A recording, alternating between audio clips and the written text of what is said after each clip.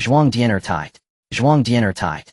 You are now watching the live broadcast of the 2005 FIFA World Youth Championship round of 16 match Croatia versus Japan.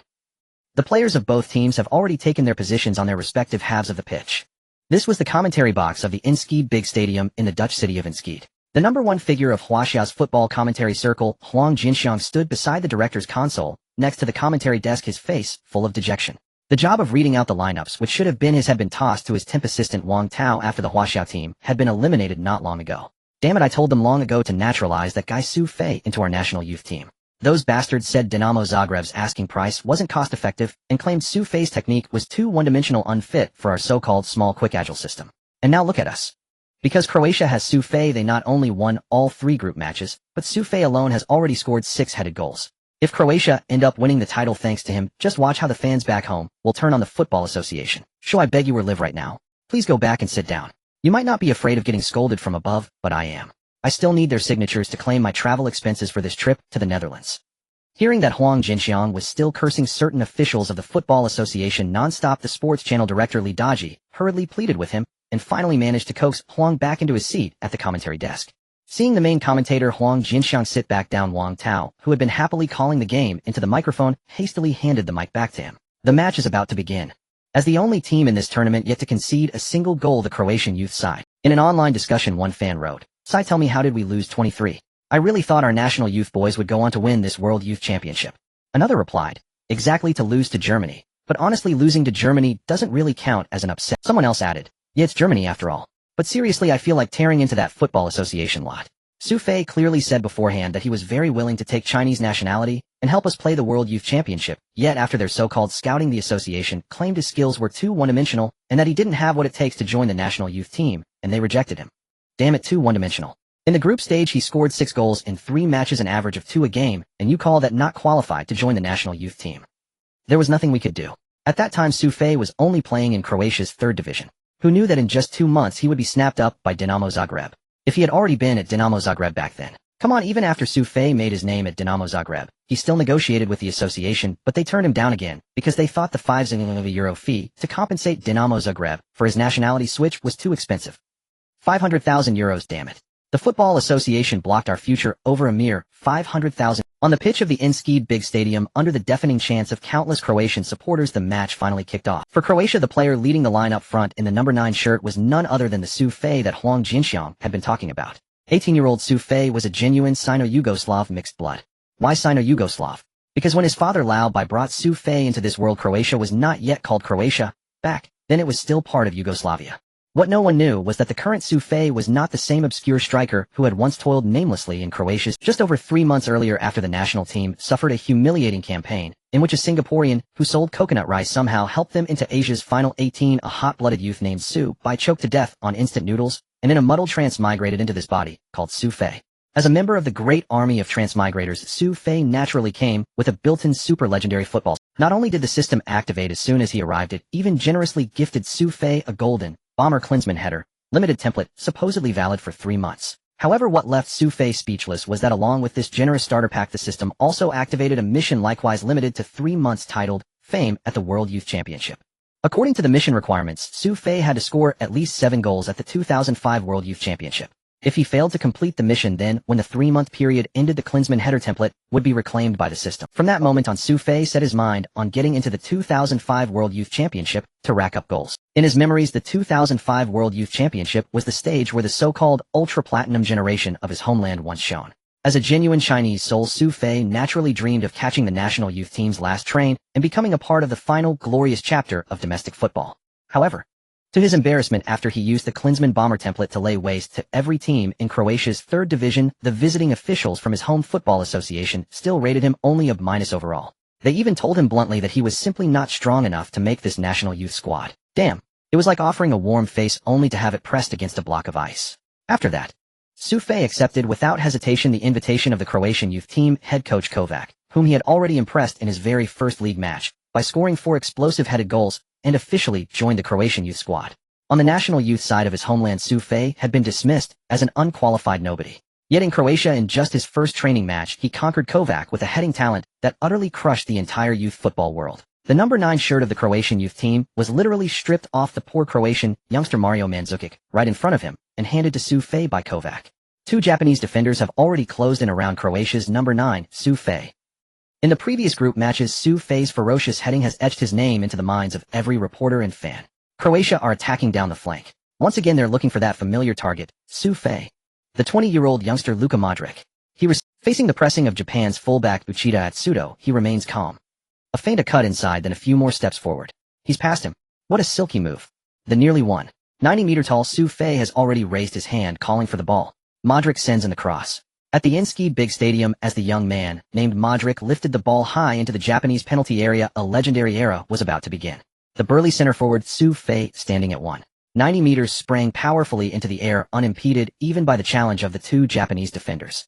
He was like a B-29 bomber from decades past, bearing its blood-stained fangs as it circled over the skies of Japan, crashing through the resistance of Ryu, Hiroshima, and Maki Nagasaki, as if they were nothing. Su Fei smashed his forehead into the ball delivered by Modric. Boom. The ball sailed cleanly over the rooted Japanese goalkeeper Akiyama Yoda and buried itself in the back of Japan's net. The referee's whistle shrilled, signaling that the goal stood. As the sound of the whistle faded, thousands of Croatian fans in the stands at the Inskid Big Stadium erupted into a frenzy of wild roars. At the same time, the entire Croatian team, Modric included, sprinted towards Su Fei in ecstasy the moment his header smashed into the net. Yet, despite having just scored his first goal of the match, an astonishing 7th of this World Youth Championship, Su Fei, the man at the center of it all, stood rooted to the spot after scoring. Ding dong. Congratulations to the host on completing the mission fame at the World Youth Championship. Mission completion rating SSS. Calculating system rewards. Ding dong. Congratulations to the host on obtaining the max level header card. System reward critical hit 1. Congratulations to the host on obtaining the max level body balance card. He was stunned. He was rich, truly rich. The Klinsmann header module had already been outrageous enough, and now he suddenly had a max level header on top of max level body balance. What did that make him? A humanoid tank clad in super heavy armor and carrying a gigantic main cannon. Haha Subrick, that was a perfect header. As effortless as ever. If it had been that kid Mandzukic, he probably would have headed it into the stands again. Hey, don't say that kid's ears are sharp. Inside the Inskid Stadium, all the Croatian players who had just scored surrounded Su Fei. At that moment, Su Fei finally recovered from the intoxicating joy brought by the system's notification tone. Su, why do I feel like you've gotten even more solid again? While the other teammates were discussing Su Fei's goal, only Modric, held close by Su Fei, seemed to have sensed something. Haha Luka, you must have gone to bed too late last night. Hearing Modric's words, Su Fei immediately shifted the topic. Although he knew very well that his new burst of strength was definitely the work of that body balance card from the system, how could he possibly explain such a thing to anyone? Was he supposed to tell people, well, you know, I'm of Chinese descent, my father comes from that ancient and mysterious land of China, and over there we never take elevators in daily life. We always go upstairs by flying. While all the Croatian players were celebrating Su Fei's goal, the Japanese head coach Mori Bowie stood in front of the substitute bench, using this brief stoppage to rearrange his tactics. Tanaka Yataming, stop pushing forward. In a moment, Lu Guangdao Oshu and Jin Nagasaki Zhang will mark that Croatian no. 9 together. As long as he's outside the box, you can use a bit more force.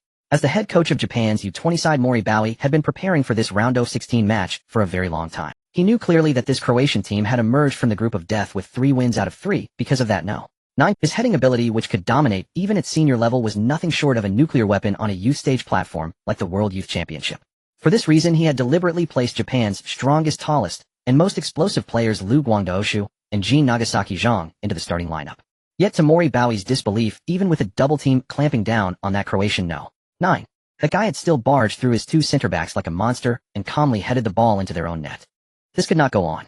Mori Bowie knew very well that if he did not come up with a solution, his Japanese side would only end with one outcome: defeat. And it would be a defeat by a most devastating, crushing margin. After a brief adjustment, the match resumed. Japan reverted to their traditional possession-based style. However, this delicate style might still have some effect against China, but against the Croatian U20s, a team of apparent brutes. Japan's refined passing and control soon turned chaotic under the Croatians' rough physical pressing. In the 8th, Croatia's right winger Brozovic successfully slid in to steal the ball from under a Japanese player's foot. Without any hesitation, the 19-year-old Brozovic began a lightning run down the flank from his own half, charging into the heart of Japan's defensive third. The moment Brozovic reached the arc at the top of Japan's penalty area, he glanced up, saw that Su Fei had already taken position inside the Japanese penalty area, and without a second thought swung his right foot to send the ball into the box.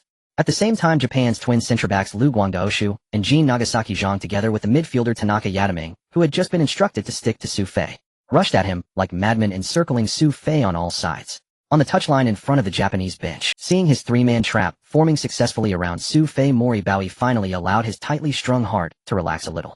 In his view, under the encirclement of three players, even if that Croatian No.9 called Su Fei were possessed by Adriano himself, he would have no chance of getting his head to the ball.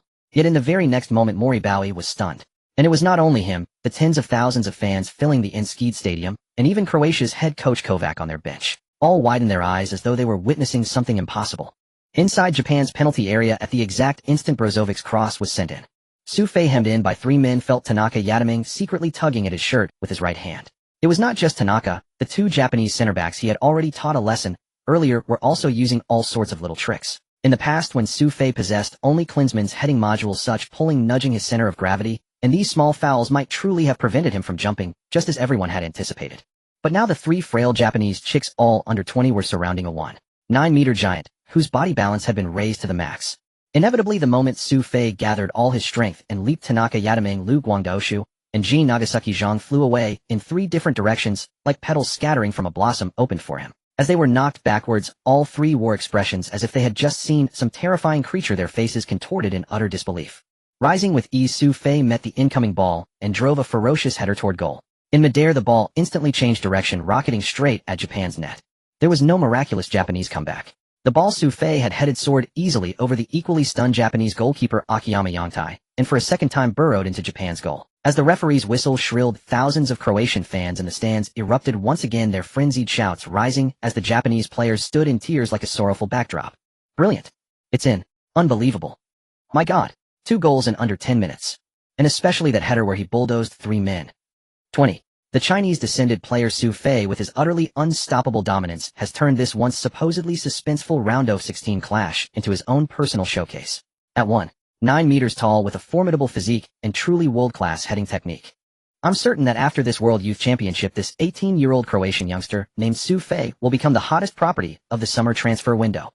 In the domestic sports channel commentary box, Huang Jinxiang, who had finally recovered from China's elimination, shifted his gaze towards Su Fei, once more surrounded by all his Croatian teammates. At the same time, in the stands of Undisputed Stadium, the scouts from major European giants, who had already gathered because of the 6 headers he scored in the group stage, began dialing their phones one after another. Boss, my God, you won't believe what I've just seen. A genius. Only 18, and an EU player at that. I've already checked. His buyout clause at Dinamo Zagreb in Croatia is only 3 million euros. Yes. Just now he crashed through 3 Japanese defenders and easily headed the ball into their goal. It's 20 now, under 10 minutes. This guy is definitely stronger than that Barcelona kid Messi. He is absolutely a strategic level player. At the entrance to the north stand tunnel, the middle-aged man in the baseball cap had rushed to a relatively secluded spot to call his boss right after Su Fei's second goal. At the same time, far away in Manchester, England, an old man with a red nose sat leisurely in his study chewing gum. Upon hearing the report from his old friend Tim, Manchester United's chief scout, he immediately stood up and turned on his computer, which he was still not very adept at using.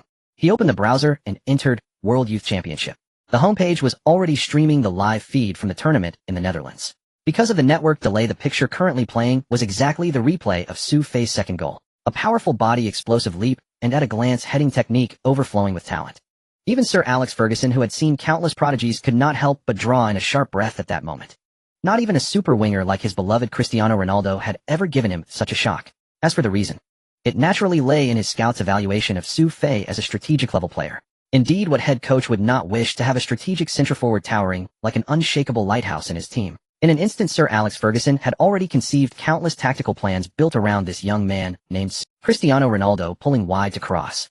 Scholes delivering a 45-degree diagonal ball from the edge of the box. High balls aimed at the first contact point for rapid second-phase attacks. Thinking this, Sir Alex Ferguson impatiently called his scout Tim. You must meet him after the match. Tell him that I, Alex Ferguson, hope he will wear the Manchester United jersey. Oh my God, Arsene. Do you know what I've just seen in the Netherlands? Klinsmann. Really, you heard me right. And he's an 18-year-old Klinsmann. Do you know he has already scored 6 headed goals in the group stage, and just now he scored another 2 headers in barely 10 minutes. Not only Klinsmann-like heading skills. He stands 1.9 meters tall and has a terrifying body like a Terminator. If we have him, our Arsenal will be unbeatable. In the North Stand restroom, Arsenal scout Johnson, who had also come specially to observe Su Fei because of those 6 group stage headers, could no longer hold back and called his boss Arsene Wenger after the second goal. 2 years earlier, he had been the one who discovered the young Cristiano Ronaldo in Lisbon ahead of time. Yet just as the signing was about to be completed, that damned Ferguson appeared and snatched him away right before his and Wenger's From that moment Johnson swore that if he could not find another young player surpassing Cristiano Ronaldo and personally deliver him into Wenger's hands, then he would rather castrate himself and go to Thailand to sell himself. 2 years had passed. After crossing mountains and seas, even making a trip to China, that so-called desert of football, Johnson had finally found his ultimate answer. Johnson, I'll fly to the Netherlands right away. After your last call I already had someone look into that kid's background. Although it looks, well, let's say strange. But I trust your eye. We must keep him. Above all, you must watch him closely, and under no circumstances let that damned red nose meet the boy. Back on the pitch at Inskid Stadium, the match went on. Yet no one knew that the gears of fate had quietly begun to turn after Su Fei's second utterly devastating header. Of course, while those gears were turning, there was still a group of self-important men, belly swollen with fat, sitting on the main rostrum, lecturing the recently eliminated so-called super platinum generation. On the whole, there is great promise. Let us continue our small, quick, and skillful tactical style, and vigorously develop our professional league. I believe our future will surely be bright. Our next goal is no longer merely qualifying for the World Cup. At least the round of 16. That is the primary target for our new national team.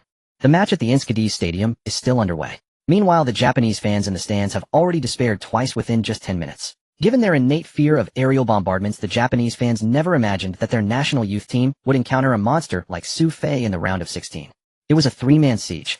3 players exerted all their strength, but still couldn't stop the Croatian number 9, Go Hackadai. Even though they were 2 goals down right from the start, the Japanese fans remained unwavering in their support. However, that cheer did not even last 5 minutes before it came to a halt again. Another breakthrough on the flank. The 20-year-old prodigy Modric and Brozovic's 1-2. Japan's flank simply cannot keep up with Brozovic. Brozovic, he's so fast. Su Fei has once again charged into the Japanese penalty area. At the Inskid Stadium, as Su Fei, wearing the Croatian number 9 jersey, raised his right hand high. Even before Brozovic could deliver the ball, the excited Croatian fans in the stands had already begun to jump up in preparation for celebration.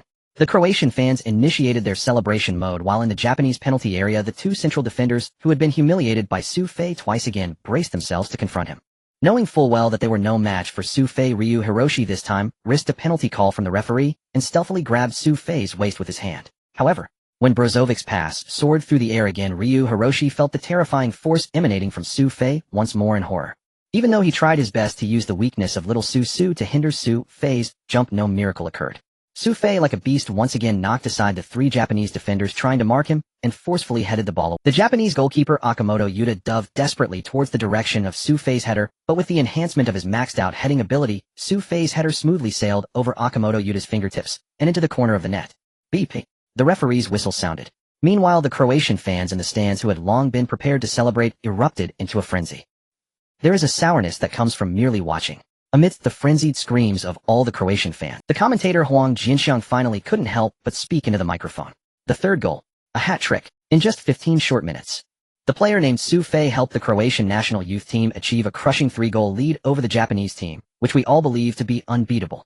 Such a player, one with potential to be a superstar, scored a B under our Football Association experts' evaluation. It was this B that forced Su Fei, who originally hoped to don the Chinese national team's jersey, to opt for the Croatian national youth team as a backup option. This is our Football Association. Beep, beep, beep, beep. Huang Jinxiang was excitedly speaking, but the director standing beside him was so shocked by Huang's comments that he couldn't utter a word. In a flurry of operations, Huang Jiangxiang's passionate rant was finally cut off. Nevertheless, even so, old Huang continued to ramble on for a long time despite the broadcast being interrupted. In the first 15 minutes, scoring 3 goals. With such a miraculous feat, Croatia quickly turned the match into a one-sided exhibition. Su Fei. With maxed-out physical balance and heading ability, Su Fei became an untouchable deity before this group of frail Japanese players who were on average only 10 years younger. Under the absolute dominance of his personal skills, Su Fei's 4th goal soon arrived. Minute 21 of the match. Again from a cross on the flank, this time Croatian left-back Seldenfeld, after executing a 1-2 with his teammate, cleverly sent a diagonal long pass to Su Fei's head. Breaking through the opponent, leaping high, Su Fei, like a demonic god, headed the ball into the Japanese goal for the 4th time. Minute 29 of the match. The Japanese team finally managed to score a goal through a counterattack led by forward Aoki Kuda. However, the brief moment of hope for the Japanese fans did not last long. In the 33rd minute, Su Fei once again received a diagonal pass from Luka Modric and executed a difficult backward header into the dead corner of the Japanese goal. 5-1. 5 goals in less than half the match. All the fans in the stands went wild. Not just the fans, of scouts from various teams who had come specifically to see Su Fei were also frantically dialing their phone. Damn it. Damn it. Do you have any idea what I saw in the Netherlands? An alien. Do you know? That guy is an alien. Antonio, scout for Atletico Madrid in La Liga. Oh God. If we don't get him, it will definitely be Bayern Munich's biggest mistake of the century. That guy was born to play for Bayern Munich. John scout for Bayern Munich in the Bundesliga. Frank, I know you're only concerned about Messi's performance in the Netherlands, but I want to tell you I saw someone in the Netherlands whose talent even surpasses Messi. Do you know? That guy is only 18, but he possesses unimaginable heading skills and explosive physical attributes. What? I don't care about his footwork. With such heading skills, what do we need footwork for? Francis scout for Barcelona. This day is destined to be an extraordinary one, especially for those Japanese fans who had originally hoped for the ultra-platinum generation of players. When the final whistle blew, the dismal score of 8-1 appeared on the big screen. All the Japanese fans in the stands were in tears. Not just the fans, even the Japanese players who had been humiliated by Su Fei for a full 90 minutes were crying, as the head coach Mori Hayashi rushed onto the field immediately after the match. Not for any other reason, but Mori Hayashi just wanted to reach out to save these young players who represent the future of Japanese football before their psychological defenses collapsed. While the Japanese team was wailing, the entire Croatian team was joyfully surrounding Su Fei, who had scored 7 goals. This is the knockout stage of the World Youth Championship. Scoring an outrageous 7 goals in a single match not only set a historic record for the World Youth Championship finals, but also made the name Su Fei explode completely. The match is over. 8-1. The Croatian U19 team has defeated the Asian Championship champions Japan. Japanese football has long surpassed us, even a strong team like Japan. In the face of the Croatians' powerful long pass and aerial tactics, the Japan team, with inherent disadvantages, was utterly slaughtered. Although Japan indeed has some shortcomings in defending headers, I believe that if today the team facing Croatia was our Chinese team, the challenges for our U19 team would be even greater. Football. This is not something that can be changed overnight. From this match, it is not hard to see that our football is already far behind the world's strong teams. On the commentary bench, Huang Jinxiang began to lament the difficulties of football development to domestic fans. Meanwhile, Su Fei, who had just been awarded the best player of the match, dodged the reporters surrounding him and quickly rushed. Without any hesitation, as soon as Su Fei entered the shower area of the locker room, he immediately closed the door and entered the system space. In the system space, Su Fei's personal data was displayed plainly. Offensive awareness 62, ball control 70, dribbling 61, ground passing 66, aerial passing 61, shooting 64, heading 100, set pieces 68, curveball 64, speed 72, foot strength 80, jumping 85, body balance 100, stamina 80, defensive awareness 48, A, ball recovery 46, weak foot accuracy B, injury resistance B, condition duration A, overall evaluation 70, age 18, skill template Klinsmann, header module legendary level. Comfortable. Before this match, Su Fei's overall evaluation was only a meager 63. If not for the help of the Klinsmann header module, he really wouldn't have been able to join the Croatian U19 team.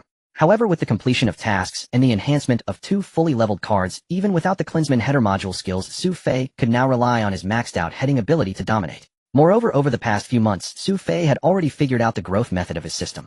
Training. Intensive training. Although it takes 300 hours to gain a single skill enhancement point, Su Fei was already quite content. After completing the system tasks and taking a simple shower, Su Fei returned to the locker room. As soon as he entered the locker room, all his teammates, including Modric, gathered around with smiles. 7 goals. Damn it, Su, you could earn 35,000 euros just from the goal bonus alone. Others haven't even spoken yet, and Mandzukic, who lost his starting position to Su Fei, complained in grievance. Haha, come on, don't dwell on Su's goal bonus. You know he's still living in the club's dormitory.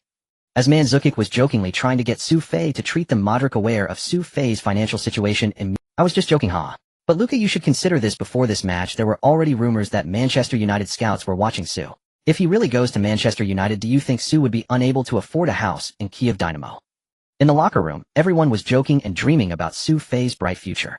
Just then Su Fei's phone rang. Taking out his phone, he saw it was his agent Ruskaki in Croatia. No, to be precise, it should be the former Su Fei's agent. Furrowing his brow, Su Fei still answered the call. Haha, congratulations, my dear Su. I told you that you would definitely become the Croatian Footballer of the Year. Scoring 7 goals in a single match, do you know? Now the whole of Croatia is saying you will be the brightest star in Croatian football's future. Oh God, I'm really happy for you. However, Su Fei, who was already aware of this agent's true nature, knew that this call was definitely not just as simple as expected. After finishing a series of flattering remarks, Ruskaki finally got to the point. Su, I have good news to tell you. Just now I managed to secure a new contract with the first team of Zagreb Dinamo for you. An annual salary of 600 euros and various goal bonuses. How about it? With this new contract, the wish you told me last year about wanting to buy a mansion in Zagreb can definitely be realized. While Ruskaki rambled on about the new contract with a pre-tax annual salary of 600 euros and the desire to buy a house, Su Fei hung up the phone directly. Damn it. Does this Ruskaki still think he is the previous foolish Su Fei? Scoring 6 goals in a single match at the Youth World Cup. Even if his skills are quite singular, that singular skill is like a nuclear weapon on the football field existing as a... Su Fei knew that there were definitely numerous teams around the world interested in him. This guy calling at such a time to discuss a new contract with the club was just colluding with the club to raise his buyout clause. Moreover, Su Fei was sure that as long as he foolishly signed the new contract with Zagreb Dynamo, the agent Ruskaki, whose contract was about to expire, would definitely receive a hefty commission. Sign a new contract. At such a time, only a fool would sign. He was not some saint or someone who would feel grateful to Zagreb Dynamo for giving him a formal player contract in the Croatian top league and sign a dead contract to let others profit from it. Not only did he hang up the phone, but Su Fei also straightforwardly sent Ruskaki a text message. As for the content of the message, it was naturally to inform Ruskaki that he would not be renewing his contract. Before even a minute passed, Ruskaki, who received the text message, called back. Su, I'm sorry. I know I made some mistakes regarding the renewal. I'm still the Ruskaki who is willing to serve you, please. In the Youth World Cup, 7 headers in a single match. Though it was just a Youth World Cup, Ruskaki knew that perhaps at this very moment, he was calling many were already preparing Euros to make an offer for Su Fei. At such a time, if Su Fei disregarded his words, he would lose an unimaginable fortune.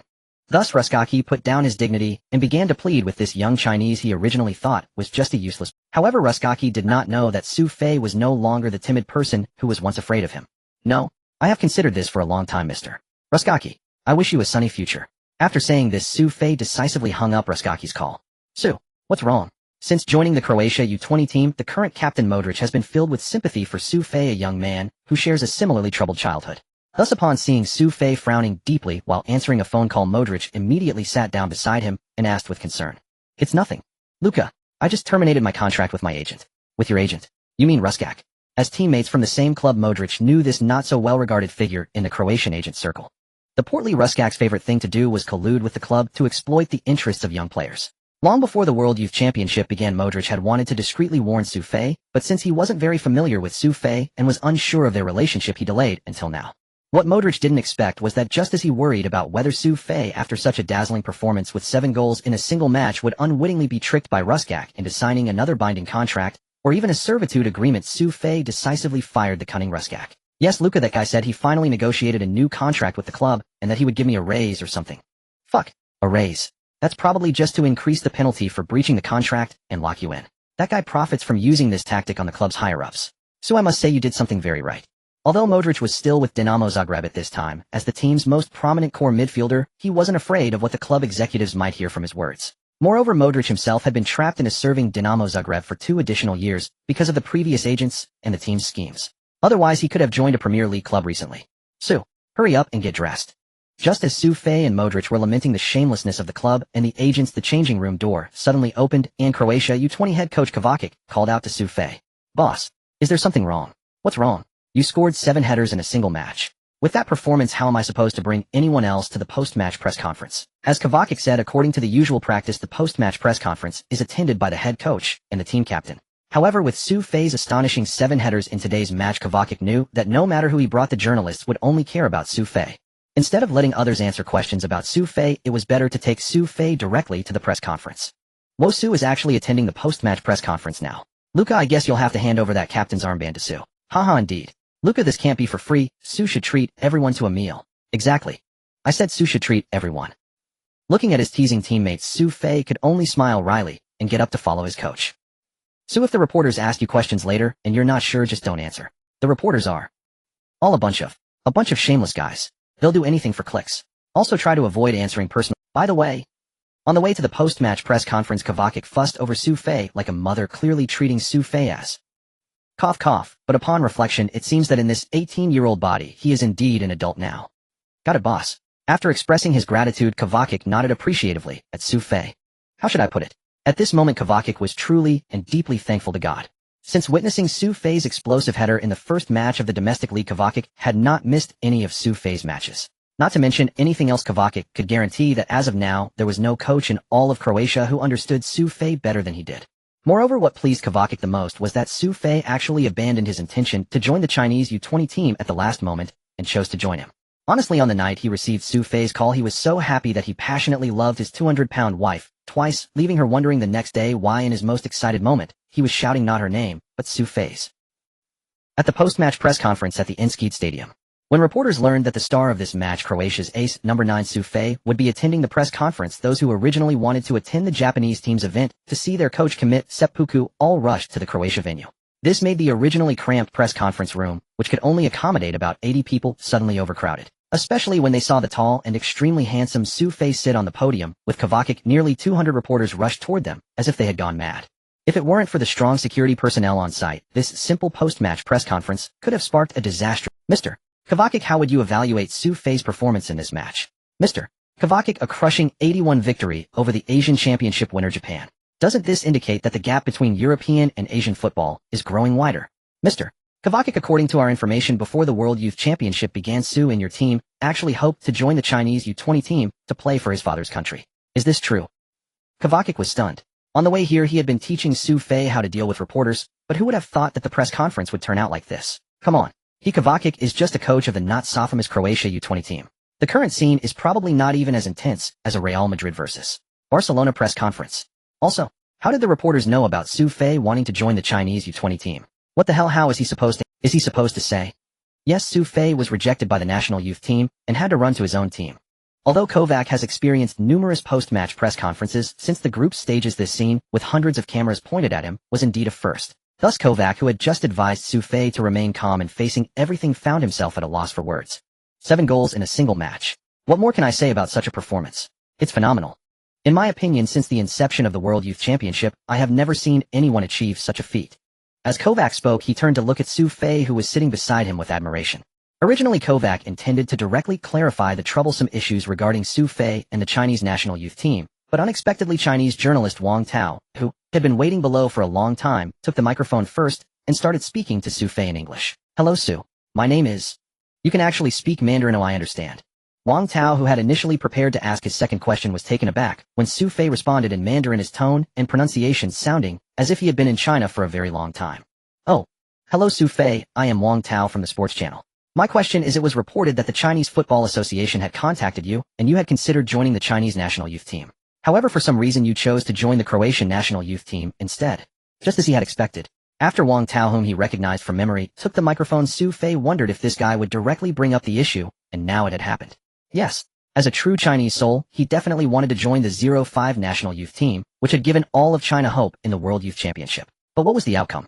The association, after hearing his desire to join the national youth team, gave him AB evaluation, claiming he did not meet the basic criteria for joining the team. Now history hasn't changed. The national youth team was eliminated by Germany with a score of 3-2, while he had shined in another match, scoring 7 goals against Japan. This would definitely stir the fans nationwide. Indeed, there is such a matter, but unfortunately after the association's assessment, they called me to inform me that I did not meet their basic criteria for joining. What? You don't meet the entry criteria? Wang Tao was stunned upon hearing Su Fei's response, despite being well-versed in such matters. However, Wang Tao, being an experienced journalist in the country for many years, nodded thoughtfully upon hearing this news that could cause a stir domestically and returned to his seat. The others present, unable to comprehend the conversation in Mandarin between Su Fei and Wang Tao, had no The post-match press conference concluded as Kovac had anticipated, with almost all questions directed towards Su Fei. Questions ranged from whether Su Fei would become a symbolic figure in Croatian football to which league he would most like to join if he transferred. In short, Kovac acted like Su Fei's guardian, deflecting all questions that could lead Su Fei into trouble. However, Kovac did not foresee that the question from Su Fei to Wang Tao, which he did not understand, would lead to a major... Yes, Su Fei sat at the Croatian national youth team's press conference stating that he had indeed been in contact with the Chinese Football Association. This not only hurt the Chinese fans, but also left the Croatian fans, who had fervently admired the phenomenal striker Su Fei, feeling somewhat uncomfortable. For Croatian fans, Su Fei's statement felt like it was as if they had finally married a handsome rich man, only to find out that this man had not initially married them. Did the Chinese national youth team miss out on a Croatian super striker? Is the Croatian national youth super striker's heart with China? Is the super Chinese striker who broke through in the World Youth Championship just 1B away from joining the Chinese national youth team? The Chinese Football Association's incredible operation, giving a 7-goal striker a B rating. It became lively. Before the bus carrying the entire Croatian team could return to their residence, newspapers like Marca and World Sports began to frantically report on Su Fei's statements. Especially the World Sports, known for being overly flattering to Barcelona. Perhaps because the 7-goal victory overshadowed their superstar Lionel Messi, the World Sports portrayed Su Fei as a traitor who was eyeing other opportunities while sitting at the table. Damn it. These damn Barcelona media. Su Fei, sitting on the bus while looking at the content of the World Sports report, couldn't help but curse out loud. Su. After Su Fei let out a curse, Modric, sitting beside him, immediately turned to ask. It's nothing. Luka, it's nothing. Don't pay attention to what those journalists say. Those guys will write anything to grab attention. Not long ago I considered withdrawing from the national youth team due to injuries, and those reporters claimed I was faking my injury, which forced me to delay my treatment plan and finish playing in the World Youth Championship first. Alright, Su Fei initially felt a bit uneasy, but after hearing Modric's comforting words, he felt somewhat better. However, perhaps it is true that sometimes misfortunes can lead to blessings. Just as Su Fei was thinking about turning off his phone and ignoring these troublesome matters, he unexpectedly received a call from someone he never expected. Hello? Is this Su Fei? I am Dong Fangzhou from the Chinese national youth team. Dong Fangzhou, the #1 figure in Chinese football and the sole scorer for China in World Cup history. What does this guy want to call himself for? Moreover, how did he know my number? Oh yes, it's me. Hello, Dong Go. Despite his many questions, Su Fei still politely greeted Dong Fangzhou. Sorry. I got this number from our team leader in the Croatia working group. The thing is, our club wants to talk to you, but when I called your agent, I found out you fired him. There's no way they know I'm currently in the Netherlands, and we're in the same city, so they asked me to reach out to you. What? Originally, Su Fei was puzzled about why Dong Fangzhou was calling him, but hearing that their club wanted to talk to him, he instantly became excited. What club does Dong Fangzhou belong to? In 2005, his club was not some domestic teams like Shatter or Shatter. Now he is the only player from China in the prestigious Manchester United. Does this mean Manchester United is interested in him? Oh, thank you, Dongo. However, my contract with the club has not expired yet, so these matters. It's alright. I'm just calling to let you know the club's intentions. Our scout Tim is here, and he will contact you later. After that, the two hung up the phone.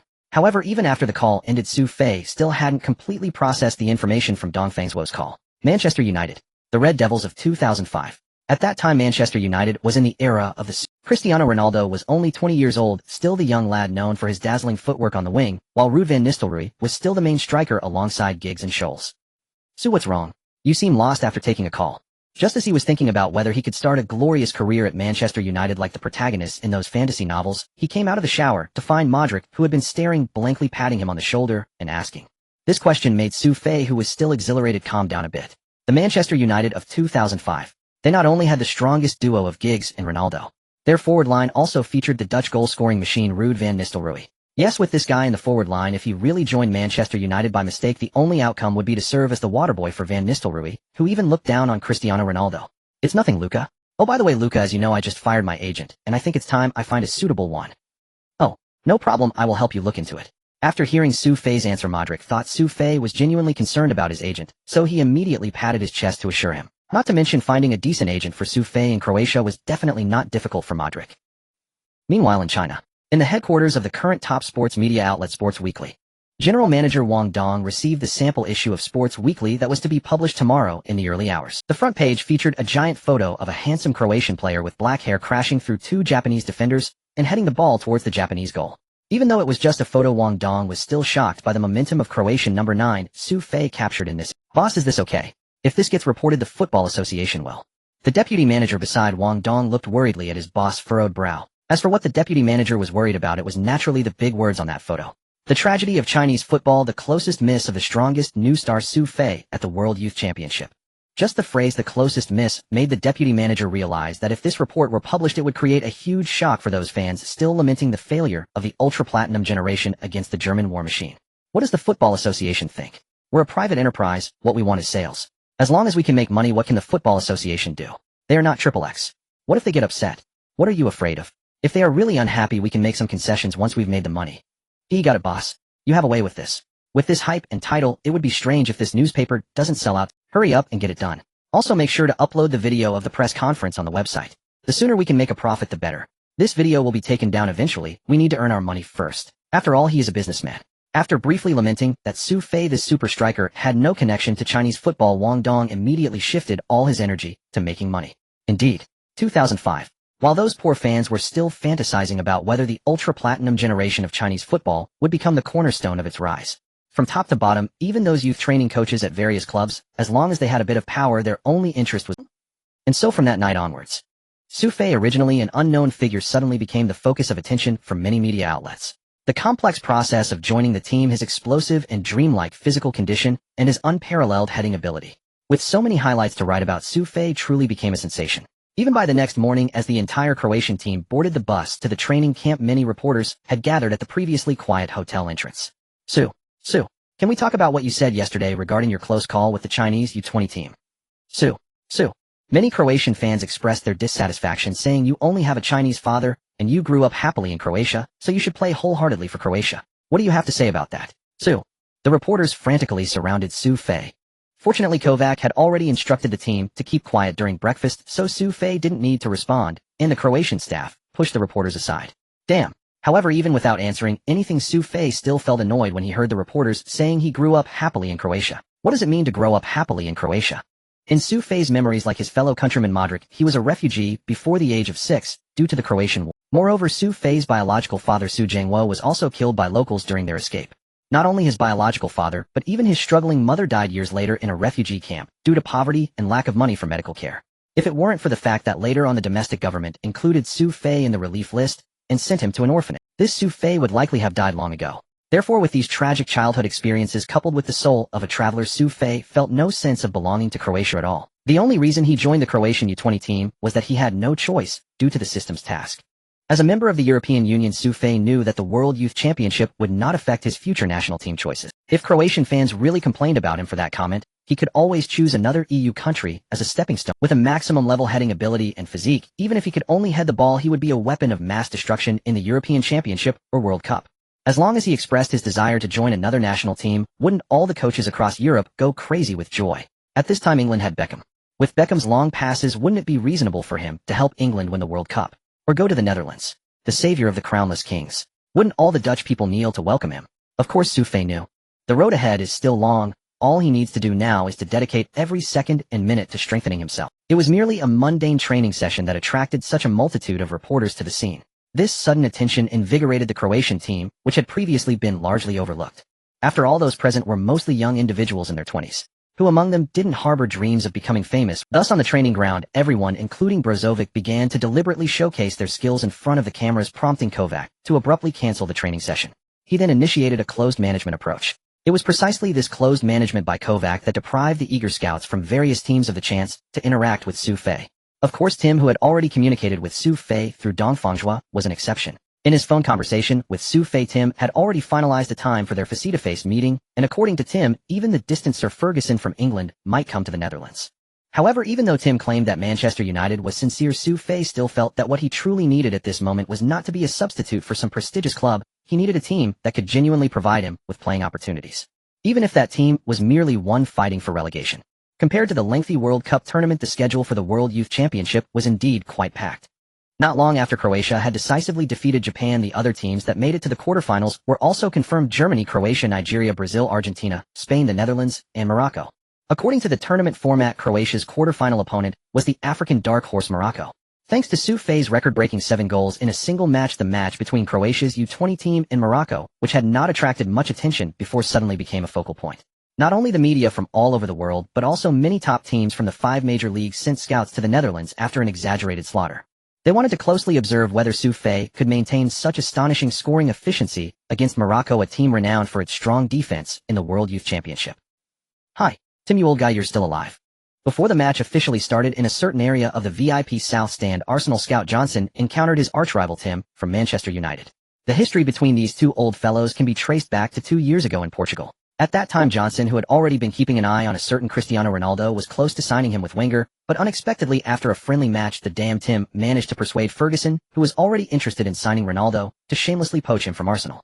Since then, whenever Johnson saw Tim, he would always mock him coldly.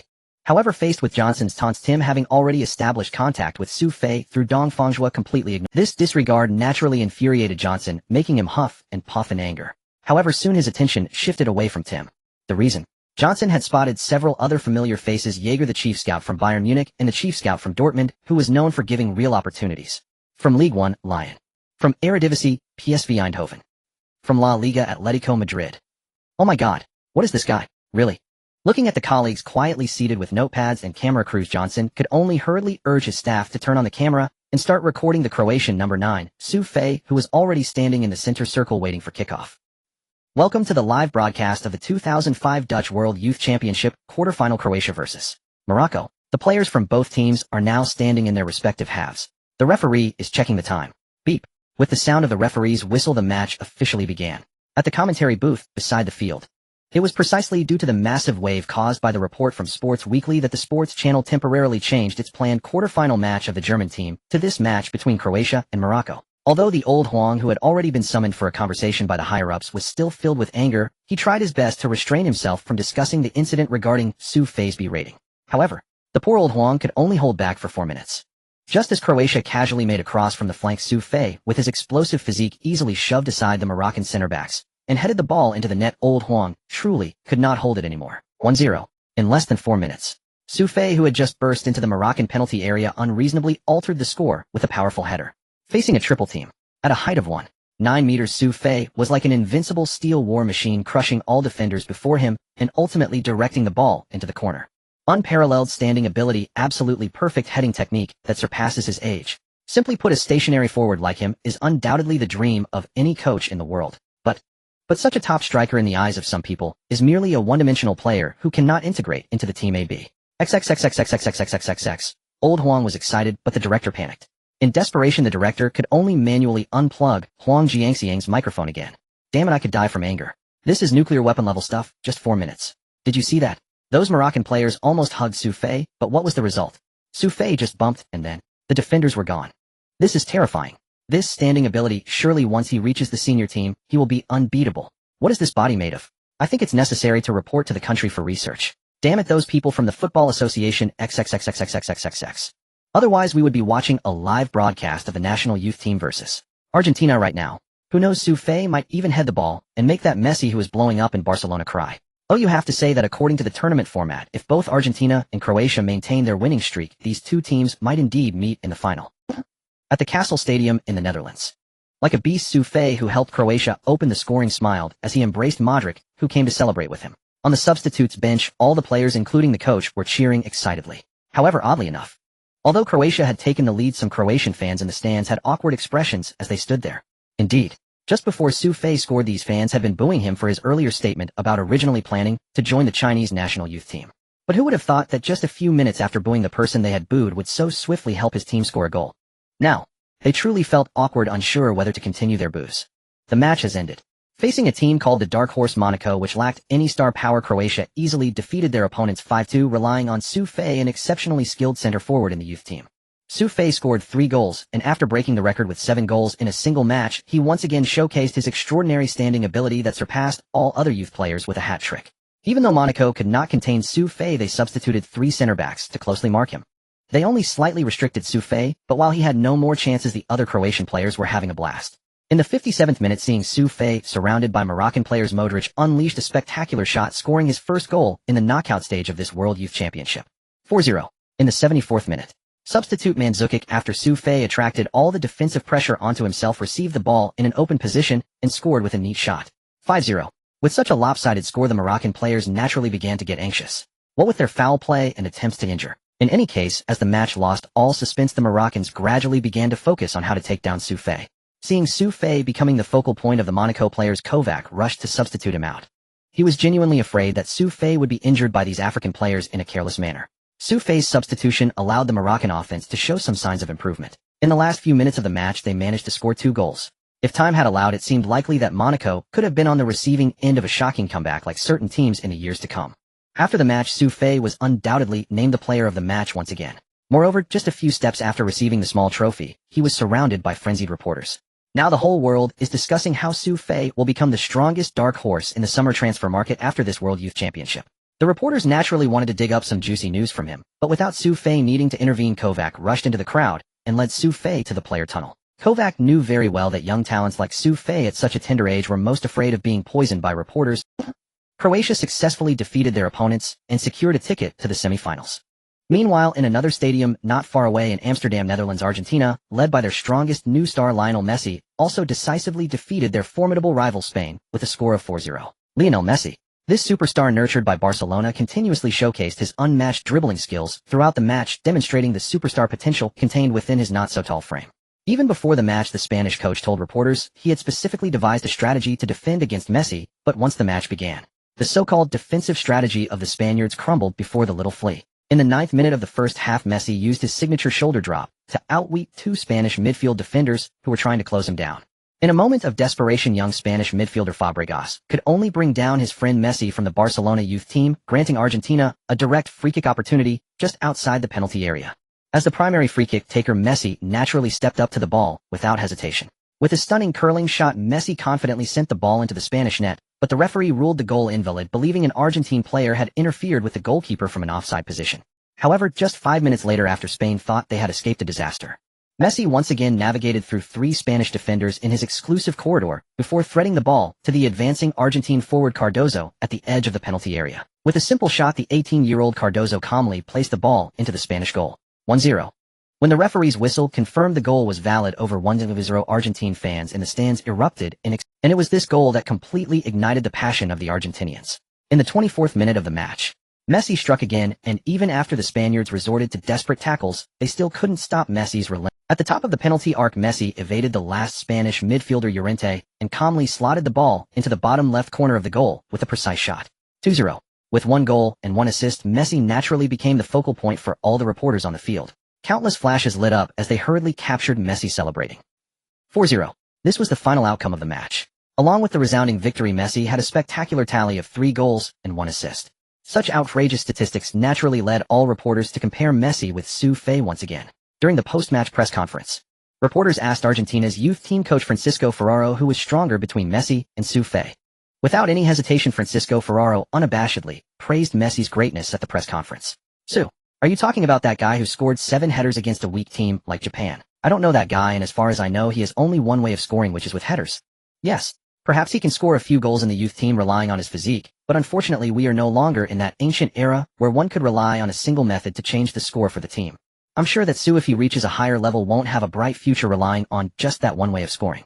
But Lionel is different. He is the most talented super genius I have ever seen. His ball sense, his coordination, his technique, every movement of his seems to be born for football." Before the World Youth Championship began, Mr. Maradona himself stated that Lionel is the Argentine player most like him. So I don't know how to answer your question about who is stronger between Su and Lionel. Because, in my opinion, Su simply cannot be compared to Lionel. Inside Croatia's team residence, having successfully advanced to the semifinals, the entire Croatian squad remained awake late into the night, by tradition gathering in Modric's and Su Fei's room for a relaxed convivial drink. "Fuck." As the group sipped their drinks, Brozovic suddenly shouted, clutching the latest Nokia N70. Brozovic's outburst instantly drew everyone's attention. "Hey Brozo, what's got you screaming like that?" Modric, Argentina just demolished Spain 40. So what? Argentina beating Spain is hardly surprising. No, it's not that. After the match ended, Argentina's head coach, Francisco, claimed Su Fei isn't even worthy of standing beside their Messi. At Brozovic's words, the entire Croatian team, mid-toast, immediately gathered around.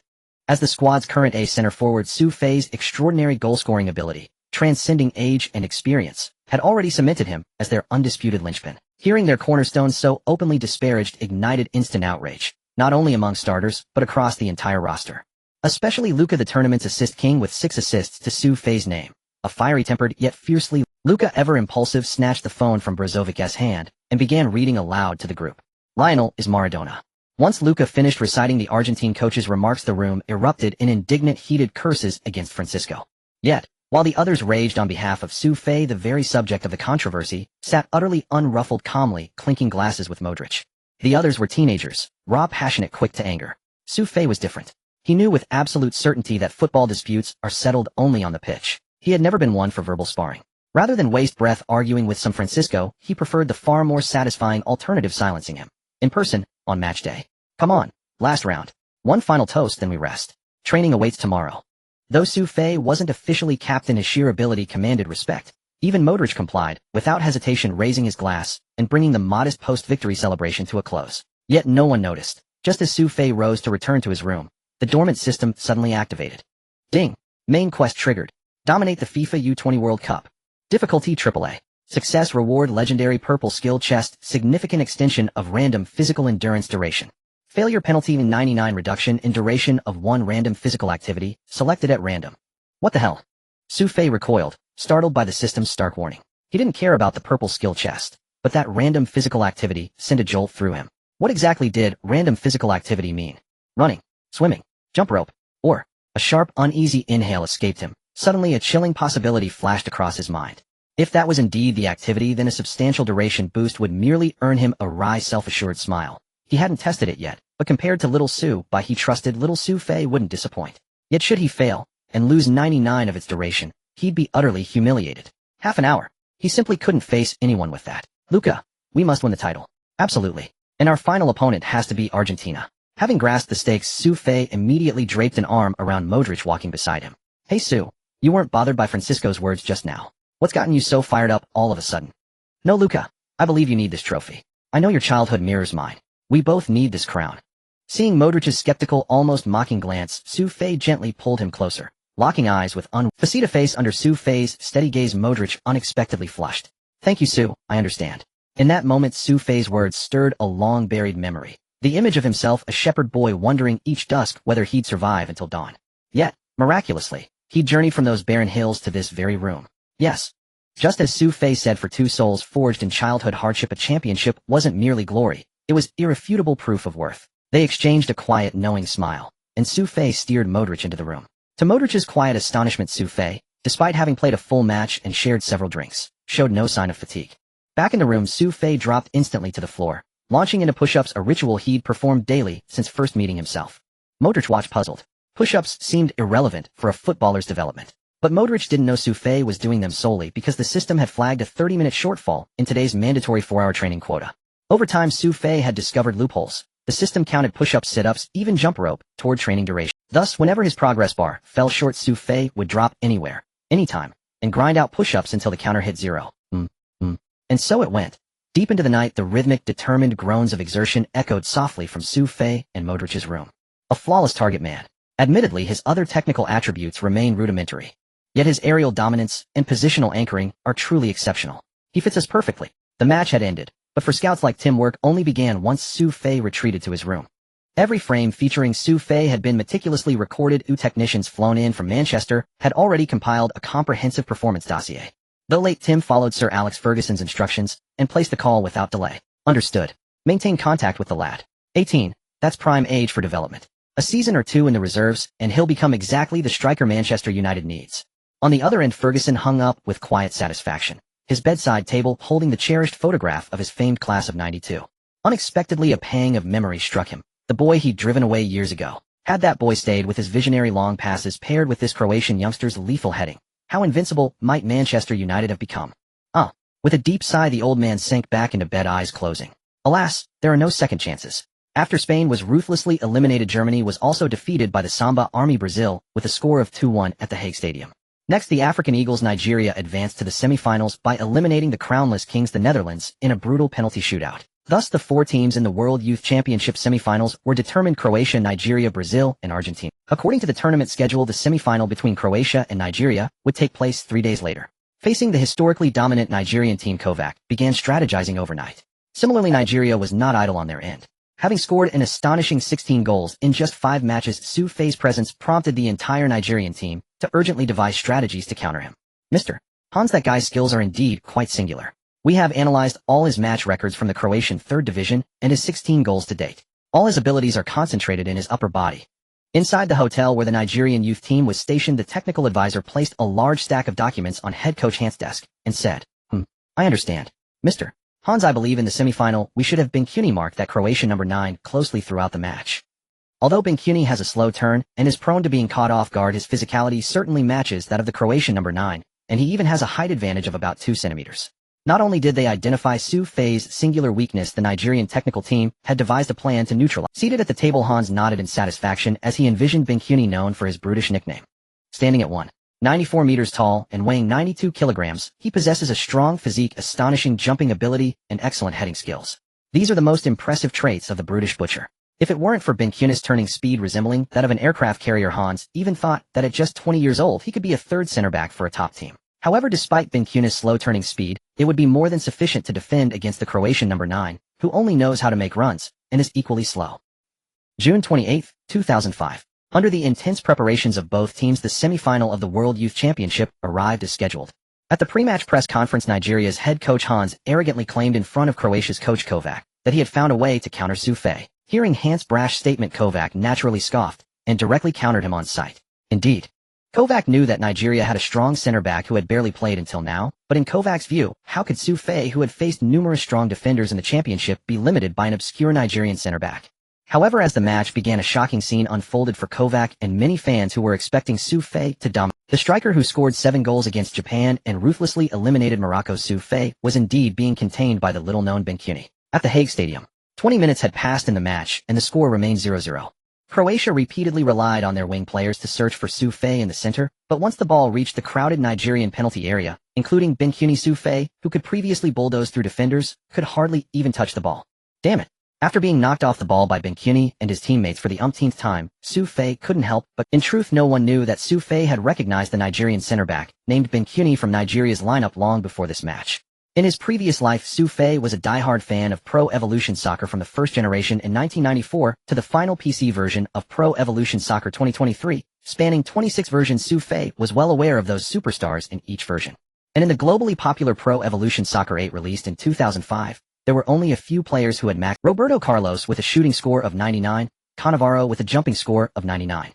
Among these there happened to be a player who once made Su Fei think there was a bug in the system. A young player from Nigeria, his body balance astonishingly reached a score of 99. Coincidentally, this Nigerian youth was Binkuni, who was currently 3 centimeters taller than Su Fei. Although Su Fei's body balance was an exaggerated 100, he could easily handle Binkuni, who had a score of 99. However, it was frustrating that after his first attempt to contain Su Fei by himself failed, the cunning Binkuni immediately called for his teammate. Thus, the two muscular men, like making a hamburger, would not hesitate to sandwich Su Fei whenever the ball soared into the and so in a remarkably sinister manner a football match turned into an intensely physical brawl. Su Fei seems to be struggling on the pitch today. However, it must be said that the Nigerian youth team indeed has hidden talents. No one expected a center-back who hadn't played in the tournament until now would possess such a formidable physique and aerial ability. Nearly 30 minutes have passed in the match. While Croatia appears to have the advantage, it should be noted that Nigeria's strength lies in their counterattacks. The Nigerian center-backs managed to clear the ball before Su Fei could get to it. It was Binkuni who headed the ball to midfielder number 10 Sak. Nigeria's counterattack. Sak is very fast. The Croatian players can't keep up with his pace. This is dangerous. With a diagonal pass, the ball is sent to Owiri. He shoots for the far corner. It's a goal. In the 30th minute of the match. After relentless attacks, Nigeria has broken the deadlock first. 1-0. At the Hague Stadium, the over 2,000 passionate fans from distant Nigeria were in a frenzy. Since the beginning of this tournament, everyone has praised Croatia's strength, and even before this match many believed that Su Fei would continue to shatter his unimaginable scoring record in the U20 World Cup. However, no one expected that their team would withstand the frenzied assaults of the Croatians and take the lead with the first goal. The Nigerian fans went wild while Kovac, sitting on the Croatian bench, furrowed his brow tightly. Indeed, he never anticipated that Su Fei would be so effectively restrained. Moreover, with Nigeria scoring the following match would be somewhat challenging for Croatia. The speed and counter-defense of the Nigerians are their strongest attributes. If they continued to push forward, it was very likely that Croatia would concede another goal. But if, boss, how about switching to a 442 formation? At a loss for how to address the current predicament, assistant coach Hayden, standing next to Kovac, suddenly suggested. Upon hearing Hayden's suggestion, Kovac immediately realized. Nigeria's twin center-backs were indeed limiting Su Fei, but what if his team focused their offensive efforts elsewhere? Kovac is a pragmatic man. Even though only 30 minutes of the first half had passed, he did not hesitate to initiate substitutions. Though Su Fei was being restrained, he still had his value. Thus Kovac decisively substituted an attacking midfielder for the incredibly swift young Croatian talent Lovre Kalinic. The match has ended. 2-1. Croatia ultimately relied on Kovac's miraculous substitutions to turn the score around. However, when the referee's whistle blew, all the reporters' cameras were not focused on the young player Lovre Kalinic, who had performed like a god for Croatia, but rather entirely on Su Fei, who had been stuck in a goal drought for 90 minutes. Click, click, click. The flashlights relentlessly flickered at Su Fei. Realizing he would be caught in a storm of public opinion, Su Fei walked expressionlessly into the players' tunnel after the What a misfortune. With his attributes only excelling in heading and physicality, while other attributes were merely at the level of a youth team, facing a bug-level prodigy who could easily handle him, Su Fei truly felt a bit speechless. Fortunately, his presence still perfectly entangled half of Nigeria's defense, allowing Lovre Kalinic to capitalize on his speed and agility to score 2 goals, otherwise Su Fei would have genuinely worried about being penalized by the system. Su, don't be too disheartened, we won, we're in the finals. And that muscular guy from Nigeria, he's the only one in the entire U20 World Cup. Seeing Su Fei's displeasure, Modric immediately comforted him as they entered the locker room. Thank you, Luka. Exactly, Su, don't worry, whether it's Brazil or Argentina in the finals, your heading ability is unbeatable. Not only Modric, but several other teammates who were close to Su Fei also approached him in the locker room. However, for Su Fei at this moment, there was no feeling of being disheartened. He was merely filled with pent-up frustration. Next match. He was waiting for the next match. The frustration built up from facing that bug-level Zakani would be unleashed all at once. The Croatian magic tower is no longer miraculous. The Nigerian young star rises in the Netherlands. The Croatian myth has been shattered. Physical combat is the only solution. Major club scouts urgently halt offers, as overly simplistic skills may become a stumbling block for Su Fei in joining a top club. Argentina's coach Francis C. I told you that guy won't last long. The match has concluded. Just as Su Fei had imagined after a match lacking any shining moments, the media that had been about to elevate him to the heavens immediately shifted to a mode of harsh criticism. Especially the Asahi Shimbun, which had been thoroughly beaten by him. Less than an hour after the match ended, they published a report about Su Fei on their website's homepage. The tragic end of the modern football freak, Su Fei, perhaps due to the enormous psychological trauma from that match. Japanese media began to selectively forget all of Croatia's matches over the past 2 weeks. However, after waiting so long, the Japanese reporters finally got their opportunity. Seeing that Su Fei was actually being neutralized by a mediocre center-back, who could be easily outplayed by their Japanese team with passing and through balls, the Japanese media immediately launched into a frenzy of ridicule against Su Fei. In a report exceeding 3,000 words, the Asahi Shimbun's journalists directly reduced Su Fei to a mere player who could only use his head. In contrast, the Barcelona superstar Lionel Messi, who has always appreciated Japanese culture, was praised extravagantly. Particularly after Argentina's coach Francis echoed similar sentiments about Su Fei's shortcomings, all the media in Japan began to chant that Argentina would crush their way to the championship. Thus, amidst the disparagement and ridicule of Su Fei's poor performance in the semifinals, Lionel Messi, hailed as the only one who could rival Su Fei in this U20 World Cup, appeared on the field in another semifinal. Argentina versus Brazil. The two historically rival teams launched into a frenzied offensive mode as soon as the referee's whistle blew. What left Brazilian fans somewhat disappointed was that compared to Argentina's top attacking duo of Messi and Agüero, this year's Brazilian team seemed somewhat lackluster. Not only did Brazil's player fame not compare to that of Argentina, but in the match their boys were no match for the flea-like Messi. Just like the complete annihilation of Spain. After 90 minutes of play, Brazil's left flank was thoroughly shredded by Messi. Moreover, Messi scored 2 goals in this match, helping Argentina achieve a comfortable 2-0 victory over their arch-rivals. One side was completely restrained, while the other dominated the game. No surprises here. As soon as the referee's whistle blew, all the media around the world focusing on this U20 World Cup immediately began to celebrate Messi's feast. The residents of the Dutch and Argentine national youth teams. After a decisive 20 victory over their absolute rivals, the entire Argentine team naturally kicked off their customary barbecue party the next day in great leisure. A hat-trick and 2 goals. In the 2 knockout matches, Messi played as if he were the reincarnation of Maradona, causing all the media to begin extolling Messi's greatness. As the most prominent player and captain of this national youth team, the 18-year-old Messi was undoubtedly the darling in the eyes of all the players and staff. Though it was far from the exaggeration of 19 years later. Leo, after we win the championship, do you want to go on vacation in Hawaii together? I've contacted several models from back home for you to choose from as a brother. You know, Sergio, I don't like those. Leo, you're already 18. I need to help you understand women better, or else, when you become a superstar, people will laugh at you for never having been with a woman. Sergio, I really. Stop.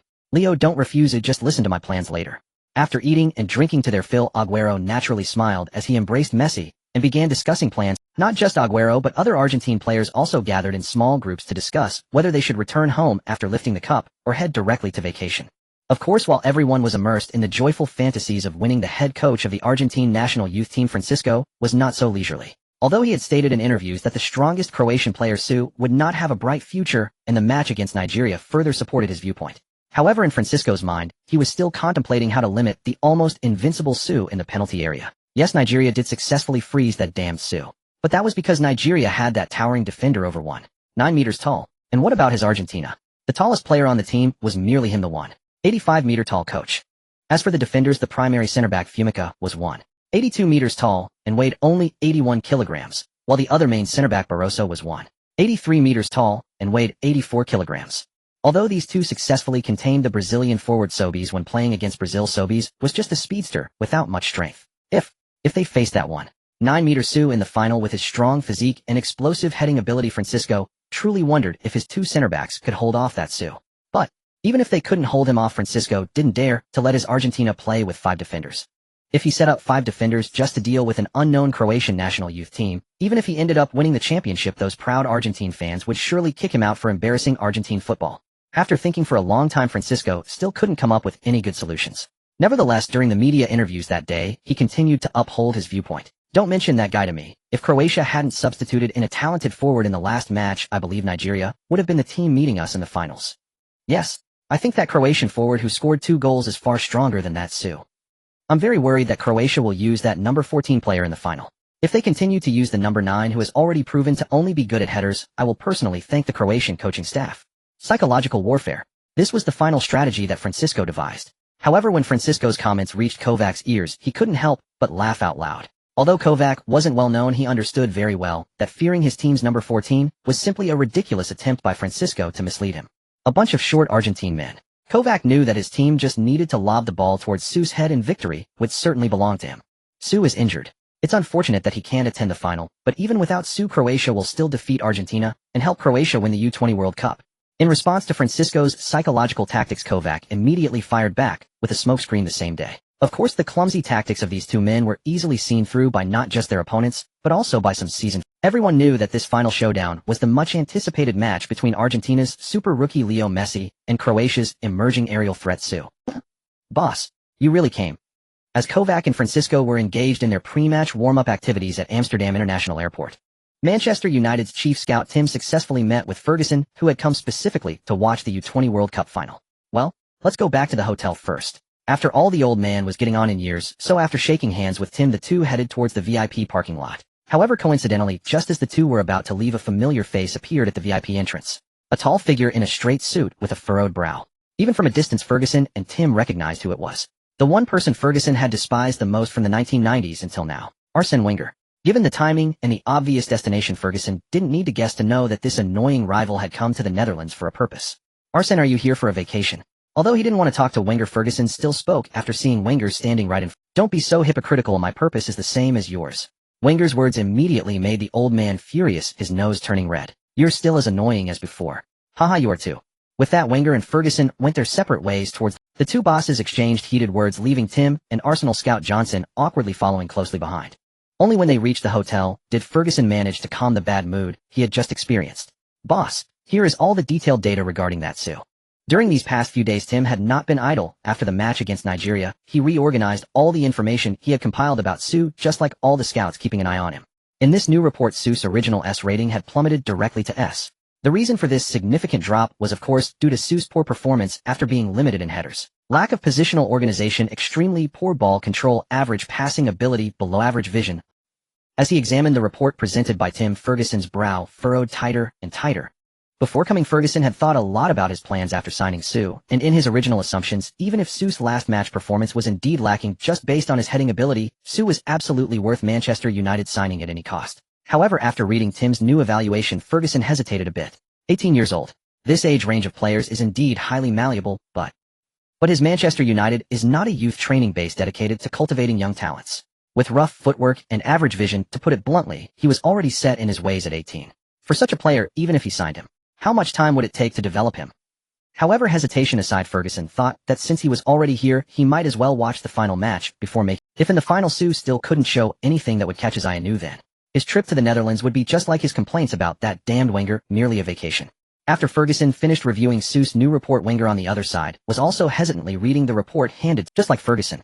Upon seeing Su's poor footwork and basic skills, as well as shortcomings in vision, Wenger couldn't help but regret rushing to the Netherlands to watch a nutritionally void U20 World Cup final. As the enthusiasm of various teams for Su waned, coupled with an avalanche of media ridicule, everything seemed to be heading in a negative direction for Su. However, even though the discussions about him were reaching a boiling point outside, Su continued his daily training diligently over these 3 days.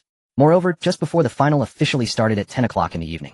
After this intense training period, Su finally earned a base attribute point. While Modric went to take a shower, Su immediately entered the system. Offensive awareness 62, ball control 65, dribbling 61, ground passing 66, aerial passing 61, shooting 64, heading 100, set pieces 60, curling shot 64, speed 72, strength 80, jumping 85, body balance 100, stamina 80, defensive awareness 48, tackling 46. Weak foot accuracy B, injury resistance B, condition duration A. Overall evaluation 70, age 18. Skill template Klinsmann header module legendary. Upon entering the system, Su saw his overall attribute of 70 prominently displayed. After much hesitation, Su ultimately decided to invest the hard-earned attribute point into ball control. Su knew very well that he was like an extremely specialized student. His upper body was invincible, but his lower body, just like in the last match, once the ball was on the ground, he was basically out of sync with the entire Croatian team. Thus, Su believed that improving his ball control was of utmost importance. Although this would slow down his progress considerably, Su still believed that as long as he persevered, one day, he would surely evolve into a super monster with all attributes above 99. Of course, Su still harbored a small hope in his heart. Speaking of which, since this system activation, he hadn't earned any team honors. If he were to win the U20 World Cup, would the system generously reward him with an attribute package or something? July 2, 2005. After a full 3 days of waiting, the final of the 2005 Netherlands U20 World Cup finally arrived as scheduled. After all being just a youth event, even for the final, neither team brought many fans. As for the roaring welcome when the bus entered the stadium, that was even more out of the question. As soon as the bus stopped, Croatian national youth team coach Kovac rushed to the pre-match press conference. As the opposing coach, Argentine national youth head coach Francisco soon arrived at the press conference after Kovac took his seat. There was no friendly banter of friendship, first competition second. Once seated, the two began a heated verbal duel. We've reached the final, and all we need is victory. Croatia has no major tournament honors, and today is the moment we create history for Croatia. Argentine football is the greatest in the world. We are here to take away the championship. No one can stop the Pampas Eagles from claiming victory. After a heated exchange, the reporters finally satisfiedly let the two leave. The pre-match conversations had provided enough material. Now what the reporters anticipated was merely the heavyweight duel between the two geniuses in their respective mouths, and what the outcome would be. Zhuang Diener Tai. Zhuang Diener Tai. This is the live broadcast of the 2005 Netherlands U20 World Cup final. At the Amsterdam Arena, Huang Jinxiang, as the commentator for the sports channel, began his pre-match introduction.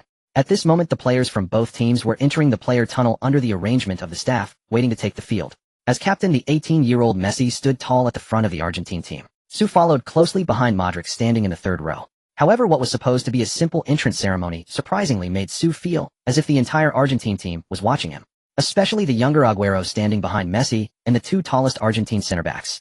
Su truly didn't understand why those Argentine players looked at him with such hostility.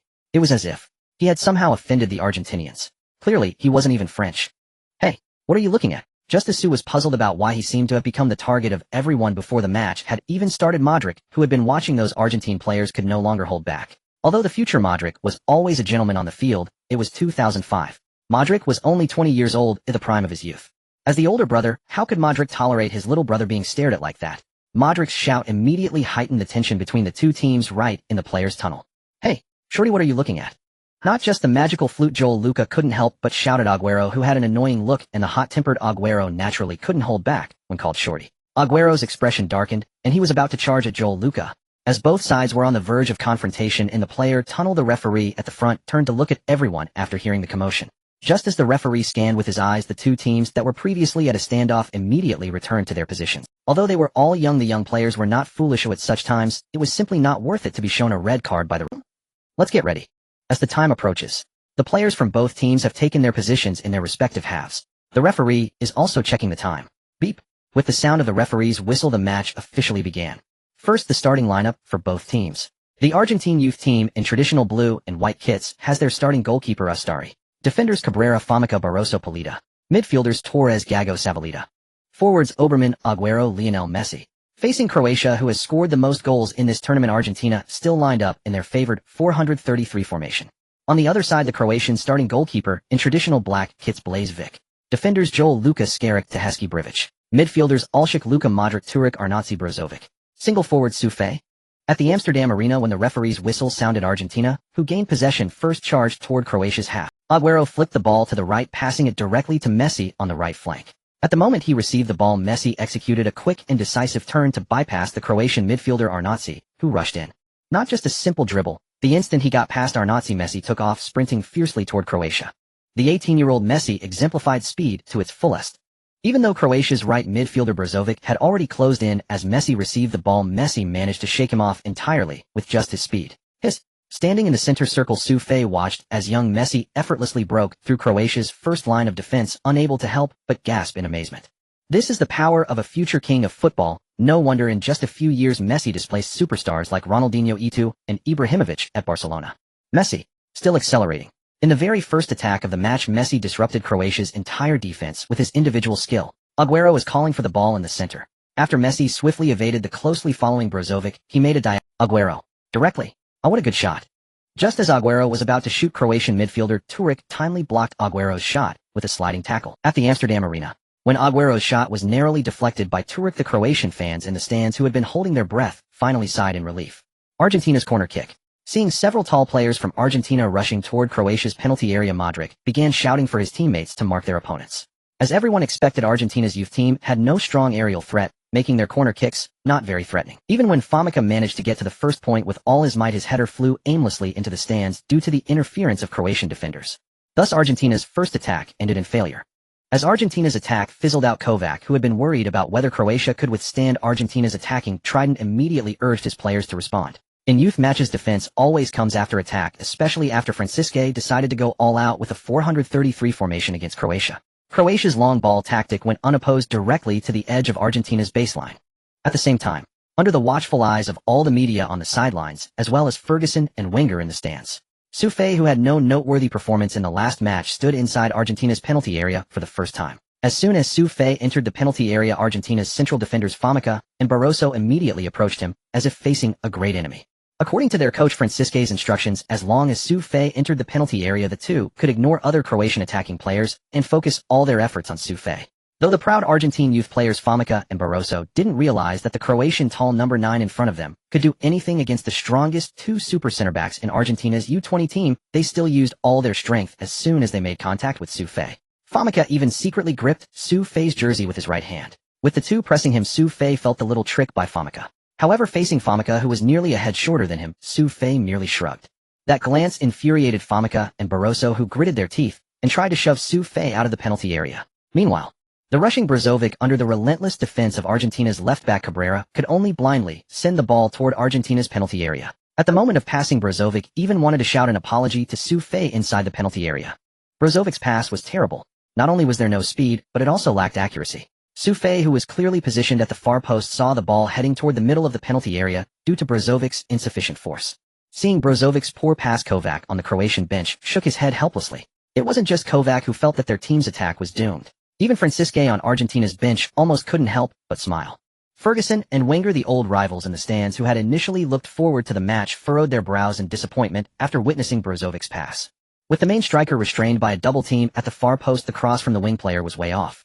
Under these circumstances, however, just when everyone thought that Croatia's attack would come to nothing, the black-haired number 9 from Croatia, who had been under the spotlight, sprang into action, like a descending demon. Even under the dual pressure, Su Fei suddenly accelerated toward the target point.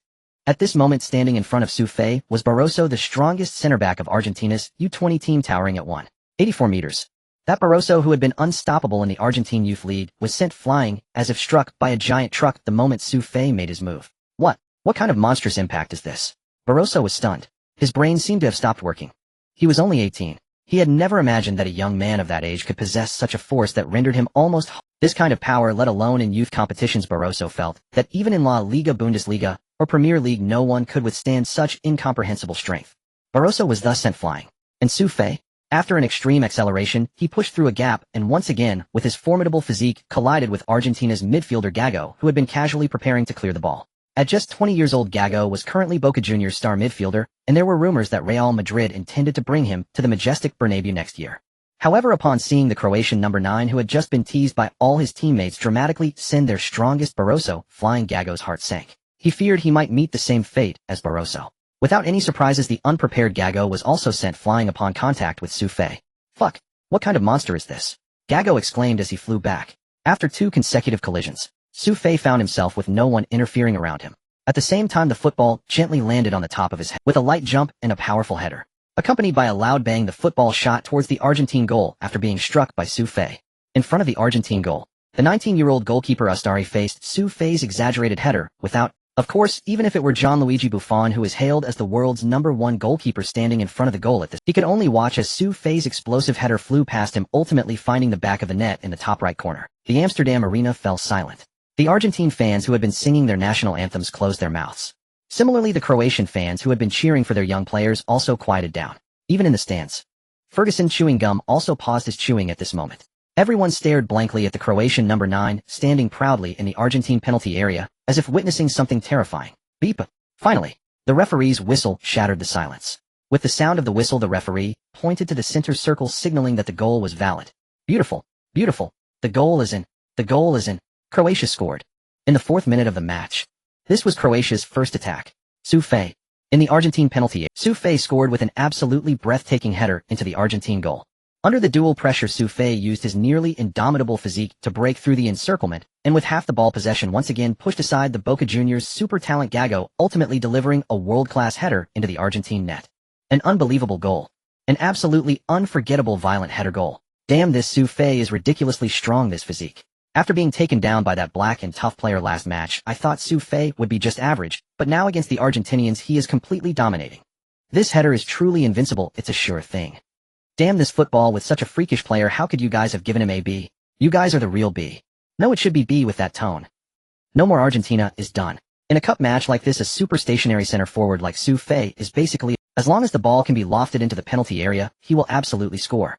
Haha, what a thrill. I just made a bet with my roommate about a week's worth of breakfast and washing socks. He kept saying how strong Messi of Barcelona is, but look at this. That's the next match, ahaha. With the referee's whistle confirming the goal. The thousands of Croatian fans in the stands erupted with cheers. Not just the fans. Croatia's U20 national team coach Kovac, standing in front of the substitutes bench, knelt on the grass after the whistle and raised his arms in jubilation. Yes, after the match against Nigeria, he had some doubts about Su Fei. But soon he dismissed those doubts, firmly believing that as long as he continued to regard Su Fei as the core of the team, the championship would undoubtedly belong to Croatia. And didn't the scene just unfold before his eyes prove all of this? That kind of violent impact, along with the precision in timing and angle for the header. Such a player is born to score goals. Thus, all the Croatian fans and coaching staff began to cheer for Su Fei. On the other side, in front of the Argentine substitutes bench, the previously jovial Argentine U20 coach Francesc was still in a daze. He knew that damned Su's header was terrifying, but he genuinely did not expect it to be this frightening. Leo, is that guy even human?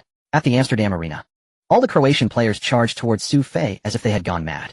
Standing in the center circle, Agüero watched in disbelief as Su Fei exaggeratedly headed the ball into the net. However, after saying this, Agüero did not receive a response from his teammate Messi. Turning his head, Agüero realized that Messi was still watching the replay of the goal on the large screen at the side of the field, and judging by Messi's expression, he looked completely stunned. Was he scared by something? On the stands, like all the excited Croatian fans, when Su Fei forcefully knocked aside all the Argentinians in front of him and headed the ball into the corner, Ferguson finally smiled with satisfaction. The experienced Sir Ferguson only needed that brief moment. What does it matter if he lacks standing ability? As long as that young number 9 can maintain his exaggerated advantage in heading, he will always be the ace up his sleeve for the Red Devils. At this moment, Professor Wenger, who had always been stern, shared the same thought as Ferguson. Wenger understood the immense potential held by the young number 9 before him. Not to mention, in the professor's eyes, as long as he could sign this guy, at least his south stand would be secured. 1-0. Just from the first attack, Croatia breached the Argentine goal, causing Argentina's offense to become somewhat hesitant thereafter. It seemed that the sidelines finally woke up from their fantasy, constantly shouting at their players to compress their defense and try to prevent Croatia's penetrations down the flanks. However, what frustrated Francis was that the Argentine U20 team he commanded was not the top-quality senior team. Even though he continuously shouted to compress the flank defense, Croatia still easily advanced to the edge of Argentina's baseline, using simple tunnels or overlapping fullbacks. Of course, no matter how strong Su Fei was, he couldn't convert every Croatian cross into a goal, just like in the 13th minute of the match. Clearly, Su Fei made no hand movements, relying solely on his body to knock aside 3 Argentine defenders, but the referees still disallowed Su Fei's goal after a brief hesitation. As for the reason, naturally it was because Su Fei's collision was deemed a foul. This caused the Croatian U20 head coach Kovac to express his extreme dissatisfaction towards the referee on the field. This complaint led the referee to run over to the sidelines and give Kovac a yellow card. Leo, right flank. Seeing that Croatia's offensive frenzy had slightly eased after scoring, Francis immediately shouted for his star player. Upon hearing his coach's call, Messi immediately started to display his personal heroism, dribbling down Croatia's. However, just as the entire Argentine team focused their defensive efforts on Su Fei, the Croatian team also surrounded Messi in the middle at their coach's commands.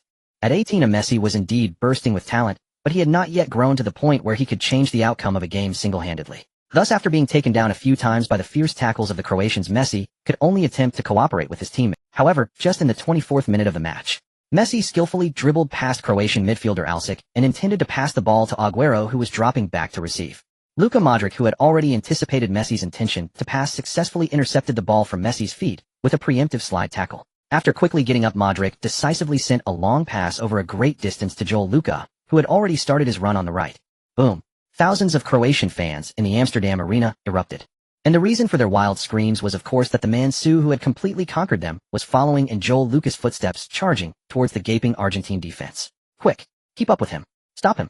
Seeing Su Fei striding towards their penalty area, the Argentine head coach Francis, sensing something, immediately began shouting in panic. On the field, hearing his coach's roar, Argentine starting center back Barroso, who had already been humiliated once by Su Fei, gritted his teeth and charged towards Su Fei with a fierce expression. The proud Barroso had already been knocked down by the damn Su numerous times from the beginning of the match until now. As the king of the Argentine Youth League, how could Barroso watch this Croatian number 9 take off from his penalty area again? So gritting his teeth, Barroso recklessly slid towards Su Fei's ankle. Barroso knew that this could earn him a red card, but he no longer cared. As long as he could take down the Croatian number 9, he despised it would all be worth it. Su Fei, still charging in. The Argentine defenders are desperately chasing. Directly. Slide tackle. The commentator Huang Jinxiang had originally been filled with excitement waiting for Su Fei's second goal. However, he was surprised to see that the Argentine center back was about to take a dirty tackle on Su Fei at that moment. Su Fei's physique if tackled at the ankle during such intense running. That kind of scene Huang Jinxiang couldn't even bear to imagine. Not only the commentator, but at this moment Ferguson and Wenger in the stands also frowned tightly. They had already acknowledged Su Fei's potential. But, if he suffered a serious injury at this age, then they would have to reconsider the transfer issues regarding Su Fei. Appreciation is appreciation, but business is business. They certainly didn't want to spend money on a young player without a future. Thus, under the watchful eyes of everyone in the stadium, Barroso viciously slid his right leg towards the seemingly oblivious Su Fei. Croatia's counterattack was advancing rapidly. Meanwhile, Su Fei's full attention was focused entirely on Joel Luca, who was racing down the flanks. Thus, Su Fei completely failed to notice Barroso charging towards him like a madman. No, he should have been unaware of Barroso throughout the entire process. It was only after a heart-wrenching scream echoed that Su Fei turned to glance in the direction of the sound. At this glance, Su Fei discovered the Argentine center back, who seemed to have been bullied by him for nearly half an hour rolling on the ground while clutching his leg. Indeed, it was only at this moment that Su Fei understood why he had felt a light touch earlier. Initially, Su Fei thought it was just his knee making a cracking sound from running too fast. However, although Su Fei wanted to stop Croatia's attack based on humanitarian principles, Joel Luca, who was eager to earn assist bonuses, was signaling that he would pass the ball to the near post. With no choice, Su Fei had to continue his strides into the defensively weak Argentine penalty area, gently directing Joel Luca's cross towards the left corner of the goal. It was effortless. Su Fei completed his brace for the match. However, as Su Fei turned around raising his hands to celebrate with his teammates, he noticed that nearly everyone in the stadium, including his own teammates, was staring at him with expressions akin to witnessing a monster. 10 seconds earlier, when Barroso recklessly lunged at Su Fei with his right leg. In the stands, even the Croatian fans and bench players were too frightened to open their eyes. They seemed to have already envisioned their star striker being taken out by this shameless Argentine defender. However, at the very moment Barroso's right leg made contact with Su Fei, all the fans in the Amsterdam arena know. Even countless fans watching the live broadcast on their televisions were shocked by the scene. It was clear that Barroso had aggressively lunged at Su Fei, who was still charging forward. Yet astonishingly, Barroso, who was out to injure, seemed to do a 90-degree turn in midair as if struck by a giant truck after merely brushing against Su Fei. Then after collapsing onto the grass, Barroso immediately clutched his visibly twisted right foot and let out a scream. Reality shot Holland collides with Kimmich. At the moment Fumikawa screamed, he instinctively slowed his pace, watching helplessly as Su Fei raced past him. Other Argentine players, even those trailing behind from the Croatian side, couldn't help but slow down as well. Only when the referee's whistle confirmed the goal did the players from both teams look in shock at Su Fei, who seemed oblivious to the astonishing scene that had just unfolded. Everyone in the stadium was stunned by the scene before them, including the two in the stands. Oh my God! Ferguson was so shocked that his chewing gum fell out of his mouth. In the decades since he was introduced to football last century, Ferguson had seen far too many so-called talents. But it wasn't until today, until this scene unfolded before him, that Sir Ferguson understood what true talent overflowing meant. At 18 years old, that kind of extreme explosiveness. In Ferguson's view, this 18-year-old Su Fei was most suited for the sport Americans love, most American football. Just at that moment, Ferguson had already decided that there was no need for him to keep watching. It was this Croatian no. He deserved to wear that most sacred red jersey. It's over. Ferguson, overwhelmed with excitement, left the stands early to rest. On the other hand, Wenger, upon witnessing Su Fei's astonishing moment, began to sigh in annoyance. Boss, what's wrong? Johnson, sitting beside Wenger, was puzzled. Clearly this play showcased Su Fei's characteristics to the fullest, so why did their boss seem disappointed or angry? What Johnson didn't know was that the professor sighed because Su Fei's moment was just too explosive. Coming from a poor background, the professor knew that just from that moment signing this young man would cost him an unfathomable amount of pounds. On the pitch, after scoring, Su Fei chose not to celebrate. After glancing at Barroso's twisted state, Su Fei felt a bit embarrassed and approached Barroso, who was already secured on a stretcher by the team doctor. Surrounding Barroso were his Argentine teammates, forming a circle. Though Su Fei caused Barroso's injury, everyone knew that this injury was ultimately self-inflicted. Clearly he had committed a malicious foul first, yet the outcome was, "Oh, God, is Barroso alright?" Looking at Barroso's condition, the newly adult Messi said worriedly to Agüero, "This could very well mean Barroso's future is at risk." Agüero's words trailed off, but Messi understood what Agüero was implying. Hearing that Barroso might very well lose his future, Messi's eyes inexplicably began to well up. "Don't worry, Leo. We need to keep pushing. We must comfort Bar." Seeing his core player Messi a bit shaken, Agüero immediately comforted him by patting his shoulder. However, just as Agüero was comforting Messi, the towering Su Fei, nearly 2 heads taller than them, approached their side. That height made Agüero momentarily falter, almost stumbling over Barroso's name. Indeed, if Messi was terrified of the brutal Su Fei, Agüero had just come of age. 2-0. After a brief interlude, the match resumed. On the sidelines, Argentine head coach Francisco, after giving Barroso on the stretcher a few words of advice, reluctantly used one substitution in the first half. Moreover, at this moment Francisco was painfully aware. His Argentina was already 1 foot in the abyss. That monstrous Croatian No.9 had scored twice in just 36 minutes, and the second goal was struck in a manner that could shock the entire football world. It was this goal. Francisco knew that his young players had been utterly intimidated by that Croatian No.9, of course, as a proud Argentinian. Even though Francisco knew his team had little hope of victory, he remained steadfast on the sidelines, repeatedly urging his Pampas Eagles to soar towards that seemingly unreachable sky. Huff huff huff. Is that guy even human? Fuck. Quick, help me rub it. Oh god. Fumica, look at yourself. In the locker room of the Argentina U20 team, during halftime the young Argentinian players entered panting and immediately began to complain, trailing 0-2. Especially after seeing Fumica, who had battled against Su Fei for a full 45 minutes covered in bruises, the already demoralized Argentinian players became even more dispirited. Yeah, the two strongest players in the entire Argentina U20 are one severely injured and taken away by an ambulance while the other is wincing in pain. Moreover, the team was trailing by 2 goals, and to make matters worse, the terrifying Su Fei was continuously threatening their goal with his unyielding aerial bombardment. In such a situation, it seemed that everyone had lost sight of any future. Just before the match, they had fantasized about where they would go on vacation after defeating this unknown Croatian team. And now, alright, stop whining, everyone come here. Seeing that his players were almost ready to surrender, head coach Francis immediately clapped his hands to gather everyone. Boys, what are you all doing? Have we lost? Starting with a rhetorical question, Francis began his motivation. What about being proud Pampas Eagles? What about Maradona watching us from the stands? What about our distant Argentina, where our parents and friends are watching us? In short, Francis used every motivational word he could think of. However, after witnessing the pitiful state of Barroso, no matter how passionate he spoke, the players remained with lifeless. Feeling helpless, Francis turned his gaze to his captain, his core, Lionel Messi. He knew very well that in this situation Messi was his only hope. Unfortunately, to Francis' disappointment, no matter how he gestured, the captain, who was hiding in the corner, showed no respect. He stood in the least conspicuous place, quiet as a child. Realizing he could not rely on Messi at all, Francis had no choice but to turn his attention to the substitute No.20 Oberman, since they had no hope of competing in strength then. The Argentina locker room was lifeless, while the Croatian locker room was quite the opposite. After entering, all the substitute players gathered around Su Fei. Haha, Su, you're such a freak. I was scared to death when that Argentinian center-back tackled you. Who would have thought he would end up being taken away by an ambulance? Not only that, didn't you guys notice that after that guy was taken away, the other Argentinian players started avoiding Su? Indeed, haha, Su, let's keep it going in the second half. In the history of the U20 World Cup finals, no one has ever scored a hat trick. If you score another one, you'll break the record. What record? Just Su's nearly 20 goals is already a record. Haha, Su, do you know? Ferguson and Wenger are in the stands. I can't wait to see what it'll be like when they compete. Fuck. Is that true? Ferguson. Everyone surrounded Su Fei. At this moment, however, Su Fei felt no excitement at all. For Su Fei now, the intensity of the youth team matches could no longer stir any interest. However, upon hearing Alshik mention that Ferguson and Wenger were also in the stands, Su Fei felt somewhat pleased, as compared to the grandiose words of scouts. Nothing was more tangible than these two being present. A bunch of people chattering, while Kovac stood nearby, smiling as he watched his disciples. Although there were still 45 minutes left in the game, Kovac knew very well that the demoralized Argentina posed no threat to his team. Just like that, after a short 15 minutes, halftime ended, and the players of both teams returned to the field.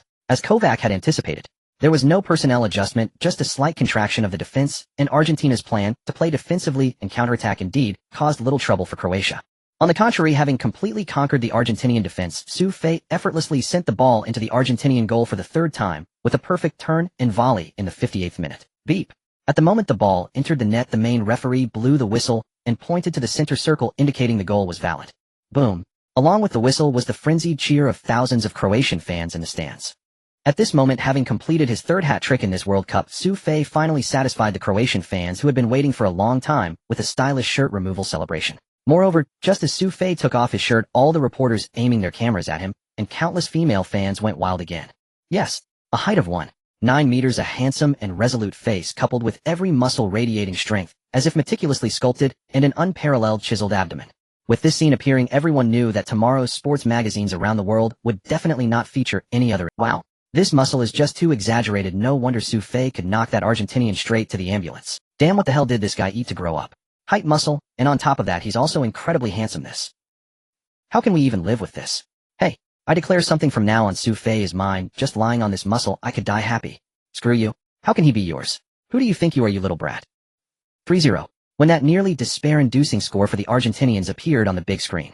Standing in front of the Argentinian substitute bench, Francis finally made up his mind and turned his head towards the substitute bench behind him. Just after the others left the locker room, Francis had already made his instructions clear. Now, Francis knew that whether Argentina could achieve a miracle depended on the newly added foul king of the Argentina U20 team, Oberman, the ankle terminator.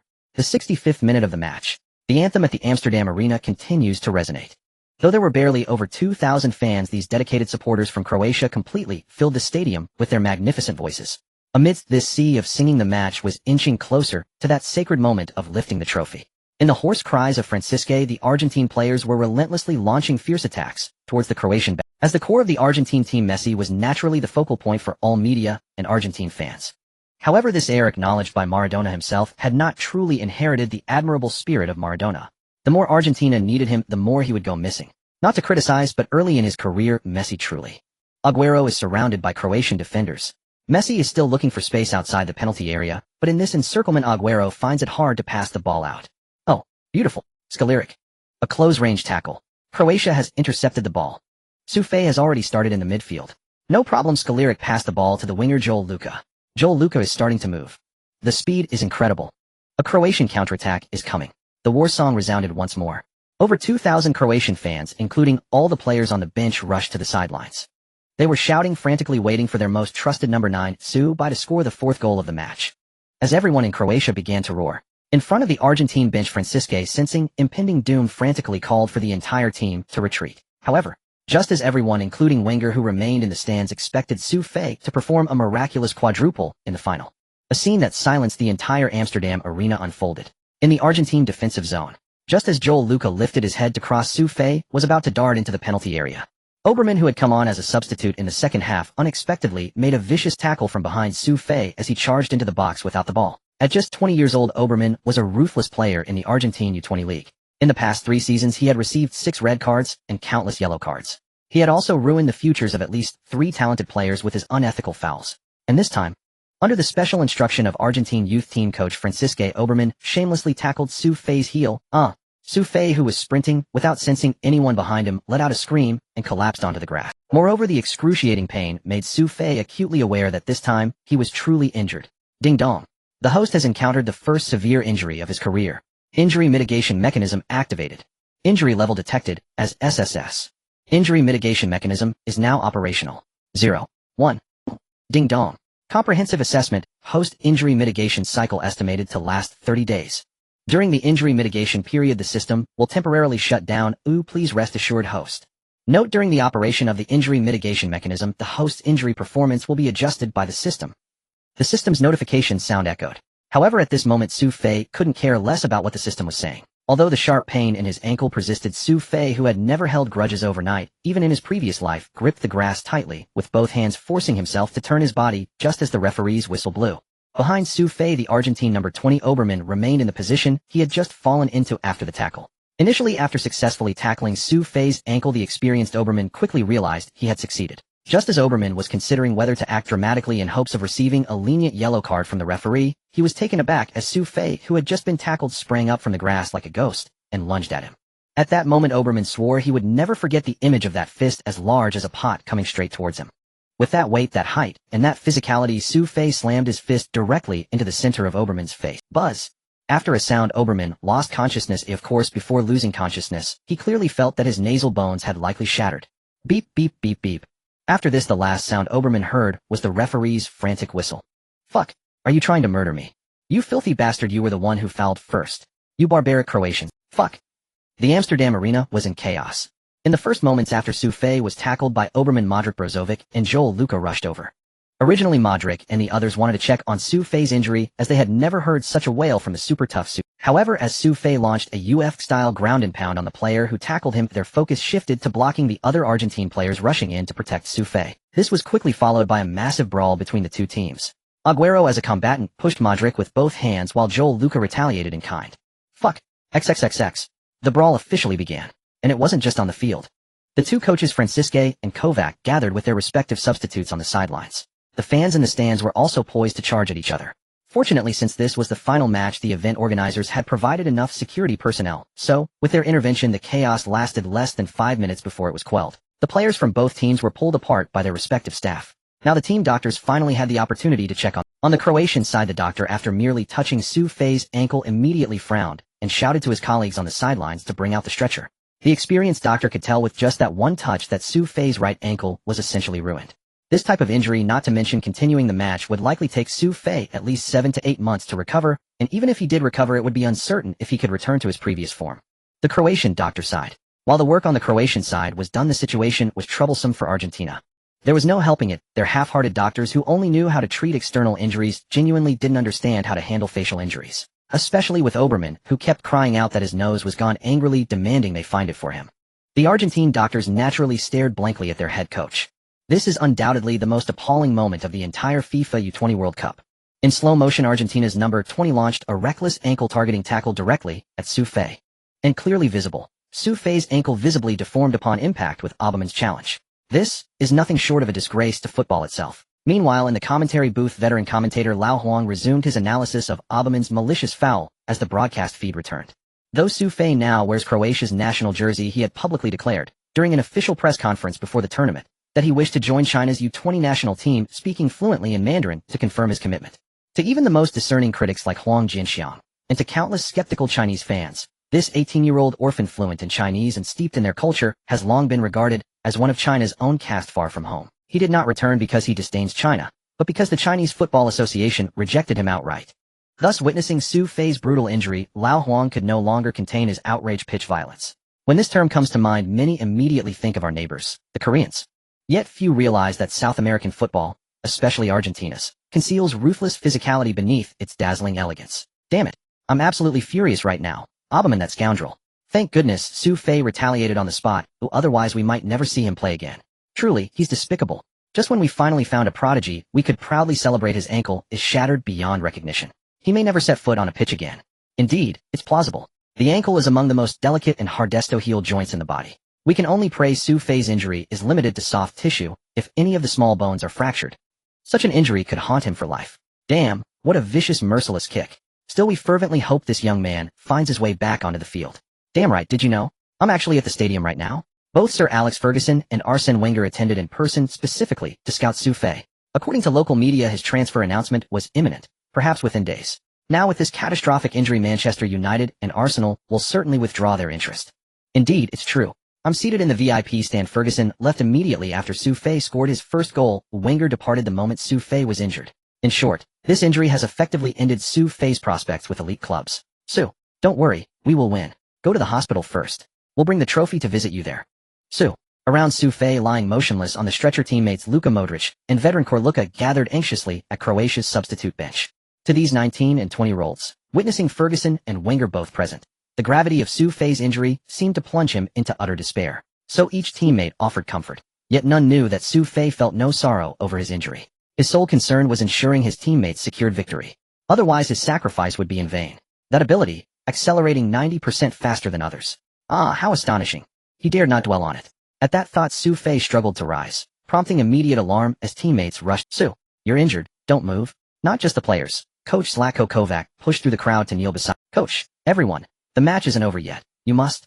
A profound, visceral emotion, raw and unfiltered, filled the air. Like every Croatian player present, he had carried the entire national team on his shoulders, single-handedly guiding them. This should have been the darkest hour of his life. Yet, this 18-year-old, still younger than all of them, despite suffering a grievous injury, remained wholly preoccupied with his team's triumph. Who, witnessing such unwavering devotion, could remain unmoved? Su, you have my word. Victory will be ours. Su, it's 30 now. If we lose, I'll cut off my own testicles. Fuck. Su, clap, clap, clap. Su, clap, clap, clap. Su, clap, clap, clap. As Su Fei was carried away on the stretcher, not only did every Croatian player on the pitch rise to their feet, but even those Croatian fans in the stands who had once resented Su Fei's public affiliation with China's youth team now stood united in heartfelt solemn tribute to this 18-year-old who had delivered them all victory. Thus Su Fei was taken away by ambulance. Only then did the referee issue red cards to both Su Fei and Argentina's number 20 Oberman before restarting the match. Perhaps Su Fei's injury ignited an epic surge of morale across the Croatian squad, or perhaps Argentina had simply lost all faith. Over the next 20 minutes, Croatia, who had previously relied solely on Su Fei's aerial dominance to threaten Argentina's goal, began playing with astonishing fluidity and cohesion. Then in the 81st minute, Luka Modric and three fellow Croatian forwards executed a breathtaking sequence of coordinated passes and movement, culminating in a stunning team goal. 40. The final scoreline was sealed, and the championship decided. The match holds no suspense now, yet many fans' attention has already shifted to the hospital. Our correspondent has just sent through the latest update. Su Fei has undergone a CT scan and preliminary findings are now available. Though medical authorities appear to have imposed strict confidentiality regarding the precise nature of his injury. For now, all we can do is pray his injuries aren't too severe. Right, the full-time whistle is about to sound. The referee checks his watch. Beep, beep, beep, final whistle. With the final whistle echoing across the pitch, the 2005 FIFA U20 World Cup final has concluded. In this decisive match, Croatia's U20 national team overwhelmed Argentina 40, powered by Su Fei's hat-trick and Luka Modric's late team goal. Congratulations to Croatia. The match is over. Huang Jinxiang, who had planned an exclusive post-victory interview with Su Fei, could not even muster the energy to deliver his closing remarks. Meanwhile, on the pitch, Croatia's entire squad erupted into ecstatic embraces the instant the referee's whistle blew. Though each player had been deeply anxious about Su Fei's condition during the match, the moment victory was secured, and the gleaming golden trophy confirmed as Croatia's alone. These 20-year-olds instantly cast aside all thoughts of injury, sprinting wildly and shouting unrestrainedly with pure unadulterated joy. Argentina's reaction stood in stark contrast. At the same whistle signaling defeat, their players collapsed one by one onto the grass. Especially their captain, Lionel Messi, upon whom all of Argentina had placed their hopes. The referee's piercing whistle seemed to unlock a floodgate of tears. Yes, the future conqueror of world football wept openly. He stood alone at center circle, head bowed, hands covering his face, sobbing uncontrollably. Though at that moment, the man who caused those tears was no longer on the pitch. Amsterdam, Sir Alex Ferguson's hotel suite. Having just showered and preparing for an early night, so he could meet his dream striker the following day, Ferguson received news of Su Fei's injury and immediately phoned his assistant. His resourceful assistant effortlessly acquired Su Fei's confidential CT report, paying $5,000 to bypass medical privacy protocols. Without delay, the assistant relayed the intelligence to Ferguson, who waited anxiously. Boss, we've obtained the medical report from the hospital. How severe is it? Complete tear of the ankle ligaments with clear fractures of the distal fibula and talus. Fuck. The diagnosis was unequivocal: complete ligament tear, distal fibula fracture, talus fracture. Though no physician, Ferguson, decades immersed in football medicine, knew instantly what this meant. A minimum 6-month recovery. Yet more devastatingly, such ligament destruction would render Su Fei permanently fragile. A glass man whose career would forever hover on the edge of collapse. Why had Ronaldo, the extraterrestrial phenomenon who once terrified defenses worldwide, lost his explosive, unstoppable acceleration in recent years? Precisely because of his torn anterior cruciate ligament, the injury that transformed him into a player perpetually prone to falling. Ferguson cherished talent deeply, and Su Fei's otherworldly gifts had truly captivated him. Yet regretfully, he was first and foremost a professional manager, and the steward of a professional club. He would never gamble recklessly with club finances, especially on a wager almost certain to fail. Boss, what about Tim? As Ferguson's assistant, he understood his employer's temperament perfectly. So hearing Ferguson's guttural fuck, he wisely inquired about Manchester United's next course of action. Tell him to go home and book me a morning flight. I'm exhausted. Decisive and utterly characteristic of Ferguson. At moments of ambiguity, Ferguson always chose the safest path. Manchester United did not lack prodigies, especially not ones already appearing broken. Likewise, the moment Su Fei was whisked away by ambulance, Arsene Wenger dispatched Arsenal staff to gather hospital. But Arsenal's limited budget left their staff powerless to obtain timely direct information. Ultimately, an Arsenal staffer leveraged personal connections to purchase second-hand intelligence from Manchester United, enabling Wenger to learn Su Fei's diagnosis. Compared to Ferguson, who still intended to stay overnight, Wenger acted with even greater swiftness. Since he hadn't yet checked in, Wenger instructed his assistant to cancel his room at half price and depart immediately for Amsterdam Airport en route to London. As for the earlier plan to sign Su Fei, the landlord himself has no surplus grain, let alone a club still financing stadium renovations. Never mind Su Fei's uncertain future, just the immediate surgery and rehabilitation would incur substantial costs. The two most prominent figures had already departed. Other elite club scouts, originally hoping to assess Su Fei in Amsterdam, suddenly reclassified their trip as a vacation.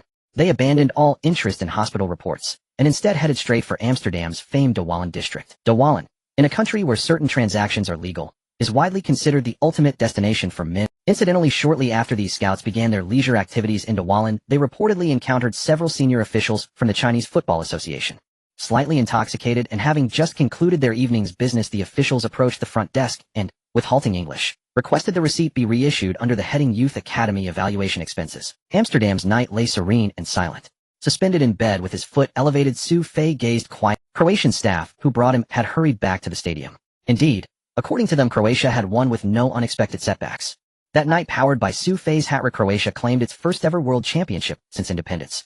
Though merely a youth tournament for this nation recently reborn from war, the U20 World Cup represented the finest celebration imaginable for its football-obsessed people. Outside, moonlight fell like gossamer, gilding the cobblestones in silvery luminescence. Yet to Su Fei, that gentle radiance now felt harsh and blinding. Was he lonely? For Su Fei, who before his arrival in this world had lived entirely alone in a rented apartment surviving on takeout meals, he had long grown accustomed to solitude. His hospital window offered a direct view of the Amsterdam Arena, standing tall on the opposite bank of the river. Fireworks were already blooming above it. Even without being present, Su Fei knew Modric must now be holding aloft the U20 World Cup trophy presented by FIFA. 0:15. The progress indicator for his injury mitigation system continued whispering softly in his. Yet another sound followed. Ding. Congratulations, host. You have completed the quest. Dominate the U20 World Cup. P.S. The U20 World Cup arc concludes here. Su Fei's next destination awaits. Can any seasoned observer guess where he's headed next? Oh ho ho. We are the champions. Oh ho ho. We defeated Argentina. Oh ho ho. Just as Su Fei was lying in bed, drowsily preparing to sleep, suddenly a powerful singing voice that was completely out of place in the hospital corridor broke the silence. Without guessing, Su Fei already knew it must be his teammates who had come to visit him after winning the trophy. Sure enough, when the door to the ward opened, Modric and Joel Luca walked in, grinning widely while holding the championship trophy. However, the group of young people who had just been singing and laughing suddenly fell silent upon seeing Su Fei's legs. Su, how are you doing? Su, did you see? We are the champions. I also brought back the trophies for best player and top scorer for you. After saying this, Modric handed the two shiny little trophies to Su Fei. Thank you, Luca. Initially, Su Fei felt indifferent about the awards for best scorer and best player, but to his surprise, just as he took the trophies, the system that had chimed once before regarding task completion rang again. Ding dong. Congratulations, host, for winning the top scorer of the 2005 Netherlands U20 World Cup. Ding dong. Congratulations, host, for winning the best player of the 2005 Netherlands U20 World Cup. However, even though the system chimed this time, it was just like before, ringing only twice. As the system was currently in a 1-month hibernation mode, Su Fei had no idea what rewards he would receive from the previous task's treasure chest. Sigh. Listening to the tantalizing prompt sound from the system, Su Fei could only let out a helpless sigh. Yet this sigh, which was clearly directed at the system, made the group of Croatian U20 team players surrounding the hospital bed feel uneasy. Indeed, after Su Fei's long sigh, they finally realized a very serious issue.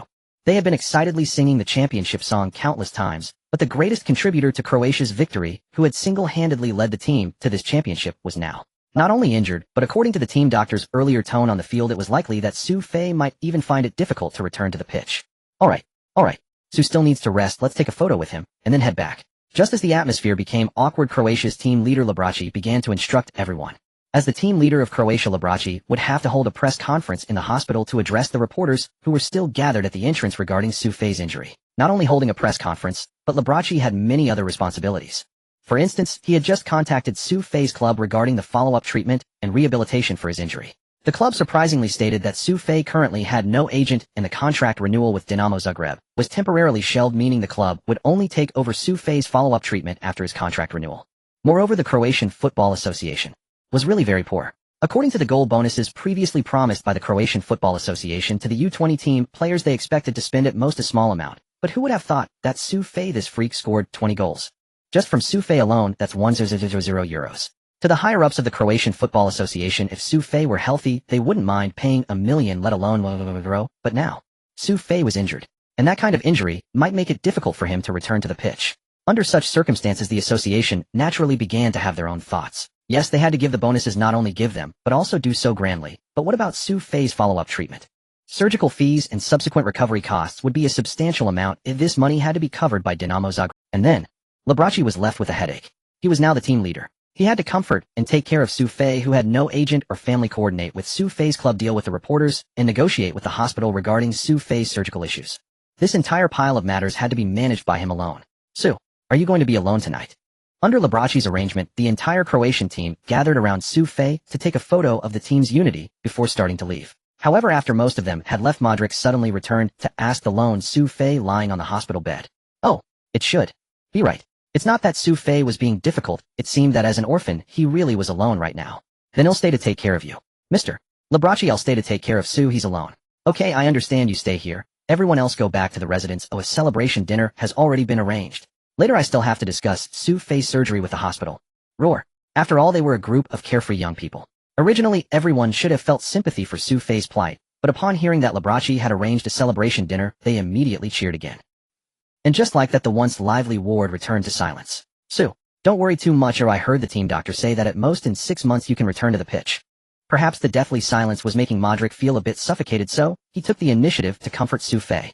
In Modric's view, it should have been a moment surrounded by stars and celebration, yet Su Fei was lying alone in the hospital bed. He must be very sad. However, what Modric didn't know was that at this moment Su Fei didn't feel even a bit of sadness about his injury. Instead, he was more troubled by Librachi's words about surgery. Indeed, others thought that his injury had completely ruined his future, but in reality, he didn't even need surgery. He could wait a month for the system to automatically repair all his injuries. But this repair required him to do absolutely nothing. Now, as per Librachi's words, he would have to undergo surgery. What if because of the surgery something went wrong with the system's repair? He would. Fuck. Be gentler. TSK. Damn it, Hans, you clearly said this was a simple little procedure. If I had known it would hurt this much, I definitely wouldn't have come here. The Sacred Tulip Hospital is the best hospital in the whole of the Netherlands. Not only is it renowned for its expertise in orthopedic surgery, but it also boasts the finest gastroenterology department in all of Western Europe. It is precisely for this reason that Stuart Pearce chose to come here for treatment right after finishing his matches in the last season of the England U21 League to address the ailment that had plagued him for 3 long years. Hemorrhoids. Yes, that's right, hemorrhoids. There is a saying in our country that 10 men have hemorrhoids, and all 10 women do too. However, in Europe, where the diet is relatively light, the incidence of hemorrhoids is only about 10 of what it is back home. Unfortunately, the retired Stuart Pearce, who had just hung up his boots from the Premier League 3 years ago, found himself afflicted with the most agonizing hemorrhoids. Stuart, you're a man. How can a minor procedure with anesthesia make you react so exaggeratedly? Supporting him was his model wife Selena, who was a full 10 years younger. Seeing her husband, once known as a beast on the field, acting so melodramatically after a hemorrhoid surgery, she naturally rolled her eyes and began to tease him. Hey, Catherine, why don't you try getting one and see if it hurts as much?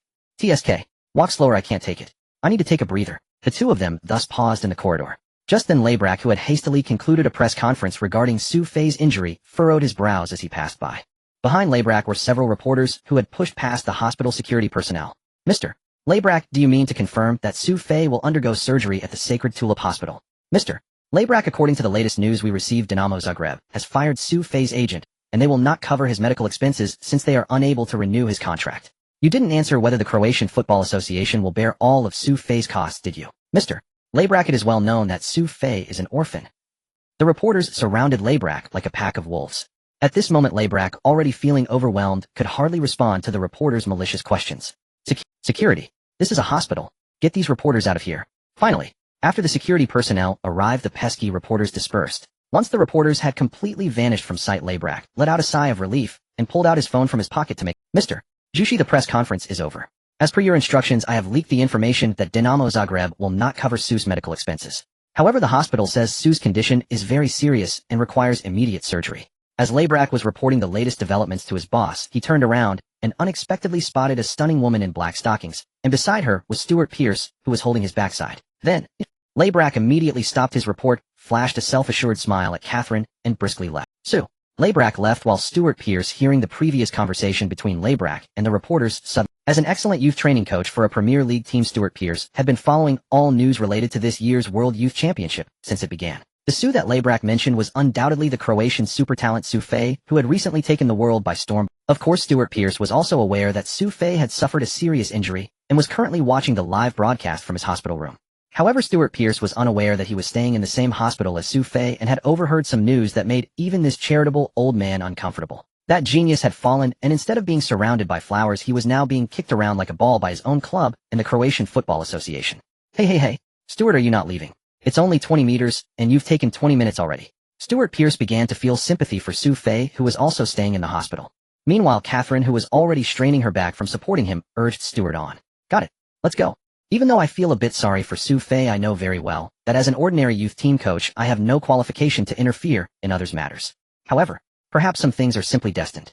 Just as Stuart Pearce finally managed to walk back to his hospital room, having already had Catherine lock the door and even washed up, Stuart Pearce felt displeased upon hearing the phone ring and almost pressed to hang up. However, upon picking up the phone and realizing it was his team's owner, Stuart Pearce's other hand, which had been caressing the black stockings, suddenly became very obedient. Good evening, Mr. Bernstein. TSK. Is there something going on, Stuart? Oh, nothing, Mr. Bernstein, just a mosquito bit me. Oh, alright, sorry to call you so late. Mr. Bernstein, you flatter me. I am honored to receive your call. Haha, Stuart, you are still so humble. This morning the club decided to terminate Kevin's contract. Before Bernstein could finish his sentence, Stewart's heart began to race. The club's owner called him a youth team coach in the middle of the night to say that the first team coach had been fired. Sure enough. I have discussed it with others, and from tomorrow. No, starting now you will be the head coach. I hope you can help our great Manchester City return to the glory of the Malcolm Allison era, winning the English Top League in 1968, the FA Cup in 1969, and the European Cup Winners' Cup, and the English League Cup in 1970. The call from owner Bernstein ended with a thud. But at that moment 43-year-old Manchester City legend Stuart Pearce felt his heart, which had been frozen for a long time, begin to race wildly again. At 2 a.m. on the day of the World Youth Championship victory, in Su Fei's VIP hospital room. "Su, do you need me to help you?" Su Fei, struggling to move due to urgency, could only press the nurse call button beside him. The ringing sound woke up Modric, who had already fallen asleep. After getting up and seeing the nurse lifting the blanket off Su Fei with a white container, Modric immediately asked with concern if Su Fei needed help. Cough, cough. "No need, thanks, Luca." And just like that, Su Fei spent a peaceful night in the hospital. Meanwhile, while Su Fei lay in the hospital room, nearly all sports newspapers around the world were once again flooded with Su Fei's name. Marca, super genius injured in World Youth Championship, a dark future ahead. World Sports, Croatian star Su's ankle fractured, Manchester United urgently halts offer. Football news, Wenger leaves Amsterdam, overnight injury causes World Youth Championship supernova to miss Arsenal. Manchester football, Su Fei's former agent, that guy is just an ungrateful cheat. Kicker Dynamo Zagreb reportedly suspends Su Fei's contract renewal. The World Youth Championship super striker completely falls from grace. Originally thought to be the hottest MVP of the European football transfer window, no one expected such an ending. Especially after the Croatian Football Federation held the press conference regarding Su Fei's injury in the hospital. As reported by the newspapers, this 18-year-old boy, who was once seen as the strongest new star in world football, overnight became a being rejected even by his own club. Indeed. For Dynamo Zagreb, when Su Fei was on the rise, they conspired with Su Fei's agent to give him a dead contract to earn more transfer fees, which is something all professional clubs would do.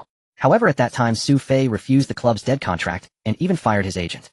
Now that Su Fei is injured, suffering a career-threatening injury, it is reasonable for Dynamo Zagreb not to spend money to take him on. Similarly, just like Ferguson or Wenger, these top coaches came to sign Su Fei while he was filled with hope, and after Su Fei's serious injury, it is understandable that they chose to withdraw their offers to avoid losses for the club. In short, after the media reported everything, no one condemned Dynamo Zagreb, nor did anyone criticize the cold-heartedness of Ferguson and Wenger. To everyone, Su Fei's story resembled a meteor that fell from the sky, burning out all its energy after scoring a hat trick in the World Youth Championship final. Even after the media squeezed the last bit of news value from Su Fei, they all left the beautiful Tulip Hospital, shifting their focus to that super talent from Barcelona. However, what no one knew was, just one night later, Su Fei, whose foot was originally bandaged, could no longer feel. Of course, to avoid being seen as a monster, Su Fei still pretended to be a patient who needed help with everything in front of the medical staff. "Thank you, Mr. Labrasi." The next noon, Su Fei received a check for €2,000 from Bujila Labrasi, representing the Croatian Football Federation, in his hospital room. After a morning of negotiations, both Dynamo Zagreb and the Croatian Football Federation reached an understanding. The Croatian Football Federation would fulfill its promise to pay Su Fei the goal bonuses earned during the World Youth Championship and an additional €0 championship bonus. As for Su Fei's medical expenses, the financially struggling Croatian Football Federation would no longer bear them, and likewise no one from Dynamo Zagreb inquired about Su Fei, who was lying in the hospital.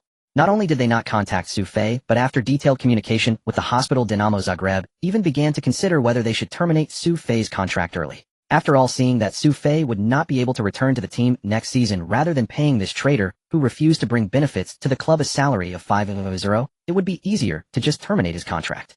Of course, to avoid media backlash about the club's inhumanity, even though Dynamo Zagreb had already decided to terminate the contract, they still dared not announce this news. A young player who has lost his future, no matter how terrifying his talent was before. It's cruel, but this is reality. "Su, the flight is at 4 in the afternoon, I have to go back with the team first." In the hospital room, Modric, who had received several phone calls, felt a pang of sympathy for Su Fei as he said his goodbyes to him, still lying on the bed. "Thank you, Luca." Seeing the awkward expression on Modric's face, Su Fei smiled and thanked the future world's #1 midfielder who had stayed with him through his toughest night. And just like that, Modric left. The hospital room returned to its previous quiet state. However, listening to the chirping of cicadas outside the window, Su Fei thoroughly enjoyed this peaceful moment. Su Fei did not care at all about the negative reports outside. On the contrary, Su Fei was actually curious about what those media would look like a month later when he opened the treasure chest, received rewards, and made a full recovery. Oh, and of course there was also Wenger, who left overnight, and Sir Ferguson, who also returned to Manchester. Knock, knock, knock. Just as he was enjoying the tranquility, someone knocked on the door of Su Fei's hospital room. What was happening? Labrasi said he and the national youth team staff had to return for the celebration, and even Modric had left. Who would come to his hospital room at this time? Please come in. After Su Fei said please come in, the door of the hospital room, what came into view was a middle-aged man in a hospital gown and a black silk stocking girl. What kind of combination? Hello, Su. I'm sorry to disturb your rest. I am Stuart Pearce, the head coach of Manchester City in the Premier League. What the hell? Upon hearing that it was Stuart Pearce, Su Fei's mind went blank. What was going on? How could the head coach of Manchester City suddenly show up after he was in this condition? Stuart Pearce is a gambler. Just yesterday, as the media around the world proclaimed that Su Fei, the rising star of the U20 World Cup, had fallen, Stuart Pearce, who was suddenly appointed as the head coach of Manchester City's first team, immediately thought of a plan that could be considered a huge gamble. He knew very well what an 18-year-old needed most after suffering such a tremendous blow, so after having Catherine by a bouquet of flowers, Stuart Pearce directly walked into Su Fei's hospital room. Of course, Manchester City, deeply mired in the relegation zone, had no €200,000 to help Su Fei, but Stuart Pearce was betting that the short-sighted Dinamo Zagreb would directly terminate Su Fei's contract to mitigate their losses. If Su were indeed released by them, Stuart Pearce could gamble on this violent talent who had stunned countless people at the U20 World Cup, believing he could surprise everyone once again. Although the possibility was slim. But what if it really happened? Then Stuart Pearce would acquire a world-class Su, it's unfortunate to see you here. You should be standing under countless spotlights. But don't be discouraged, you are still young, and I believe you will recover soon. Stuart Pearce did not patronizingly tell Su Fei that he was a true genius, or that Manchester City would be the platform for him to prove everything to the world again. He simply expressed his sympathy for Su Fei's injury in a very friendly manner, and encouraged him to actively accept treatment before leaving behind his business card. Looking at the decisively departing Stuart Pearce, Su Fei couldn't help but feel a mix of emotions. Right now, all he could think about was how to resolve his unwillingness to undergo surgery. However, perhaps Su Fei's bad luck had finally come to an end after his injury. Not long after Stuart Pearce left, the staff from the Holy Land Tulip Hospital came to discuss the details of his surgery and the related costs with Su Fei. Alright, after the staff from Liga and the Croatian Football Association left, Su Fei was truly left alone. Even the hospital began to inquire about Su Fei's payment. Without any hesitation, Su Fei, who never wanted these foreign doctors to operate on him, straightforwardly expressed his desire to be discharged. After Su Fei said this, the staff from the Holy Land Tulip Hospital were not surprised. After all, in today's world medical system, most athletes who suffered severe injuries would choose to go to the United States for better treatment. Thus, these staff members assumed that Su Fei wanted to go to the United States. Then, to show humanitarian concern, the hospital informed Su Fei that once he booked his flight to the United States, they would arrange for staff to take him to the airport. Fine. Originally, Su Fei was still thinking of some reason to brush off these Dutch doctors, but he decisively agreed and booked a ticket to the United States for that very day. U20 World Cup MVP Su Fei left Amsterdam for the United States last night to receive treatment. The U20 World Cup has officially concluded, with top clubs around the world beginning to divide the perfect 11 from the tournament. God's regret, U20 World Cup MVP went from being in high demand to being ignored at last. Leaving the Netherlands, Su Fei had finally escaped the harassment of reporters. On the plane, confirming that no one recognized him, Su Fei decisively discarded his crutch and sat down like a normal person. Throughout the journey, Su Fei thought about a lot. Originally, he imagined that after the U20 World Cup, he would have to worry about which top club he should join to get enough playing time, but he never expected that reality would turn out to be like this in the end. However, with the system freezing for a month to recover from his injuries, this gave Su Fei, who had accidentally crossed into this timeline, a bit of time to go out and explore. With the system frozen, the so-called training points clearly became futile, and rather than wasting time, he might as well enjoy the pleasure of being wealthy. Cough.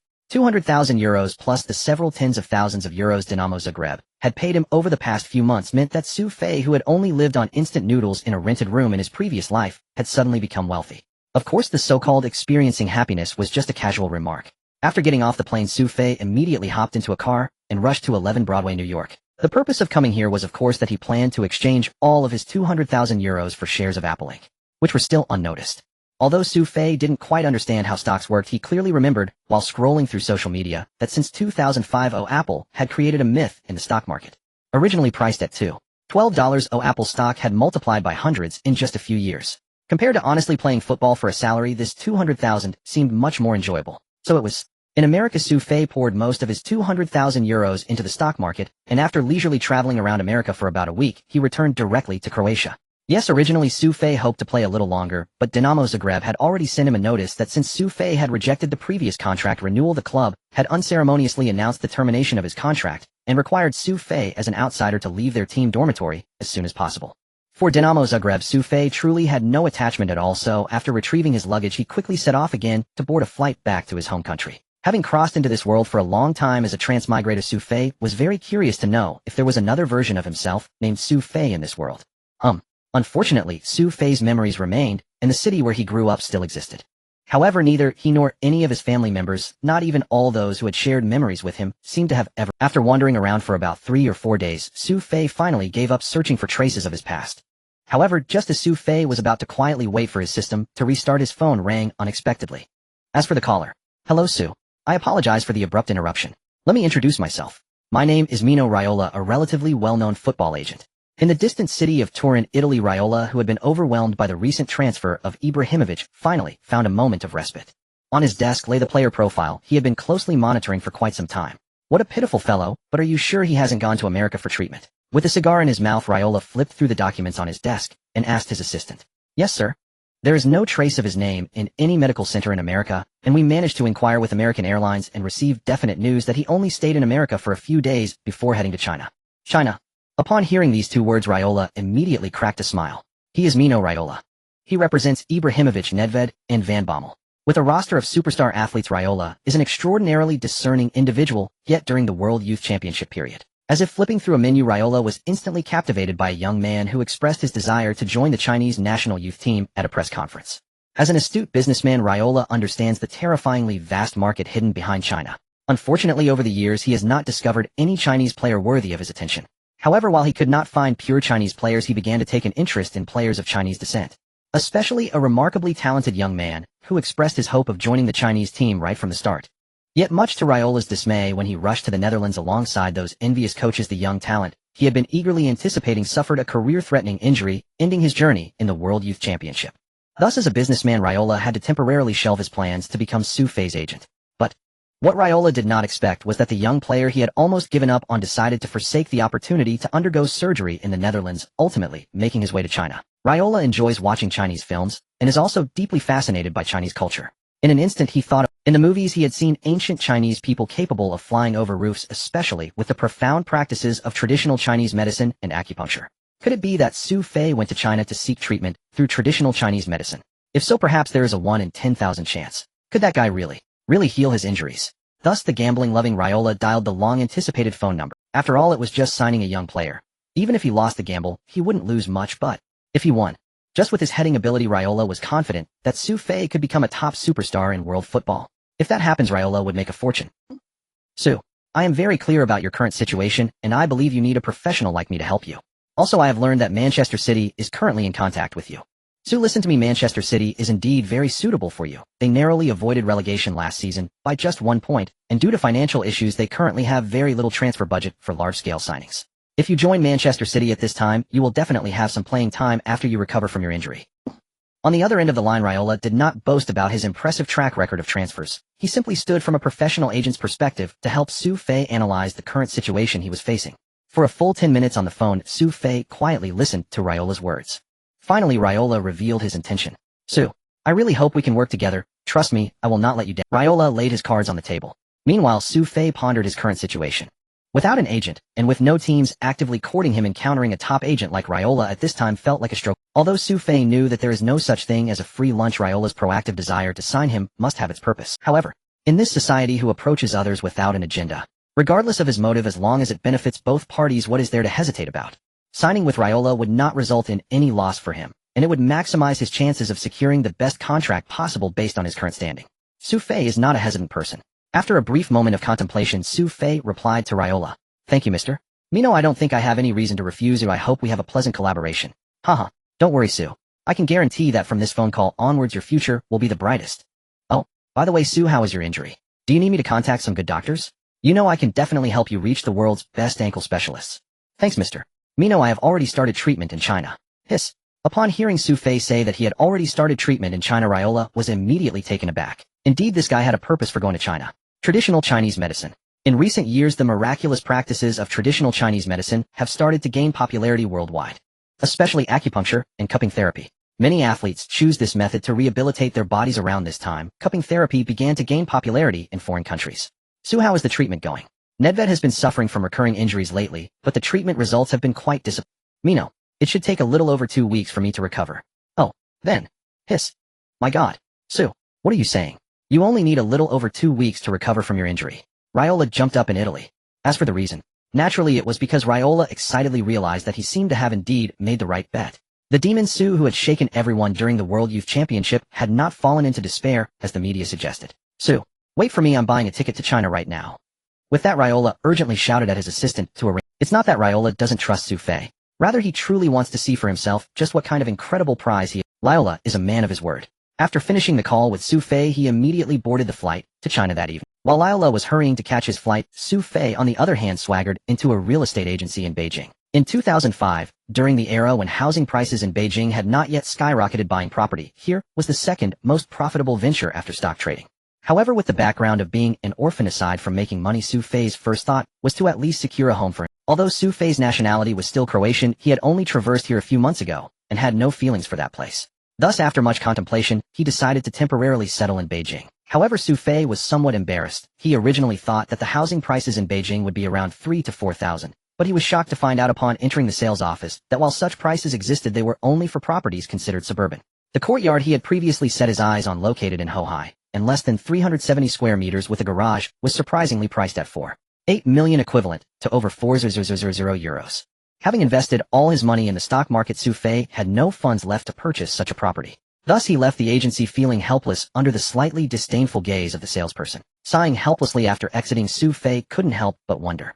Why is it that others who traverse here are either legendary figures or the children of the world's wealthiest, while he, on the other hand, is a war orphan who barely scraped through a youth championship only to find himself entangled in a cliched low-key plot he once deemed mediocre? However, circumstances often take a turn.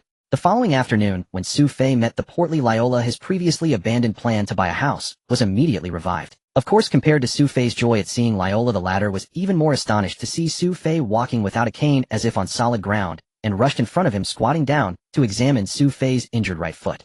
Oh my god, is this real? In just 15 days, with a ligament tear and ankle fracture, you're already Su, my dear, don't lie to me. Don't pretend. Tell me the truth, and I will definitely sign you. There was none of the initial pleasantries. However, for someone used to the pretentiousness of foreigners, Raiola's straightforward personality oddly made Su Fei feel quite comfortable. Mr. Mino, how about you stand up and speak? Come on, I prepared the best roast duck in Beijing for you. Oh, no. Su, please tell me about your injury first. Yes, this is very important. If your injury is truly healed, I can guarantee that your future will not be in Manchester. Manchester United, Arsenal, even Real Madrid and Barcelona could be options. Mino, alright, let's discuss this. Looking at the still excited Raiola, Su Fei couldn't help but feel a bit helpless. Just like when he rushed to China before, the urgency was the same. At the dinner table, upon learning that Su Fei had indeed recovered significantly under the mysterious treatment of traditional Chinese medicine, Raiola even exclaimed that no matter the cost, he wanted to invite the doctor who treated Su Fei to be the chief physician at his rehabilitation center. However, Su Fei, who had been forced by Raiola to make up a doctor, had no idea where to find such a person. With no other choice, Su Fei could only say that this traditional medicine practitioner preferred to remain anonymous. In truth, just as Su Fei felt he was running out of ridiculous excuses, Raiola began concocting his own magical interpretations. Su, I understand. I've seen Kill Bill, directed by Quentin Tarantino, at least 3 times. The one you're talking about must be as mysterious as Johnny M.O., who trained Uma Thurman. I knew it. Well, Su, I completely understand why someone like that wouldn't want to go public. Not only was he babbling away, but at that moment Raiola's mind also conjured up an image of an old man with a white beard similar to those in Kill Bill treating Su Fei with acupuncture. It's not that Raiola was foolish, but in 2005, during a time when the Beijing Olympics had yet to showcase to the world the dramatic changes in China, those foreigners, misled by biased reports from foreign media for years, had an ingrained impression of China as poor and alongside the mystique of Chinese martial arts and medicine. Of course, Raiola was still a top-tier professional agent. After signing the agent employment contract with Su Fei, Raiola decisively began analyzing Su Fei's prospects for the next season. Su, since your injury can be completely healed before the season starts, I believe finding a team that offers stable playing time would be the best fit for you. Teams like Manchester United, Arsenal, and Bayern, although they might still sign you once they know you've recovered, you really won't have much of an advantage to compete with others in their current lineups. Hence, I believe Manchester City is indeed the most suitable for your needs now. In Manchester City, their main striker Vassal has been struggling due to an ankle issue, and from what I know, that guy Stewart is a staunch advocate of the classic long ball strategy, and you are exactly the player that fits his style perfectly. Moreover, there aren't any outstanding players on Manchester City's bench, and they have no money to buy anyone else. I can assure you that I will secure a contract with ample playing time for you. From that adorable plump figure to the confident state, he was back at work. Although at that moment Raiola was still holding a duck leg, it must be said that this guy's professional quality truly matched his status as a world-class agent. Su, cheers to our cooperation. Please believe me, this contract today will surely be the best deal. As Su Fei finally signed his name on the agent employment contract, Raiola smiled with satisfaction. Cheers to our cooperation. Mino, by the way, are you interested in investing in Chinese real estate? Chinese real estate. August 2005. The temperature in Manchester had reached its peak for the year. The glaring sunlight made it difficult to even open one's eyes, yet even in such weather Stewart was still yelling at his players on the shabby training ground of Manchester City. Fuck. Where are the players following up on the flanks? Does Wright Phillips leaving mean you won't attack from the sides anymore? Son, that's a keep going. It's already the first, and there are less than 13 days until the league starts. Just look at your disgusting bellies. Although Stewart was new to his position, having been with Manchester City for nearly 6 years, he showed none of the hesitation of a newcomer. This was especially true after he had sent the team's biggest star Wright Phillips to the reserves for arguing back during his first. With just one fiery dismissal, all the players in the Manchester City squad became obedient. What could they do? As a relegation-threatened team, most of the players here were just ordinary folks who could easily be found. Wright Phillips could afford to clash with the head coach and only spend a couple of days in the reserves. If they crossed the irritable Stewart, they'd likely be left with no choice but to pack their bags and leave. Huff, huff, huff. After a full 45 minutes of high-intensity training, everyone began to get. Just when everyone thought they could relax a bit, Stewart, who had a stern expression on the sidelines, blew his whistle and ordered everyone to do 3 laps of slow jogging. After the slow jog, except for Sun Jihai, who was still propping himself up with his hands on his knees, everyone else was sprawled out on the grass. Hey, a holiday has passed, and their physical fitness is this poor. Seeing his group of overweight players perform so dismally, Stewart shook his head in disappointment. During this time, Stewart had been constantly applying for transfer funds from the club, but unfortunately, at this time Manchester City's owner had yet to become the one who would showcase the terrifying financial power of football to the world. And what was the club's higher-ups aiming for by appointing him as the head coach? Was it for Stewart's talent? Even Stewart himself didn't believe that. The club was probably just looking for his embarrassing. So even though he visited the general manager's office 3 times a day, he didn't get a single penny. However, the only thing that brought Stewart some comfort was that, perhaps feeling it was a bit too much, the club agreed immediately when he proposed to sign Su Fei, who had shown during the U20 World Cup, for free. Even the higher-ups of Manchester City knew that after his serious injury, Su Fei had virtually no chance of making a comeback. Boss. Just as Stewart sighed in bitterness over his future, his little assistant came running up to him. What is it? Boss, that Su is here. What's Su? Boss, Su Fei. The one you mentioned to the club a while ago. Oh, wait, isn't that guy still in the U.S. for treatment? What is... Boss, I don't know, and he didn't come alone, he came with. Seeing his assistant struggling to articulate, Stewart was about to slap him. What is it? Speak clearly. Boss, that Su came with Mr. Raiola. That guy has already become a player under Raiola. Raiola. Upon hearing that name, which resonated throughout the football world, Stewart was momentarily stunned. No, hey, did you really see clearly? Is it that Italian Raiola? Boss, how could I possibly be mistaken? That guy is big and bald, I couldn't mix him up. Well, okay, although it sounds harsh, his assistant's reasoning was indeed convincing. However, once he confirmed it was Raiola, Stewart became even more puzzled. That Raiola was known for his sharp eye in the football world. Why would he sign Su Fei? That guy might still need a wheelchair. Wait, just now this guy said Raiola came with Su. Hey, what nonsense are you talking? Raiola and Su together. Isn't Su still? Boss, that's why I was surprised at that guy. He walked here, didn't use crutches or a wheelchair. I saw clearly he walked perfectly fine.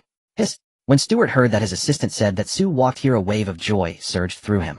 If he walked here, doesn't that mean his injury isn't as severe as reported by the media? Just 1 month after the injury, being able to walk normally meant that guy could possibly be back on the pitch in a month or 2. The memories resurfaced. It was in the hospital after the excitement. He opened the video of Su Fei's U20 World Cup in the Netherlands. That 18-year-old named Su was like a ferocious beast, rampaging through every opponent's penalty area. 20 goals in a single U20 World Cup. If it weren't for that damned Argentine's malicious tackle, Stewart knew that Su Fei would already be the hottest new star during the summer transfer window. That level of heat was something a shabby team like Manchester City could hardly touch. However, the whims of fate are indeed mischievous. Who knew that with one reckless tackle that Argentine would inadvertently bring Su to Manchester City? However, after the initial excitement, Stewart quickly realized a very serious issue. Yes, the one who brought Su was Mino Raiola.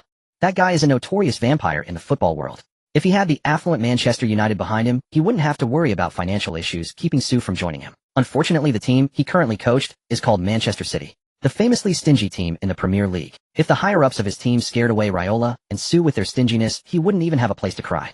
Thus, without further concern for the players on the training ground, Stewart threw his notebook to the staff and rushed towards the club building with his long legs. Stewart hurriedly arrived at the office of his team's manager. However, the situation he was worried about did not occur. Thanks to Raiola's presence, the contract negotiations for Su Fei went very smoothly. The main reason for this smoothness was that Raiola was very generous and did not ask Manchester City for a high salary. In fact, Su Fei's salary was among the lowest in the team. However, while Raiola was being extremely generous, he also made a small request to Manchester City. They needed to grant Su Fei a full 85% of the image rights revenue. In 2005, image rights were entirely owned by the clubs. To pry an 85 share from Manchester City showcased Raiola's negotiating prowess. Of course, letting go of 85 of the image rights revenue was also because Manchester City, a struggling relegation-threatened club, did not see much value in the image rights of an 18-year-old explosive player. Su, congratulations from today on you are part of Manchester City. Inside the office after Su Fei signed his name on the pre-drafted contract, Manchester City's general manager Al Merwood flashed a professional smile and took a picture with Su Fei. Haha Su, long time no see. My god, how did your injury heal so quickly? After Su Fei and Al Merwood finalized the contract, Stuart immediately smiled and approached Su Fei, examining his injured right leg while cheerfully speaking. Good afternoon, Mr. Stuart. I was lucky to meet a very good doctor. Su, was that doctor really very good? Well, that was clearly divine intervention. Haha, Mr. Mino is quite the jokester. Alright, then I've already arranged for someone to wait for you at the club's entrance. He will take you to your new place. Unfortunately, the club is facing financial difficulties, so you will be placed in a slightly distant area, but there are several players from our team living there, so you won't feel lonely. Although Al Merwood, the general manager of Manchester City, spoke as if he were considering Su Fei's feelings, Su Fei knew very well that he was being placed there simply because Al viewed him as a fragile player who could explode at any moment. However, it didn't matter. To Su Fei, coming to Manchester City was merely a transitional phase. With just 2 days left, the system's cooldown period would end, and he could finally open the ultimate quest box for the world. He just didn't know if the system would generously give him a max-level attribute card. If he did get a max-level card, he could directly max out his speed. TSK. By that time, he would be an amalgamation of Lukaku with Bale's speed and Klinsmann's finesse. He couldn't even imagine how terrifying he would become. Soon Su Fei left the Manchester City building. As the head coach, Stuart naturally expressed his concern for Su Fei, and even invited him to dinner at his home, boasting about how great his wife Catherine's pizza was. Alright, Su, if you need any help, just give me a call. As we discussed, all you need to do is focus on training, and playing well will take care of everything else for you. Stuart left, and as Su Fei and Raiola reached the club's entrance, they saw the Manchester City staff had already opened the car door, and Raiola began to say goodbye to Su Fei. It wasn't that Raiola didn't want to help Su Fei move or arrange his luggage, it was just that Raiola was genuinely busy. Over there, Hummels was clamoring for a transfer, and Ibrahimovic also mentioned that he was unhappy at Juventus and wanted to seek a greater challenge. In the past few days, Raiola had already turned down those requests several times. If he stayed any longer, he feared that Ibrahimovic, that crazy guy, would find his way to Juventus by himself. And so it was. Everything returned to calm once again. Su Fei took a car to his new little nest about 20 minutes away from the Manchester City club. It was a traditional English-style small building located next to a cobblestone street. The house number on the door showed some rust, clearly indicating that this house had been around for some years.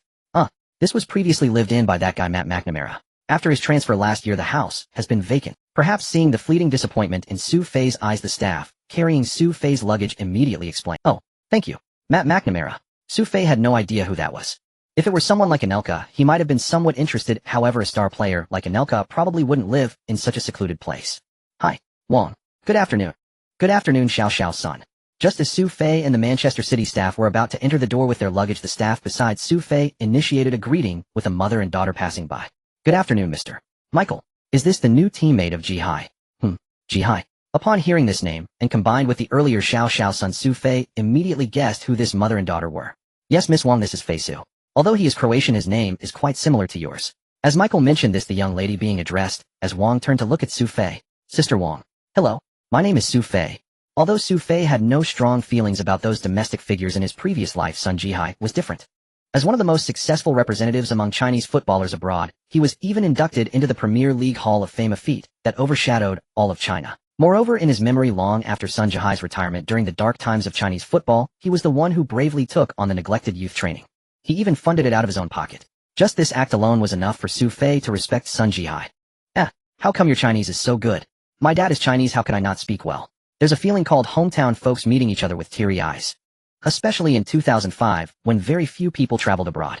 It was evident that old son's wife felt much closer after hearing Su Fei speak such standard Mandarin. Your dad is Chinese. I knew it. Your Chinese is so good. Anyway, I have to go, Xiao Su. Fei is running late for kindergarten. You can move in first, and when Ji-Hai comes back, you'll call him over to help you. You being new here shouldn't wander off. My home is right next to yours, or we live next door. Getting lost. Fine. Even though old son's wife was quite straightforward in this era without mobile navigation, it was true that Su Fei felt he could get lost without someone to guide him. Thank you, sister-in-law. Since they were becoming familiar, Su Fei directly addressed her as sister-in-law. Su Fei was never a difficult person to approach. During this time, he had been all alone primarily because his soul from another world had yet to fully adapt to the foreign environment. Now that he encountered Wang Li, who was also his neighbor, Su Fei naturally did not want Wang Li to feel that he was hard to approach. Haha, alright, you get busy. I'm already running late. Fei Fei, say goodbye to uncle. Oh, goodbye uncle. After saying that, Wang Li pulled the ponytailed son Fei Fei away. Once Wang Li left, Su Fei naturally joined Michael and some other staff to carry his luggage. Speaking of luggage, these things were naturally arranged by Riola after Su Fei's arrival.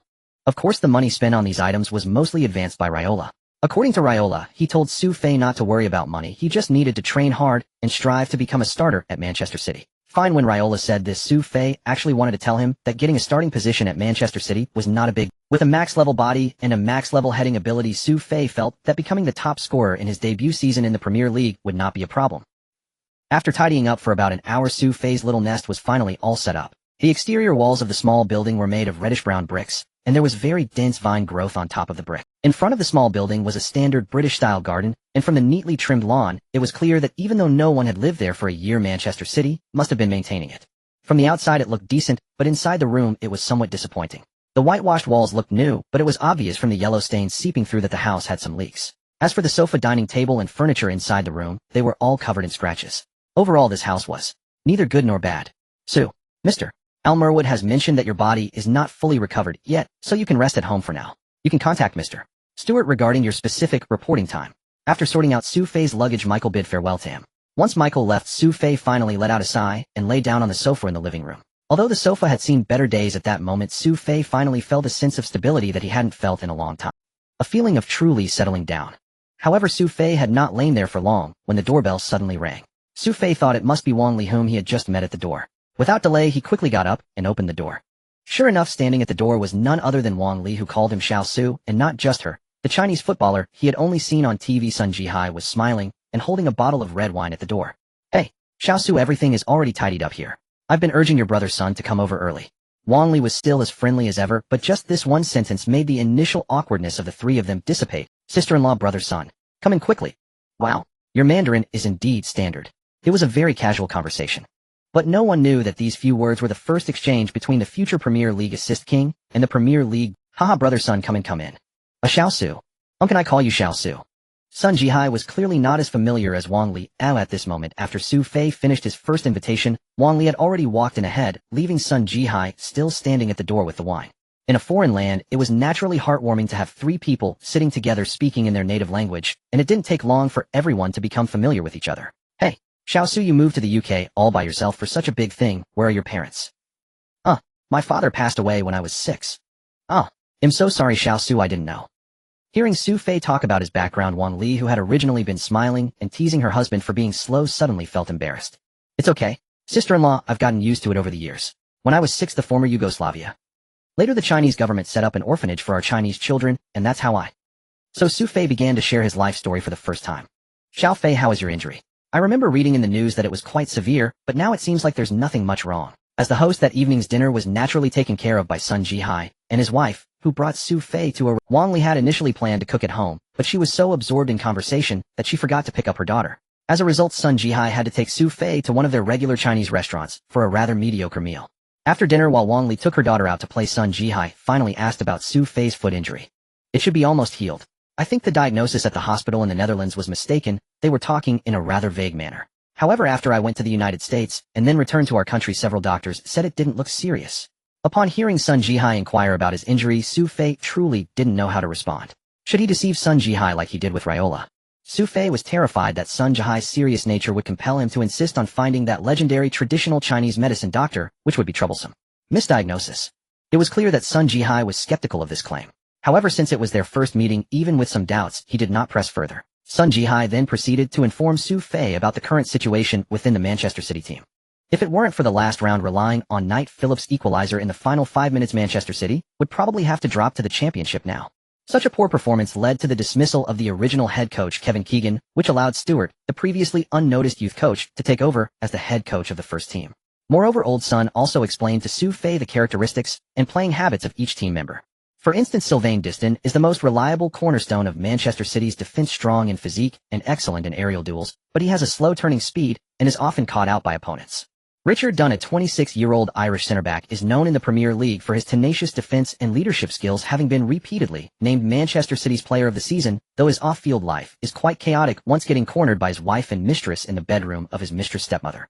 For example, the one who has the best relationship with Sun Jihai is Knight Phillips. This little guy possesses speed and individual skills that are definitely top tier in the Premier League, but his only flaw is a bad temper, and often he lets his emotions get the better of him like last season. When in a favorable position for Manchester City, he reacted to some trash talk from an opponent, and went for a tackle from behind leading to the team playing with one man down, and ultimately losing the match.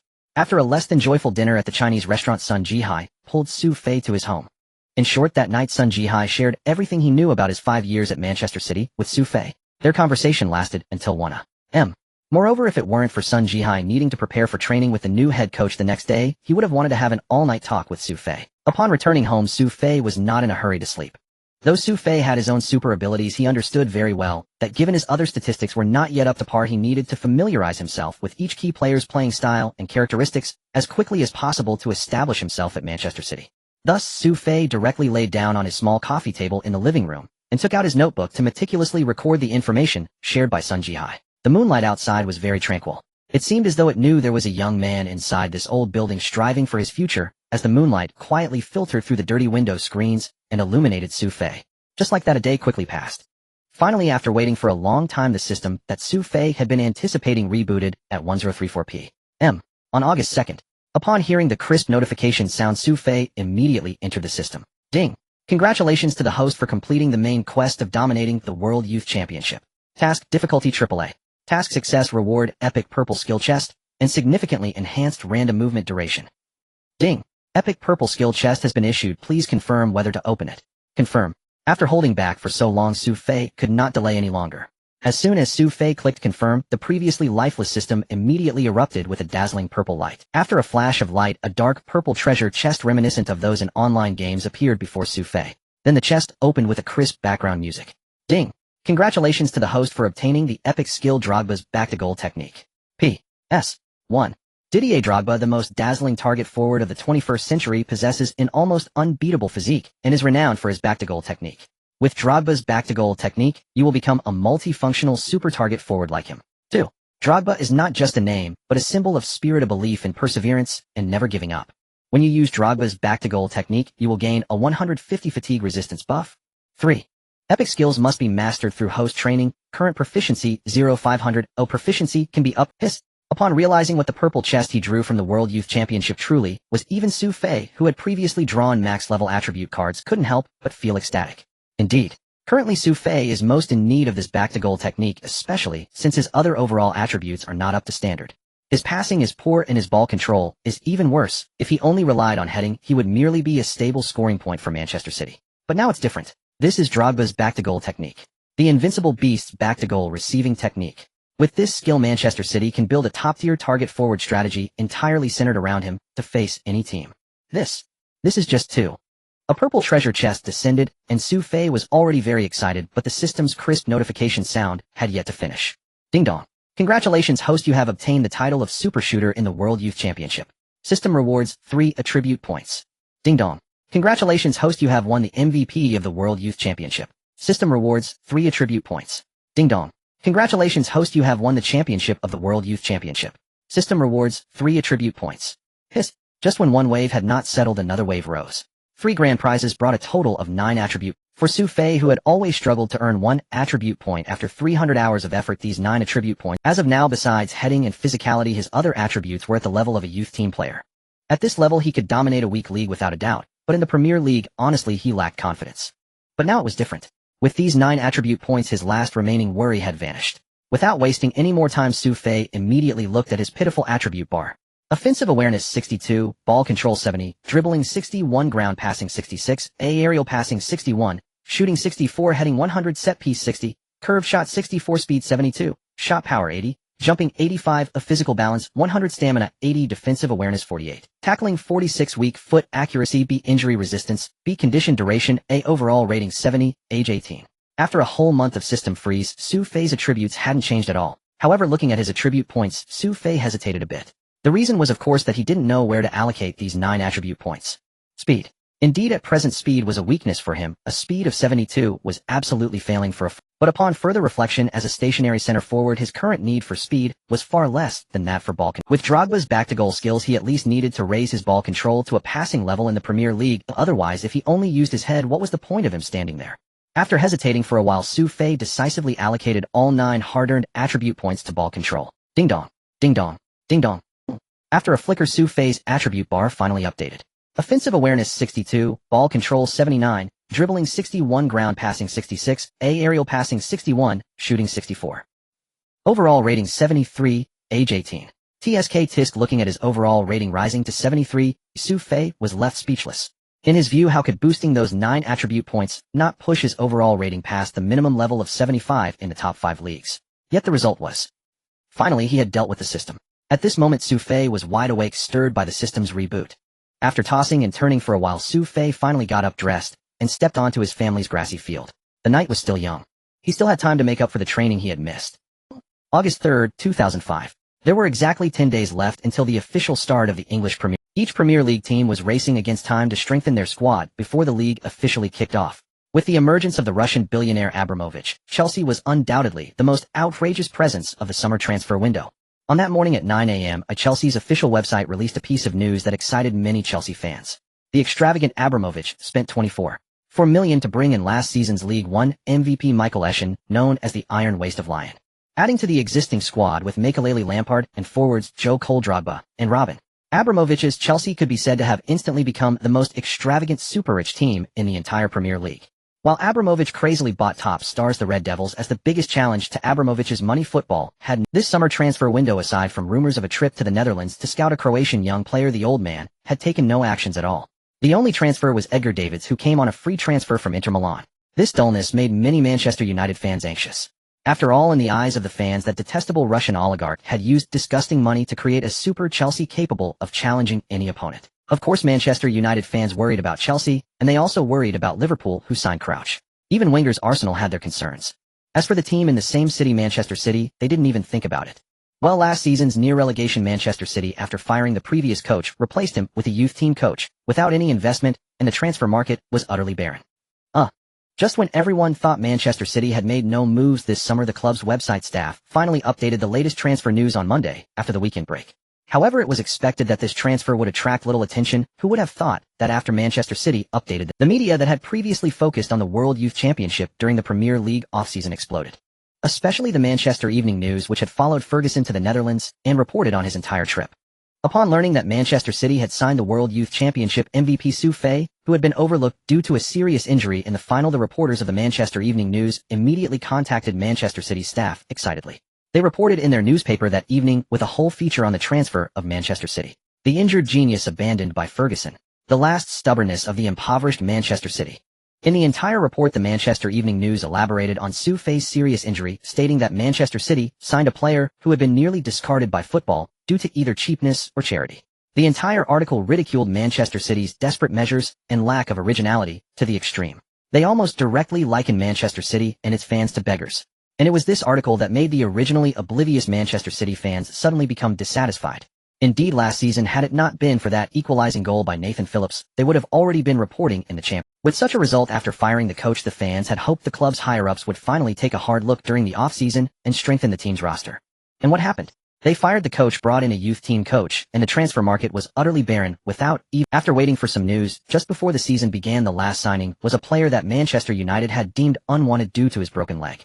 That old bastard Bernstein is no longer fit to manage Manchester City. He is a miser, a penny-pinching miser. Dissolve the team while we are still in the Premier League. Just dissolve it. I don't want to watch my beloved Manchester City get relegated. That would be more cruel than killing me. I don't know how to describe my current feelings.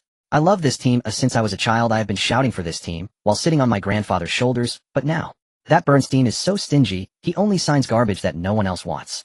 That guy named Su indeed performed terrifyingly in the World Youth Championship, but please. That guy is now practically disabled. Who knows what use signing him will be? Charity. It would be more practical to buy some bread for those poor orphans at the Manchester Welfare House. Just as the media had predicted, Manchester City fans exploded. On one side, Manchester City fans began to angrily criticize their team, while on the other side, Manchester United fans entered an endless mocking mode. Haha, I'm dying of laughter. I knew those Manchester City people were poor, but I never expected them to be so poor as to sign a disabled person. That guy named Su seems to be able to walk at most. Let's hope he doesn't get anxious to play, as I'm afraid his little body will fall apart after just one physical contact. Manchester City really is our happy fruit, giving us points every season while also loving to kiss our butts. I wonder if I should give those Manchester City bastards some pounds next time I see them, since they can now be considered as relatives of disabled people. The 7th round of the league is the Manchester Derby. Haha, I can't wait to see if Manchester City will field that broken-leg kid we discarded. If he really shows up, I have to set up a betting line to see if he can last 10 minutes against Ferdinand. Oh, no. I might be insulting Ferdinand a bit too much. It should be a bet for 10 seconds. I saw the news, but I think there might be some deeper meaning to Manchester City signing that guy. After all, I remember that he is an ethnic Chinese player. Perhaps Manchester City signed him to please Chinese fans. Oh, haha, I almost forgot Manchester City actually has another Chinese player. The British are called gentlemen, but in reality, these so-called gentlemen are all descendants of pirates. They always like to put on a gentlemanly facade while doing things that make one nauseous. Just like now. Boss, that Su has joined a new club, and that same morning. None like Manchester City's aging weathered headquarters. Manchester United's club building shimmered with a brilliant crimson glow. Sir Alex Ferguson, savoring his first cup of morning coffee, heard news that stirred mild astonishment. And what? A new club? Has that lad fully recovered from his injury? And well, no official confirmation yet. The evening paper's reporters spotted the latest transfer announcement on Manchester City's official website. Manchester City.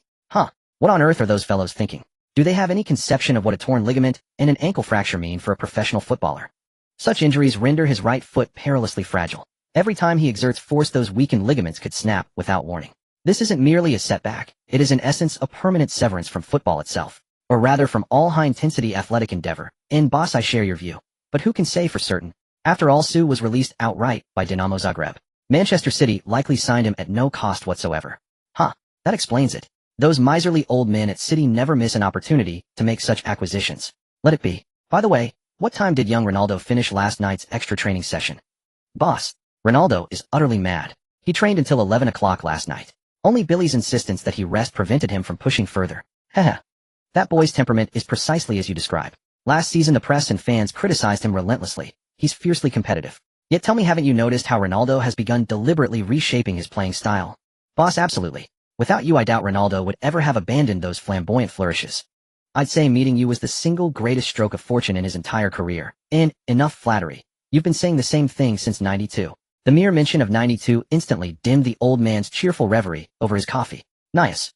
If only, and if both those boys stood together now on Old Trafford's hallowed pitch, it would be a vision of sublime, heart-wrenching beauty. But there is no if. As though overhearing a passing jest. Even though Sir Alex had once shown intense interest in Su Fei's physical condition, he felt no particular emotion upon learning the young man had joined their fiercest city rival. He simply continued sipping his coffee unperturbed. Yet, and across Manchester things were quite different. Su Fei riding in Sun Jihai's car felt anything but calm. He certainly had no leisure to enjoy coffee. And why? And because Su Fei and Sun Jihai had just arrived at the club's entrance, only for Sun's Vauxhall to be immediately blocked by a swarm of journalists. Su, is it true you joined Manchester City on a free transfer? And Su, is it true your contract is the lowest paid in the entire squad? Su, rumors claim your chronic foot injury has permanently ended your hopes of returning to the pitch, and this signing is merely an attempt to fulfill your dream of playing in one of Europe's top 5 leagues before retirement. Is this true? Damn it. And inside the car, Su Fei listened to those English tabloid reporters pressing against the window with shameless, unfiltered questions, and nearly lunged out to punch the one who claimed he was retiring. Fortunately, Sun Jihai, long accustomed to such paparazzi, calmly reassured Su Fei, then accelerated sharply, breaking through the scrum. Once parked inside the club ground, Sun led Su Fei toward the dressing room. And then awkward silence fell. When Su Fei had signed, his injury was still unresolved, so Manchester City hadn't even conducted his basic medical examination yet.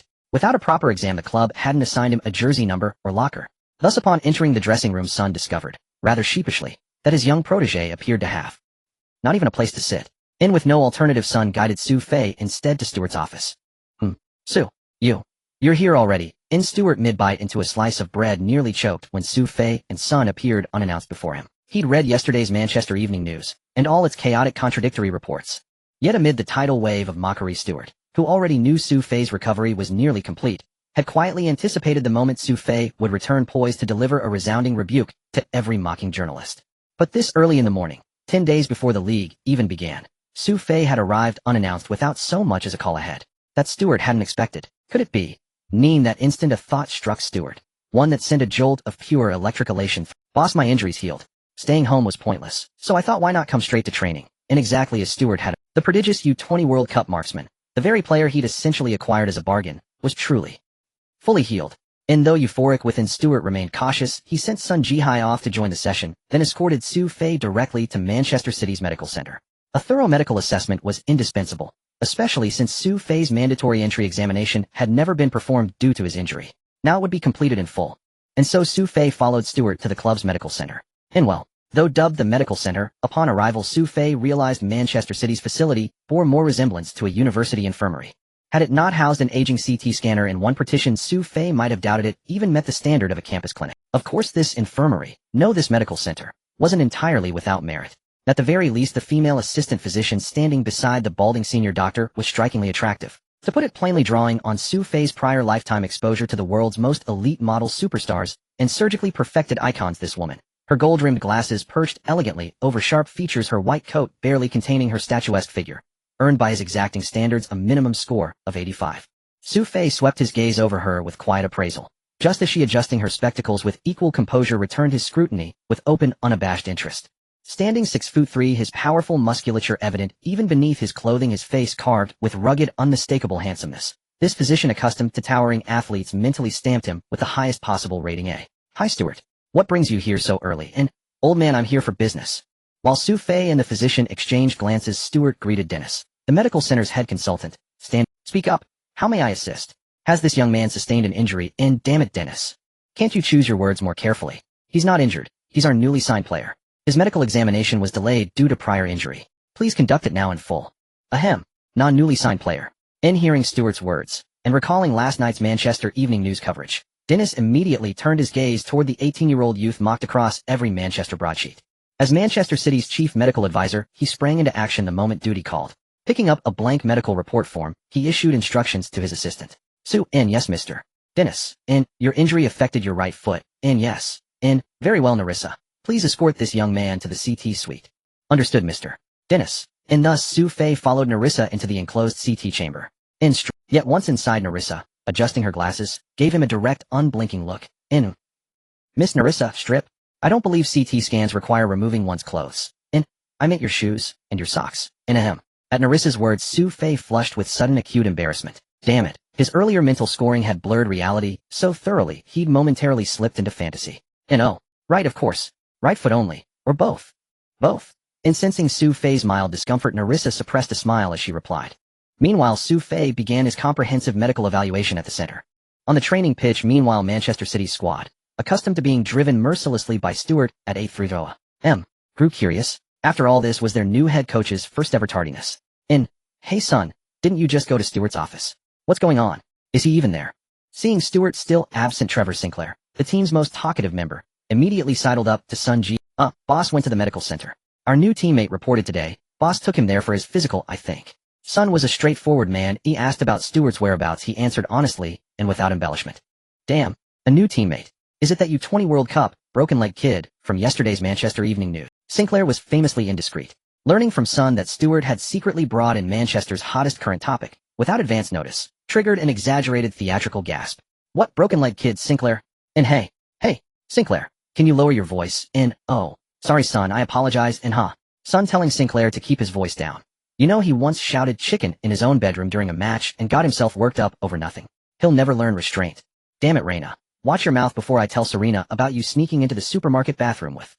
Before Sinclair could utter half that sentence, American midfielder Reina scrambled over and clamped a hand firmly over his mouth. After all, he was married, and Catherine, the woman in question, was his child's preschool teacher. If his wife found out, who knew whether her notoriously volatile temper might aim a bullet, not at his head, but squarely at his third leg. In that era, Premier League players, flush with wealth, led notoriously unruly private lives rife with scandals involving spouses and sisters-in-law.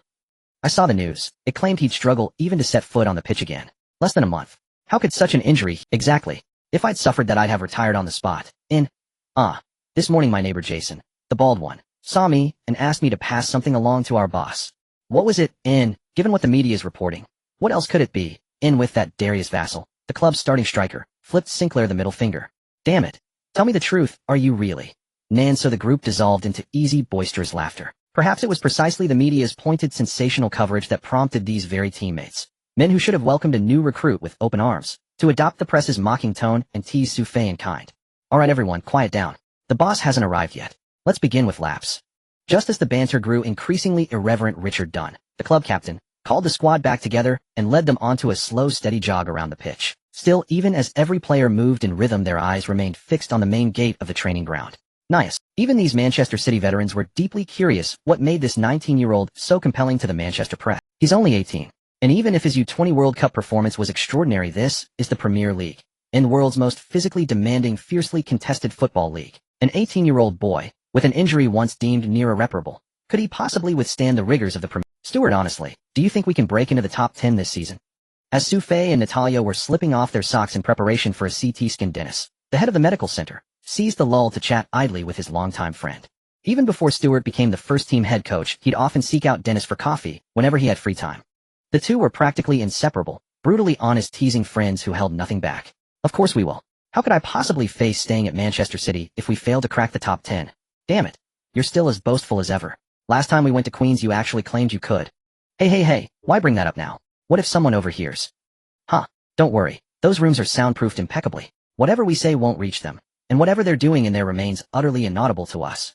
Dennis, you incorrigible old rascal. Chill. You keep your voice down. Don't you know Natalia's temper? If she catches me joking about her, she might just land a few punches on me. After a long wait, Su Fei and Natalia finally completed the CT scan and returned with their examination reports. Walking behind Natalia, Su Fei felt a quiet unease. His prior injury had indeed been severe, yet thanks to the system, he had fully recovered. Still, he worried, had the system erased all traces of his former injury? If every trace vanished entirely, he truly had no idea how he'd explain it to anyone. Fortunately, while the system had healed his foot completely, it had thoughtfully preserved subtle residual signs, ensuring his medical report looked plausible and natural. Stuart, Su's right ankle hasn't fully healed yet, but light training should be feasible. Honestly, I've never witnessed such astonishing regenerative capacity in my life. Unless the newspaper reports on Su's injury were mistaken. Hearing Dennis's assessment, Stuart finally breathed easy. Before arriving, Stuart had quietly feared that Su Fei might feel healed while still harboring internal damage, perhaps even fractured ankle bones. But now, Dennis's report was unequivocal. Every ligament and bone in Su Fei's ankle remained intact. Only minor soft tissue concerns lingered, and those would heal swiftly. In fact, Stuart now believed Su Fei could even feature as a substitute in Manchester City's season opener. Excellent. Haha. Dennis, I'll leave the rest to you. Please finalize Su's full physical examination as soon. In high spirits, Stuart urged Dennis to expedite Su Fei's comprehensive medical evaluation, so he could introduce the young man to his squad without delay. Alright. You're always in such a rush. Natalia, take this young man and complete all his physical assessment. At his friend's prompting, Dennis directed his staff to pause their current tasks and begin Su Fei's full physical exam. Yet, moments after Su Fei's formal examination commenced, an astonishing sight unfolded, one that left the seasoned medical staff utterly speechless. Good God, this lad is 18. Within half an hour, Dennis and Stuart stared in disbelief at Su Fei's physiological assessment report, a document so extraordinary it defied all prior benchmarks. It was an unprecedented elite-tier performance profile. Bench press 1008 pounds. Good heavens. I recall the world record belongs to Liga at 1004 pounds. Has this young man just shattered the world record inside Manchester City's own medical center? And his bone density, his muscle tensile strength. Good God. No, there must be a system malfunction. Natalia, quick, send those slacking technicians back to retest Su immediately. Thus, after Dennis began doubting his own equipment, Su Fei was escorted once more to the testing area. Yet no matter how many times he was tested, including bench press, all metrics remained astonishingly impossibly elevated, stunning everyone present. Naturally, unlike the others, Natalia, who had accompanied Su Fei throughout each round of undressing, did not gape in astonishment. Instead, upon beholding his awe-inspiring musculature and strikingly handsome features, the 24-year-old medical doctor found herself, almost imperceptibly, beginning to admire him. It wasn't some mythical aura of dominance, compelling instant devotion. Rather, Su Fei possessed precisely what European women most coveted: an explosive sculpted physique, paired with a face of rare harmonious beauty, blending Eastern refinement with Western symmetry. This dual perfection meant Su Fei needed no words. Merely standing still was enough to command attention. Su, if anything feels off during training, call me anytime. Your muscular and skeletal structure differs markedly from the norm, so post-intense activity prioritize targeted recovery exercises. As it happens, I oversee the club's physiotherapy department. For the team sake, feel free to visit me anytime during office hours. Unlike many East Asian women, Western women seldom conceal their intentions. Once certain, Su Fei embodied her ideal Natalia, the medical center's most radiant physician, boldly slipped her phone number into his hand. Flustered by her directness, Su Fei instinctively hesitated, on the verge of declining. Yet glancing downward, where Natalia's professional dedication was unmistakably evident, he reluctantly tucked the number into his pocket. Indeed, as Natalia herself had said, as a Manchester City player, his duty to the team came first, didn't it? God, Su, don't rush to resume training. The most important thing right now is to recover from your injury. The contract you signed with the club clearly states the number of appearances, so rest assured, I will give you opportunities. After leaving the medical center, even with his head still buzzing, Stewart tirelessly reassured Su Fei all the way. As an experienced youth coach who has trained many young players for years, Stewart knew very well how desperate a young talent like Su Fei would be to seize any opportunity to join the first team. Therefore, what Stewart feared most at this moment was that Su Fei, in his eagerness to return to the field, would overexert himself and risk getting injured again. Mr. Stewart, don't worry, I will follow the doctor's arrangements. Fortunately, although Su Fei looked like a rebellious young man at 1.90 meters, he was actually quite easy to get along with. After chatting for a while, Stewart finally brought Su Fei to face the Manchester City players who had just completed their running. Yo, that kid is here. Fuck, I thought he looked average in the newspaper, but he actually looks so solid. Hiss, just look at his height and build. I wonder how this guy will perform on the pitch. Alright, everyone must have seen the reports. Our team's newcomer. Faisu, so you can introduce yourself now? As soon as Stewart called out, the crowd, which had been chattering and whispering about Su Fei, immediately quieted down and looked curiously at the young man who was now the hottest topic in Manchester, as Stewart had said. Hello everyone, my name is Su Fei. I am a Croatian-Chinese player, and my position on the field is striker. Without any overly complicated introduction or requests for everyone to take care of him, Su Fei simply stated his name and returned to stand next to Stewart. Of course, after Su Fei finished speaking, Sun Jihai, a family member among them, was the first to start clapping. With Sun Jihai leading the way, the Manchester City players, who had originally been looking on with curious expressions, also began to applaud Su Fei. After completing Su Fei's introduction, Stewart turned his head to suggest that Su Fei should go back and rest. Although this was only Stewart's second meeting with Su Fei, he had already started to regard Su Fei as his prized possession. There was no way around it. Su Fei's performance during the World Youth Championship was impressive, and the recent fitness report from the medical center had Stewart dreaming with a smile. Taking over such a mess at Manchester City, especially without any transfer funds, Stewart had truly placed all his hopes on this young man named Su Fei. Stewart urged Su Fei to go back and rest. However, after having studied the entire team's tactics for several days, Su Fei was eager to officially begin training, so he was not going to leave. Thus, with Su Fei's insistence, he received a brand new number 23 jersey from the staff and decisively sat on the sidelines to change into his kit, starting his first training session at Manchester City. Perhaps because of Stewart's special instructions, or perhaps because they were worried Su Fei would really injure himself. While Su Fei was doing some recovery warm-up exercises alone, Stewart had even assigned a fitness trainer and a team doctor to watch over Su Fei's training, both standing by to guide him in a 2vs1 scenario. Hey, do you think that Su is our boss' illegitimate son? Look, they sent 2 people to follow him for individual training. Exactly. I noticed during that kid Su's self-introduction that our boss' gaze was different. It was not like he was looking at a young newcomer. I think he looks at Henry that way when he stands there. Sigh. It's really infuriating to see how differently he treats us compared to that Su, that look in his eyes. While Su Fei was training, the Manchester City players, who were planning to warm up and have an internal match for about 30 minutes, had already started their complaints. What are you saying? Do you want a microphone? Perhaps because he heard the complaints from the old players, Stewart, who had initially been smiling and throwing flirtatious looks at Su Fei from a distance, immediately reverted back to his fierce demeanor after turning around. Same as before. A team forwards Fowler Cole. Midfield Mun Sampa Barton Reina Sakhel. Defenders Mills Dunn Distant Sun Jihai. B team. Upon hearing the boss arrangements, the seasoned players who had just seen their star Phillips sent to the reserves immediately lined up according to Stewart's instructions. Then once the assistant coach confirmed both teams' goalkeepers were ready, he blew the whistle to signal the formal start of the internal training match. At the same time, Su Fei, who had completed his warm-up training, was keenly observing his teammates' training match from the sidelines as the whistle blew. Before Su Fei joined Manchester City, or even during his recent time there, he had studied a lot of video material on the seasoned players of Manchester City. In Su Fei's view, the current Manchester City under Stewart truly was at the bottom of the Premier League in terms of squad and strength. Sure enough, even in this internal training match, which clearly showed a significant gap in strength, the A-team's main players repeatedly wasted opportunities during their attacks. The midfield duo of Barton and Reina hardly created any penetrative plays, and the A-team's entire offense relied on the wing players Mun Sampa and Sakhel switching back and forth to deliver the ball to Fowler in the center. While the scene looked relatively controlled, the Manchester City forward Robbie Fowler, standing at a height of 1.80 meters, found himself at a complete disadvantage against the B-team's twin center-backs.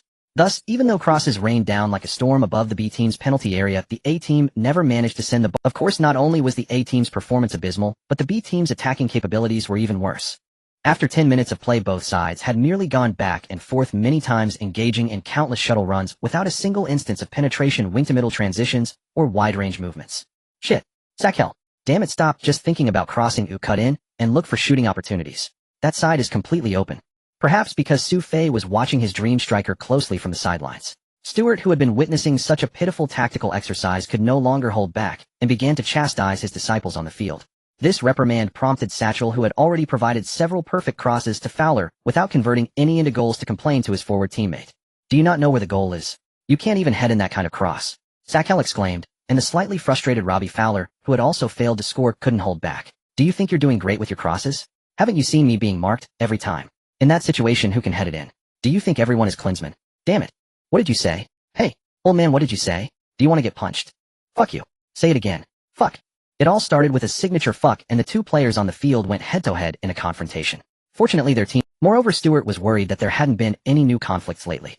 So when he saw Stewart's face darken as he slowly approached them, the two hot-headed players who had just been on the verge of confrontation immediately quieted down. Given that Phillips had even been sent to the reserves, these two might not be spared either. "All of you get off the training field." Unsurprisingly, Stewart, who had been tolerating for a long time, did not indulge these two fools who dared to create discord in front of him, and shouted for them to leave the training field. Realizing that their boss was genuinely angry, Robbie Fowler and Satchel immediately left with their tails between their legs. Once those two disappeared from view, Stewart let out a sigh of relief and instructed the assistant coach to resume the boss. Well, with those two gone, we're one man short for substitutes. However, with his hands in his pockets, Stewart heard a response that made him somewhat embarrassed. Indeed. Damn it, the financially struggling Manchester City didn't even have 24 players. With two of them gone, they couldn't even hold an 11 vs 11 training match. Alright, just as Stewart was about to dismiss today's training hastily, he suddenly noticed Su Fei, who was eagerly watching from the sidelines. Wow, this kid's injury has almost healed, and he had been doing warm-ups and recovery training for quite a while. How about? At that moment, Stewart suddenly had a very bold idea. Why not let this kid experience the intensity of the Premier League? After all, the league would start in about 10 days. Instead of letting others expose this kid to danger, why not let our own players face him first? At the very least, our players know the boundaries. A few instructions from me and that bunch from the B team probably won't give Su Fei any dangerous challenges. Thus, the more he thought about it, the more sensible it seemed. Stewart called out to Su Fei from the sidelines. "Su, go in front of Team A. Be careful not to overexert yourself. And you guys from Team B, don't go too hard." At the training ground, originally still complaining about how chaotic Manchester City was, Su Fei was momentarily stunned upon hearing Stewart's call. Speaking of which, didn't he just tell himself to be extremely cautious? Why is he suddenly asking him to go on now? However, despite some confusion, Su Fei quickly strapped on his shin guards and ran onto the pitch. To be honest, after being away from the game for more than a month and not having physically battled with anyone closely during this time, Su Fei was indeed feeling an itch to play. Su Fei was on the field. Upon hearing Stewart call for Su Fei, who was currently the hottest topic in Manchester, even the staff members who were just there to observe became eager and surrounded the sidelines. Everyone was excited to see how this player, who was mocked by Manchester United fans as a useless forward that Manchester City had signed for no good reason, would perform. Of course, it wasn't just the onlookers. Even Stewart, who had facilitated Su Fei's signing at Manchester City, was curious to see how this 18-year-old, whom his old friend Dennis referred to as a monster, would fare under the defenses of the Premier League. Beep. With the assistant coach's whistle, the most anticipated training match at Manchester City officially began. It was still the A team on the attack. Following Stewart's tactical arrangement, Manchester City's midfielder Joey Barton smoothly passed the ball to the right wing substitute Satchel as soon as the whistle blew. Without any hesitation, receiving Barton's horizontal pass, Sinclair effortlessly faked left and cut right, easily evading B team's midfielder before charging straight into B team's defensive zone with a powerful dribble. At the same time, Su Fei, who was positioned at the front, followed Sinclair's lead and strode confidently into B team's penalty. At this moment, although their head coach had instructed them not to tackle Su Fei too harshly, the experienced center-back Distin, who stood at 1.92 m, immediately marked Su Fei closely. After just one close mark the season, Distin couldn't help but smirk. Indeed, in this veteran's eyes, this young man, who couldn't even grasp the basics of positioning, was struggling to make an impact. With such a response, Distin couldn't help but agree with the Manchester United fans' ridicule. After all, nothing good comes cheap. How could a young man discarded by Ferguson possess any real talent? Distin chuckled. Meanwhile, seeing that Su Fei didn't even know how to position himself, he felt a tremor in his heart. Could it be? Could he have misjudged him? Or perhaps this kid was merely physically strong, scoring so many goals in the World Youth Championship simply because he hadn't faced anyone stronger. However, just as everyone on the sidelines was either feeling a bit disappointed or perhaps even reveling in his, they saw Sinclair had made a diagonal pass to his teammate Sun, who immediately sent the ball soaring above Su Fei's head. The very Su Fei who had been underestimated by everyone for not even understanding the basics of positioning sprang into action. With a simple push off the ground, he launched himself into the air. The Manchester City veteran standing in front of him, Distin, who was renowned for his formidable physique at 1.92 m, suddenly flew past like a kite with a broken string. Indeed, that was Distin, a solid figure like a bull. If he weren't already aging, he would certainly have the stamina to maintain his position as a Manchester City starter. Yet, even such a formidable Distin could not exert any influence over the 18-year-old young man with black. All of Distin's positioning and defensive efforts against Su Fei were rendered laughable, shattered by Su Fei's sheer power. And at the moment Distin clumsily flew past Su Fei, who stood like a beast in Manchester City's penalty area, unhesitatingly unleashed a powerful header that sent the ball crashing away. 1 month. Finally. After holding back for a month, he finally released everything he had suppressed. Boom. This was the first time Manchester City players had heard someone generate a thunderous sound with just their head. Immediately after that booming sound, the football, which had been hovering above the B team's penalty area, transformed into a white streak, soaring toward the B team's goal. In front of B team's goal, Manchester City's second goalkeeper De Vlieger showed no reaction. He stood there blankly watching the ball whiz past him before settling steadily into the net. The noisy training ground fell silent. Not only the players on both teams, but also the coaching staff on the sidelines, and even the workers who had come to watch the spectacle. Everyone stared wide-eyed, unable to believe what they had just witnessed, looking at the figure of Su Fei standing on the B team's training ground. All their eyes seemed to convey the same message. God, is this guy? Is he even human? At the same time, just as everyone's eyes widened in disbelief, Su Fei, having scored his first goal in the training match, looked somewhat puzzled at Distin, who was sprawled in front of him. Yes, Su Fei was a bit dazed. He had studied so hard thinking the Premier League would be incredibly difficult. But what was the— is that it? The silence on the Manchester City training ground came to an end. With the cessation of silence, all the Manchester City players rushed towards Distin, who was still lying on the grass. Oh, what the fuck? Oh my god, is this real, eh? Hey, Distin, did you let it go, or did you not stand firm? Huh. Although some were joking upon seeing Distin rise from the ground with grass in his mouth, and a completely serious expression, everyone instantly shut their mouths. Are you alright? After all, he was their teammate. Seeing that he had accidentally made his senior teammate eat grass, Su Fei proactively approached Distin to apologize. However, facing Su Fei's friendly apology, Distin, who felt he had lost a lot of face, showed no sign of appreciation. Continue. Ignoring Su Fei, Distin turned and shouted at the assistant coach, who was acting as the temporary referee. Just as the assistant coach, who was about to remind this old guy, was about to speak, Stewart, who was so excited that his hands were starting to shake on the sidelines, cupped his hands to his mouth and gave a shout. Hearing their boss say to continue, the assistant coach could only suppress his anger and send both teams back to their respective. The training match resumed. On his first touch after entering the field, he scored a goal, and from that earth-shattering, even shocking violent header, all the players from Team A began to actively seek out Su Fei, the newcomer. It was still an attack initiated from the wing. Manchester City's midfield core, Dunn, quickly advanced through the center after shaking off the B team's midfield defenders, while the two wings also surged into the B team's flanks as Dunn pushed forward. However, this time Dunn did not choose to split the sides. After faking out the B team defenders, Dunn keenly spotted Su Fei, who had established his position in the B team's penalty area. Perhaps Dunn wanted to test Su Fei's true strength, so even though he saw that Distin had tightly marked Su Fei, Dunn decisively lifted the ball directly into the penalty area. At this moment in the penalty area, Distin, who had just been made a mess by Su Fei, was already holding Su Fei as if he were trying. This exaggerated action clearly had the suspicion of a foul, but neither the training ground nor Stewart on the sidelines showed any response. There was no choice. This was the intensity of the current Premier League. Such actions that could definitely draw a whistle in other leagues were completely commonplace in the Premier League. A 193-meter-tall center-back, the strongest in Manchester City, was using a foul-level defensive action, and everyone on the field began to fix their gaze firmly on Su Fei among the crowd. Indeed, in their eyes, at the age of 18, no matter how strong he was, being so tightly guarded by Distin meant that this ball could only end up. But soon a scene that made everyone in the stadium gasp appeared before their eyes. That 18-year-old young man jumped. And he jumped without any extra movements, even while being embraced. With just this jump, Distin, who had been tightly holding on to Su Fei, was suddenly knocked back, as if he had been struck by some terrifying force. Then in the air over the B team's penalty area, 18-year-old Su Fei showcased his super header, already fully leveled up for the second time. Thud. In just 5 short minutes, silence enveloped the Manchester City training ground for the second time.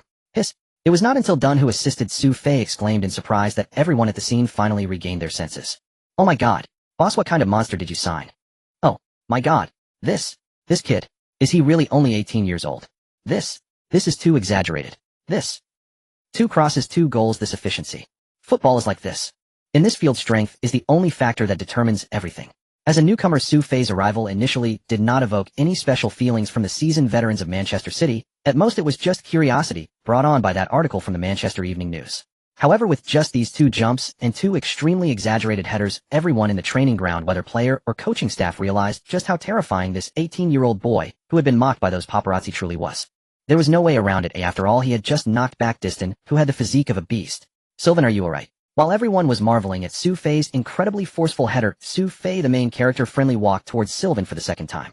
While inquiring about the fallen Distin, Su Fei also extended his right hand to help the gasping Distin lying on the grass. I'm fine. Although at this moment Distin was still confused about who he was, where he was, and what had just happened, Distin instinctively accepted Su Fei's extended hand and stood up. Roar, roar, roar. Tell me, Sylvan, what did it feel like just now? Yeah, is your body that weak? Did you go to Queen again last night? Haha, it must be. I bet Sylvan ordered 3 again as... After Su Fei scored the ball into the B team's goal for the second time, Stewart on the sideline immediately called off the training match. Stewart had already seen everything he wanted to see. Likewise, at this moment, Stewart had begun to anticipate everything he was looking forward to. Go. Tell that guy Nate to come here for training tomorrow. By the way, tell him that from now on he shouldn't do any extra shooting practice, focus on passing. I want him to practice at least 100 crosses every day. No. Not just Nate, change it. Change the training plan for the whole team. Fullbacks, wingers, midfielders, no. Also center backs or forwards. Everyone except Su. Everyone must start practicing crosses. Whether at the baseline or at a diagonal of 45 degrees. All positions must practice. Oh. Of course, the most important thing is that you must pay close attention to Su's training. He is still injured, so the intensity can't be too high. No, let's do it this way from now on. You don't need to worry about anyone else's training, just focus on Su. Ask Su if he doesn't mind. You can just live at his house following his training completely. As for any extra costs, I will report to the club. Stewart went crazy. In just 1 minute, Stewart rambled on to everyone around him like a machine gun. Harrison, the fitness coach who had just been shocked by Su Fei's exaggerated header and was now told by their boss that he could even live at Su Fei's house, could only nod with a bitter expression. Hey, son, let's throw a welcome party for Su tonight. A former Beijinger who had made it big once remarked in an interview, if one day you succeed, you'll suddenly find that everyone around you is kind and good. At Manchester City's training ground, moments after the morning session ended, Su Fei, who had previously known only Sun Jihai among his teammates, was already surrounded by numerous squadmates whose names he couldn't even recall. Especially Trevor Sinclair, who thrived on chaos and excitement. He draped an arm over Sun Jihai, insisting earnestly that Sun organize a welcome party. Yet from Sun's visibly reluctant expression, Su Fei needed no guesswork to discern the true nature of this so-called Trevor Su is only 18. He's just turned legal age, please don't behave recklessly. Just as Sun stood flustered, unsure how to decline Sinclair's proposal, Captain Dunny stepped forward to rescue him. Fine. Let's wait until Su comes of age then. Hey Su, seriously, are you really only 18? Seeing his hopes for an evening of merriment dashed, Sinclair cheerfully pivoted and clapped a hand on his Su Fei's shoulder. Yes. Su 18. I wonder if you've ever. Alright son, I'll stop right there. Xiao Fei, don't take it personally, the lad's simply like that. But he's genuinely kind-hearted. When I first arrived in Manchester, it was Trevor himself who helped me move in. On their way home, Sun Jihai, driving, began explaining his teammates' eccentricities to Su Fei. What Sun didn't know, however, was that though Su Fei appeared 18, his body housed a highly evolved soul, one that had once possessed a terabyte-scale cognitive seed. Thus the ribald jokes from those seasoned players barely fazed Su Fei. No worries, brother Sun.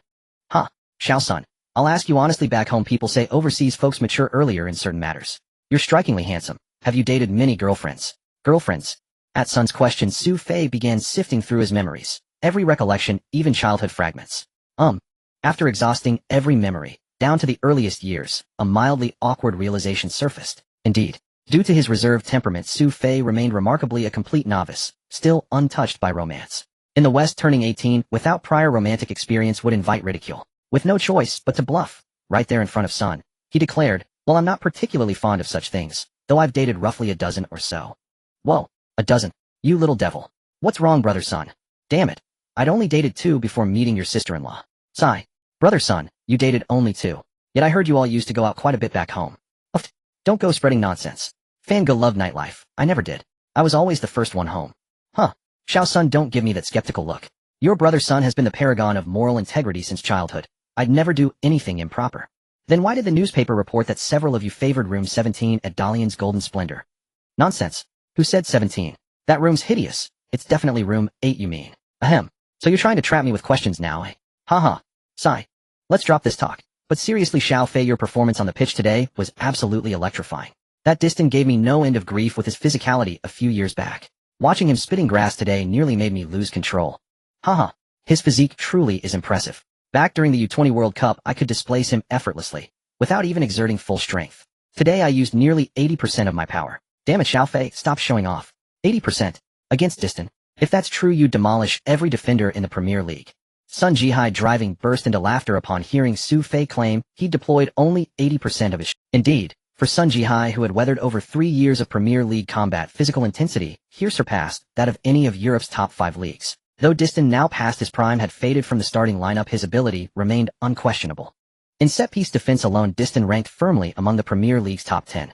If Su Fei's claim held true, if he'd truly engaged Distin at full capacity, yet still deployed only 80% of his own strength, then not only the Premier League, but perhaps the entire world would struggle to produce a single defender capable of withstanding him. Of course, Sun Jihai had no idea that Su Fei's seemingly flippant remark was in fact absolute truth.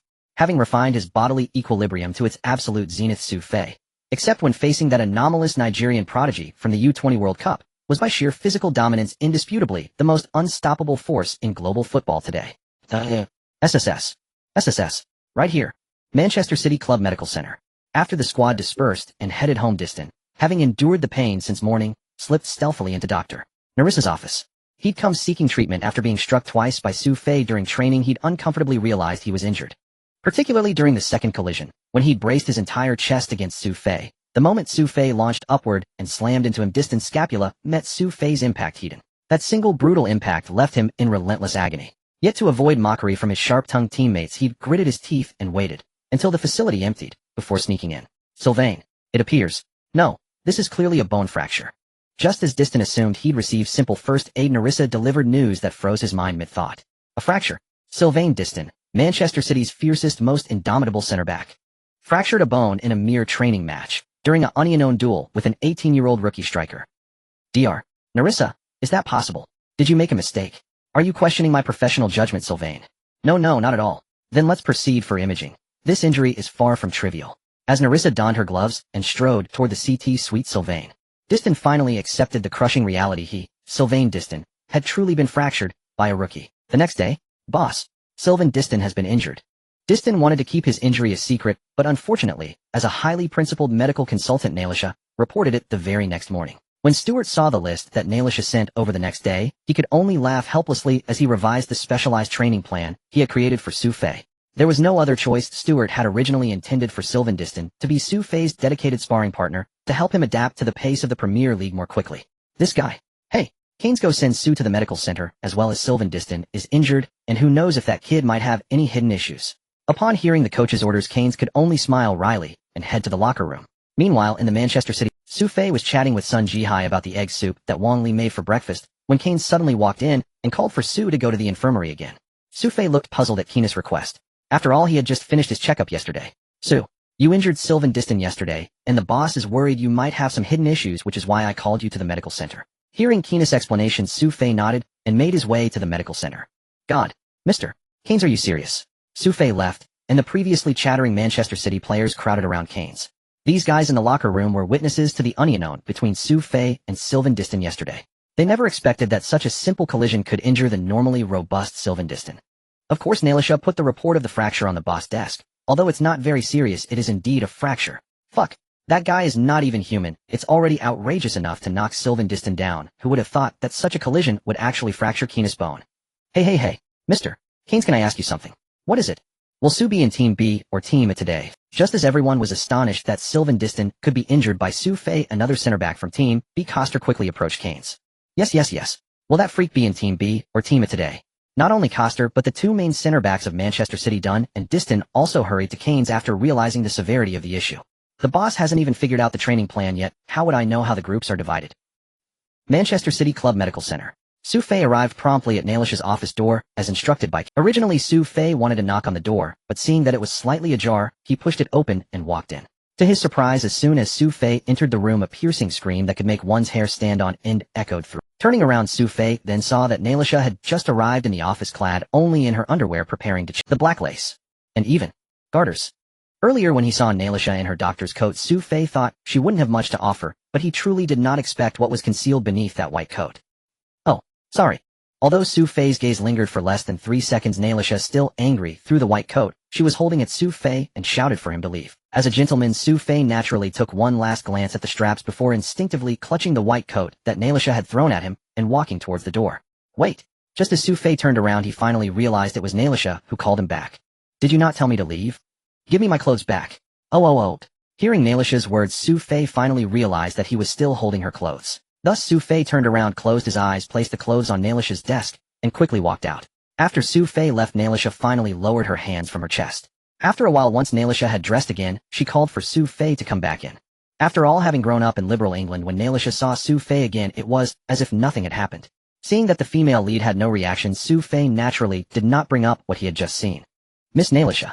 Just call me Nailisha. Alright, Nailisha, I'm here for a checkup. I know, lie down. Oh, Thus the two mechanically completed the checkup. However, as Su Fei was about to leave, Nailisha called him back again. Don't tell anyone. Hearing Nailisha's words, Su Fei was a bit confused. What should he not tell anyone? That he saw her change clothes. He wasn't stupid, why would he say such things? Oh. With that, Su Fei casually replied with an "oh" and turned to leave. However, seeing Su Fei's indifferent demeanor, Nailisha suddenly got angry for some reason. Indeed, she was a top student, graduated from St. Christopher's Medical School in England, and was the most pursued. How could this 18-year-old kid, after seeing her in her favorite lace outfit, have no reaction whatsoever? What is this? This was a complete insult to her, Nailisha. Hey, why didn't you at least ask me what I meant by not telling anyone? Suddenly angry, Nailisha glared at Su Fei and asked. I didn't see anything. That's not what I meant, What I meant is, don't tell anyone that I like to wear. Where? Originally, Nailisha wanted to tell Su Fei not to disclose that she liked wearing lace under her white coat, but as the words reached her lips, the normally carefree Nailisha became somewhat shy and tongue-tied. Oh, alright, I won't tell anyone. But, I think you actually look better in red. Stuart. He has already sent Knight to the reserve team, and now both Shatter and I are also in the reserve team. I don't know what that guy is trying to do. Could he really want to rely on that 18-year-old kid, who hasn't even grown hair, to help Manchester City avoid relegation? It was the afternoon of August 8th. Robbie Fowler has been in the reserve team for a full 3 days, yet he still hasn't received any news from Stuart about return. Well, with Shatter and Phillips accompanying him, he could endure it, but this morning Phillips and Shatter were notified to return to the first team, leaving him as the only 30-year-old guy in the reserve team. Moreover, in today's training match for the reserve team, Robbie Fowler was successfully frozen out by a few excited young players. Thus, feeling agitated, he confusingly accepted an interview from reporters blocking the door after work. Not only did he complain about Stuart sending him to the reserve team, but he also followed the reporter's lead to talk about Su Fei, who was regarded as a joke in Manchester. I don't know him. On his first day at the team, Stuart had me report to the reserve team. From Knight to me and Shatter. I don't want to comment on Stuart's actions, but I know a mature head coach would never keep the team's most important striker in the reserve team, with less than 5 days left in the league. I am very clear about what he wants to do. He just wants me to know who the real boss of the team is. Or perhaps he wants me to make room for that 18-year-old kid. Born in 1975, Robbie Fowler was once Liverpool's strongest center forward. Coming from a prestigious background, he lowered himself to join Manchester City, a team always struggling to avoid relegation due to his age. In Manchester City, Robbie Fowler has been a top scorer respected by both the club and the fans for the past 2 years. But what was the result? A youth coach who got lucky due to the team's poverty actually wanted to use Robbie Fowler to establish his authority. The more he spoke, the angrier Robbie Fowler became, and in the end, he even made his words clear. Although he knew what impact his words would have on the team, Robbie Fowler didn't care. He felt that being placed in the reserve team by a team like Manchester City was a huge Although it sounds fantastical, this was how Manchester City appeared to everyone in 2005. A weak team that has long been muddling through the Championship and the Premier League, a loser oppressed by their city rivals for decades. A team that had neither a super-rich benefactor like Mansour, nor the glory of Guardiola's treble-winning achievement, a bottom-tier Premier League club. Robbie Fowler demoted to the reserve team. Is there a major conflict within Manchester City? The most attractive rookie combination in the Premier League emerges: a rookie coach and his beloved rookie injury-prone player. The beginning of despair for Manchester City fans is Stuart cleaning out the veterans, a new favorite, even unable to play due to injury should there be room made for him. If British manufacturing is slow enough to put people to sleep, then the speed at which British media creates sensational news is undoubtedly unmatched globally. That very night, after Robbie Fowler's outburst to the reporters, the Manchester Evening News, England Football, and the Sports, the media that had previously relied on the hype of Manchester City's signing of Su Fei, which was seen as licking Manchester United's boots, was once again energized, bringing Robbie Fowler's statements to the forefront, especially highlighting Robbie Fowler's remark about making room for Su Fei as the title. Originally, Su Fei, who had been rejected by Ferguson at the last moment due to injury, was already a focal point in the eyes of Manchester media. Now, before the league even officially started, Manchester City had caused such a farce. Naturally, the reporters were excited. Fuck, does that guy have shit for brains? Who does he think he is? Is he Wayne Rooney? Or is he Ruud van Nistelrooy? Or is he Robbie Keane? Damn guy. The next morning, Stuart stormed in with 4 or 5 newspapers mocking him, threw his cup in anger, and began to curse. Originally, in Stuart's plan, Robbie Fowler and Su Fei could have formed a super duo for Manchester City's new season, but this old guy who already looked down on Manchester City actually humiliated him in front of reporters. How could the already hot-tempered Stuart tolerate this? Tell that Robbie Fowler that the transfer window isn't over yet, and I hope he can find a club that can tolerate his big mouth before. Also, immediately, right now, hand the number 9 jersey over to Su. Did Robbie Fowler not say he wanted me to make room for him? Let's do as he says. Number 9 jersey to Su.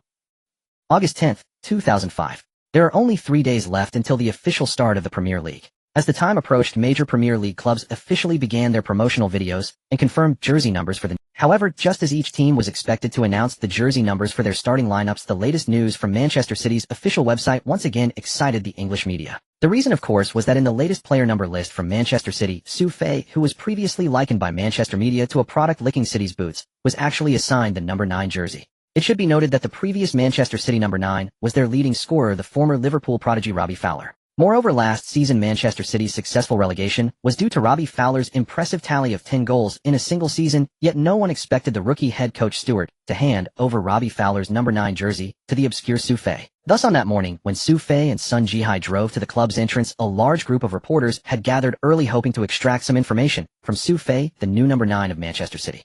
However, Su Fei, who was well aware of these English paparazzi, did not even roll down the car window and directly rushed into the club with Sun Jihai. These guys are really a hassle. I saw paparazzi lurking by the street last night. After the car stopped, the honest Sun Jihai began to complain. It's normal. Who told the boss to give Robbie Fowler's number 9 jersey to me? Hey Xiao Fei, there's no way around it.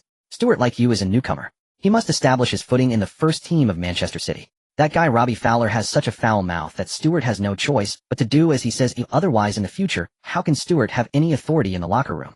Having been at Manchester City for 3 years, Sun Jihai knew very well how chaotic the locker room was in the Premier League. So taking this opportunity, he gave Su Fei a recap of the explosive internal conflicts in the Manchester City locker room over the past 3 years. You don't know, last season it was because the former head coach couldn't keep control. What the hell, there's such a thing. You think our domestic league is the only one so murky? It's just as dark outside, but they've got a solid foundation, so it doesn't really affect the national team's performance. Our place is different. Hey, brother Sun, tell me, back then I really wanted to join the national youth team, but who knew they didn't think highly of me? Forget about that, you don't know. It's because the U20 World Cup broke historical records. The supervisor who rated UAB has already been promoted to deputy director half a month ago, and is now in charge of the national team. Given how our old men are, as long as this guy is around, you won't have hope of getting into the national team. Oh, what if I perform well? Perform well. Domestically, there's no broadcast of the Premier League, so they probably want to find a way. Just afraid that you won't even make it into the news. Of course there are ways. If you really want to get into the national team, find someone to help you. Ugh, you understand. Forget it then. If they don't want me, let it be. Should I go and deliver? Am I supposed to say, forget it, let's not mention this annoying matter anymore. Let's go today. You should be able to wear your new jersey number 9. Not to mention Stewart really is. As the two were chatting, Su Fei unexpectedly couldn't find his original locker that was right. Su, stop looking, your new locker is over there. Seeing that Su Fei couldn't find his locker and was already dressed and ready to go, Captain Dunn patted Su Fei on the shoulder and pointed to the center of the changing room. What the hell? Su Fei turned around and realized that his name had already been affixed to the original locker of Fowler. And that position was right next to Captain Dunn, definitely a top-tier spot on the team. Now Su Fei felt a bit embarrassed. By the way, he hadn't played a single match since joining the team, and even in training matches he had bullied all the center backs, including Dunn, to the point that they didn't want to face him. With such an ordinary performance, his coach surprisingly. Oh. Feeling embarrassed, Su Fei steadily sat down in front of his locker and began changing his clothes. After all, there were less than 3 days until the first round of the Premier League, so to ensure all players maintained good condition, today's training was very relaxed and warm-up oriented. Of course, after training, Stewart still brought the whole team to the tactics room. The veteran players present all understood that this tactical class 3 days before the match was specifically to determine the starting lineup and tactical arrangements for the next game. So when they arrived at the tactics room, the usually chattering group suddenly fell eerily silent. There was no choice. After all, in the matter of Fowler, the seasoned players from Manchester City had already witnessed Stewart's Now, apart from Dunn, none of these rough men from Manchester City could confidently affirm that they were still among Stewart's starting 11. Even the star player Nathan Phillips, who had just returned to the first team, was apprehensive about whether he had already earned the forgiveness of this madman Stewart.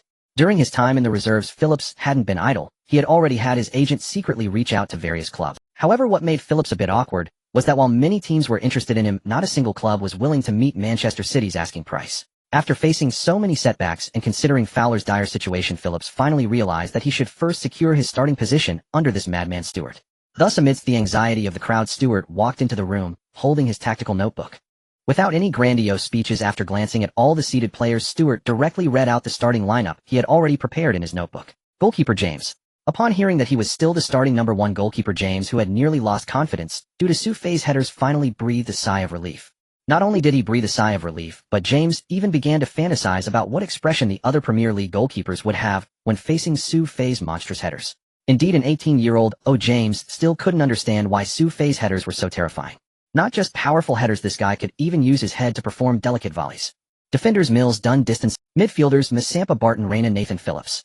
As each name was called out, many of the original starting players finally felt relieved. They had indeed worried that Stewart would go mad and use all new players. After the lineup for the defense and midfield was confirmed, everyone present began to look towards Stewart, who had paused for a moment. The defense and midfield were set, and now the most crucial part was the forward line. Everyone was eager to know if Stuart was really, truly daring enough to place Su Fei, the signing that had been ridiculed by all of England, in the VIP position of his lineup. Forwards, Cole, and Su. Sure enough, when Stuart finally called out Su Fei's name, many people began to turn their heads to the 18-year-old Su Fei. U20 World Cup MVP encountered injury troubles, dismissed by his former club, and then joined Manchester City, who were mired in relegation on a free transfer. However, just as everyone began to sigh over Su Fei's lamentable fate, Su Fei suddenly replaced the long-established Manchester City's star forward Fowler, and even got the number 9 jersey that originally belonged to Fowler.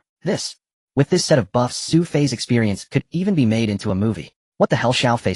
Others looked at Su Fei in surprise, while Sun Jihai, who was beside him, excitedly slapped Su Fei's thigh hard. Now that he has taken Su Fei as his little brother, Sun Jihai was genuinely happy. However, when he heard Stuart call out his name, Su Fei hadn't even had time to react before hearing the long-absent system notification sound. Ding dong. Main quest triggered. Perfect debut in the Premier League. Quest difficulty S. Quest reward legendary skill chest. What the hell? Compared to being a starter, upon hearing about the legendary skill chest, Su Fei was truly excited. With about 2 days left, Su Fei couldn't wait to truly test out his max-level heading and physique in the Premier League. Meanwhile, Manchester City began their final tactical preparations before the match, while their Premier League opponents, also West Bromwich Albion from Sandwell in the West Midlands, is an old Premier League team. Although in recent years West Bromwich Albion has been mired in relegation, promotion, and survival battles, interestingly, they haven't lost to Manchester City in the last 6 matches.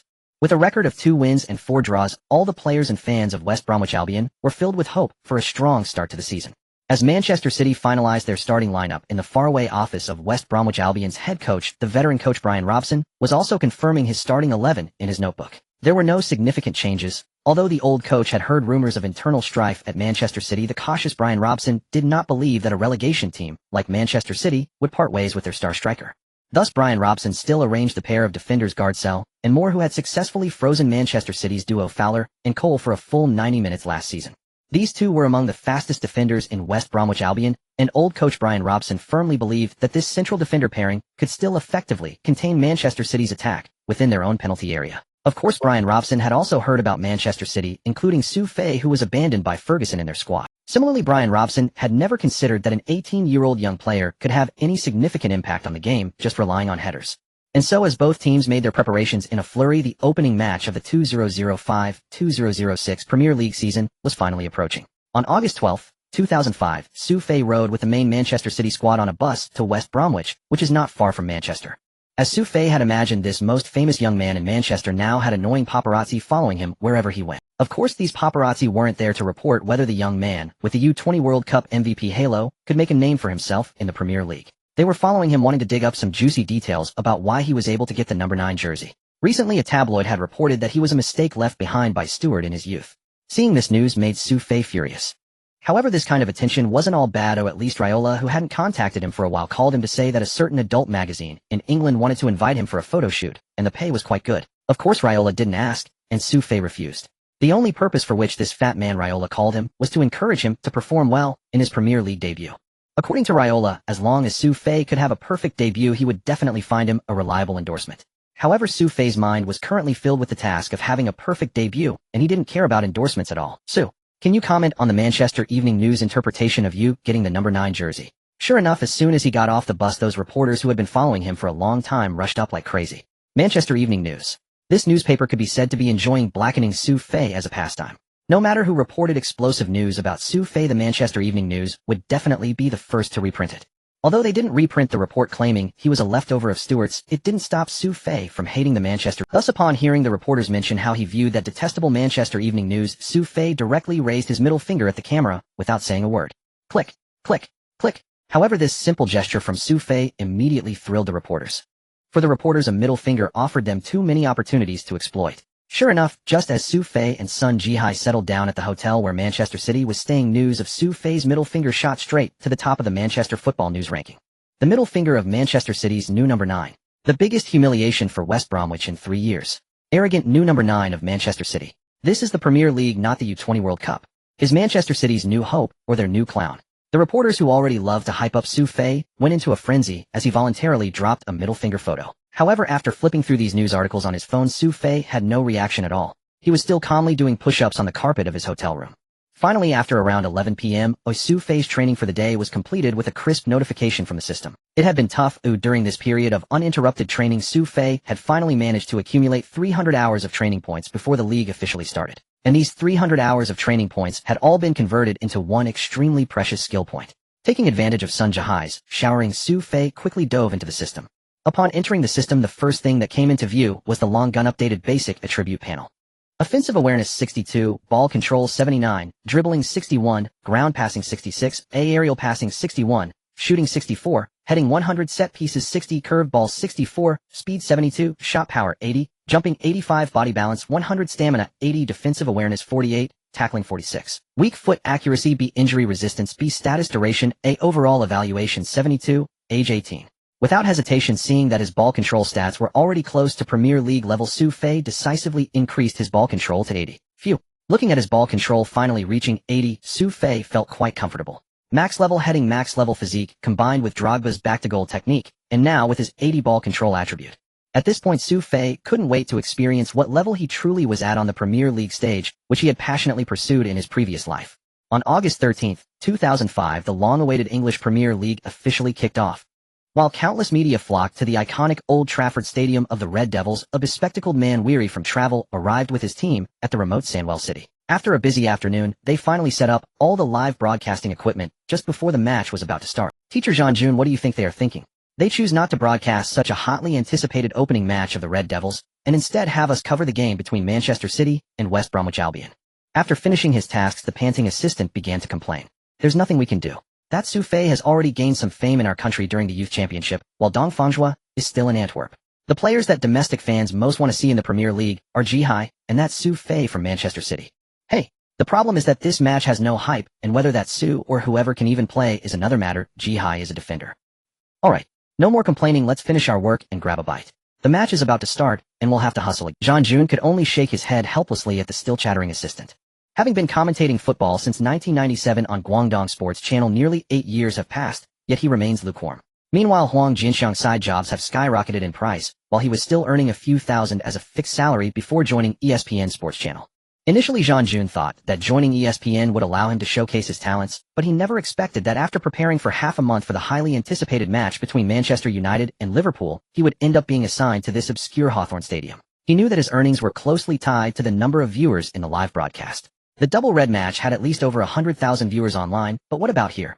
As of now, there weren't even 10,000 spectators in the stands of Hawthorn Stadium, and he never even considered how many viewers his broadcast would attract. So be it, Jean-Jun realized that this was the reality of being a newcomer at ESPN Sports Channel. As Jean-Jun sighed in resignation, the bus carrying the entire Manchester City team finally slowly entered the inner passage of Hawthorn Stadium. On the bus, looking out at the lack of blue scenery, Su Fei, who had initially thought that countless Manchester City fans would come to cheer for their season debut, couldn't help but feel a bit wistful. In his memory, Manchester City was once one of the top 3 super newcomers in the world of football fandom. But who would have thought that in 2005 there wouldn't even be any fans willing to come to the not-so-distant Hawthorn Stadium? With that, the bus quietly came to a stop. As soon as it halted, Stewart strode purposefully towards the venue for the pre-match press conference. At the press conference, just as Stewart had imagined, he received no attention as a newcomer in the coaching world. The few questions were all mockeries from English tabloid journalists regarding his attempt to rehabilitate Su Fei, the injury-plagued player that had been abandoned by others. However, having wagered everything, Stewart faced the mockery and responded assertively. From the beginning, I have always believed that Su is a genius. For Manchester City, signing Su is the greatest fortune. Just wait and see. After strongly rebutting the reporters, Stewart stood up and left. Once Stewart departed, the reporters naturally turned their cheerful gaze towards Brian Robson, the manager of West Bromwich Albion, known as the Manchester City Killer. Though Stewart's abrupt exit was somewhat impolite, Brian Robson continued to answer the other reporters' questions with a smile. Yes, I have seen the highlights of that young man named Su. His performance in the youth championship was indeed impressive, but unfortunately that was just a child's game. This is the Premier League. We have the best and toughest defense in the world. Here I believe that once that Su takes the field, he will understand the difference between the Premier League and the youth championship. The press conference concluded and Brian Robson left with a smile. Just as the reporters had flattered him earlier, Brian Robson, who had maintained a 3-year unbeaten record against Manchester City, had no concern about the rookie Stewart, who had demoted Manchester City's most threatening striker to the reserves. This confidence even led Brian Robson to skip his habitual tactical review upon returning to the locker room. Only when the staff urged his players to take the field did Brian Robson whisper a few words to his two central defenders. As for the content of the whispers, it was merely to instruct Gadzer and Moore to pay attention to that young man named Su Fei's heading during the match. However, Gadzer and Moore were unaware that while he was brimming with confidence planning to easily brush off Manchester City in his home ground, on the other side Stewart was like a beast rallying all the Manchester City players for half an hour. 3 years, 6 matches. You have brought Manchester City 3 years of shameful defeat. I cannot understand how a West Bromwich Albion could dominate you for 6 matches. And just at the press conference, that annoying Brian Robson even accepted that cursed title of Manchester City killer in front of the reporters' compliments. What is this? This is an insult to us. Fuck. Today, right here at Hawthorn Stadium. All I want from you is to attack. Attack with everything you have. Nate, I want to see your aggression on the flanks. And you, son, don't just think about defending a go on the offense. Don't fear fatigue. I want you to bite a piece of flesh from West Bromwich Albion like a mad dog. We don't need any overly complicated tactics. Just Su. Whenever you have the chance, just send the ball crashing towards Su Fei's head. ESPN Sports Channel. ESPN Sports Channel. Welcome everyone to the first round of the 2005-2006 season of the English Premier League. Manchester City vs. West Bromwich Albion. I am your commentator Jean-June. P.S. At least 2 updates every day, with the second update at night being a substantial chapter. Above the Hawthorn Stadium, Jean-June methodically began his commentary work, while at the same time Su Fei walked out of the locker room with his teammates into the players' tunnel. However, just as they reached the entrance of the players' tunnel, Su Fei noticed that nearly the entire West Bromwich team, well, without even thinking, Su Fei knew that in this match he would likely be the primary target of attention, especially those last 2 towering figures. As a team fighting to stay in the Premier League, having a defender who stands at nearly 2 meters tall is their standard configuration. The 2 men, one black and one white, stared intently at him, and it even seemed like they might approach Su Fei. Clearly these 2 intended to intimidate him with tactical pressure before the match began. However, just as Su Fei was about to step closer, Manchester City's captain Dunn blocked his path. Su, don't pay them any mind, don't let them disturb your mentality. This is your first Premier League match, and they will definitely hurl trash talk at you later. Just focus on standing in your position during the game and wait for the chance to score. As an experienced player, Dunn was well aware of the intentions of those 2 from West Bromwich. So before the match began, he quickly shared some unwritten rules of the Premier League with Su Fei. For instance, when exchanging trash talk, or even attacking the opponent's family, one must cover their mouth with their hand. Also, one should be vigilant during close contact, and make sure to fall dramatically in the penalty area and scream at the first opportunity. In short, after Dunn's thorough explanation, Su Fei felt for the first time that the Premier League, once portrayed as sacred on television, was also rife with violence and all sorts of filth. However, just as Su Fei accepted everything and planned to stay composed in order to teach those 2 West Bromwich defenders a lesson during the match, yet another unpleasant scene unfolded before him. As soon as Su Fei stepped onto the pitch, a wave of wild boos and various insults flooded his ears. Moreover, many West Bromwich fans on both sides of the players' tunnel leaned out, flipping the bird at every Manchester City player that passed by. Additionally, Su Fei even noticed a few fans holding up a picture that purely mocked him. The image depicted a Manchester City player leaning on a cane while licking Ferguson's backside. Damn, can it really be like this? Fuck. XXXX. XXXXXX. ESPN Sports Network. The players from both teams have officially entered the field hand in hand with the ball boy. Manchester City vs. West Bromwich. Although Manchester City has far surpassed West Bromwich in the ranking over the past few seasons, it's hard to believe that this is already the 7th encounter after Manchester City has failed to win against West Bromwich in 6 consecutive matches.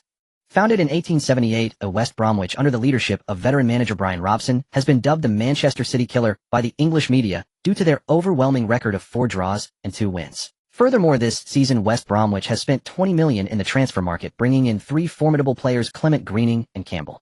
In contrast, Manchester City has made no significant investments this season apart from signing the free agent Su Fei. Based purely on paper strength, Manchester City might still struggle to secure the much-needed victory at the Hawthorn Stadium. Hey, Manchester City is really broke, not spending a penny this summer. With this lineup aside from Phillips, it seems like Manchester City is relegation material. Poor Ji-Hai, stuck in this relegation team, can't grab a single championship.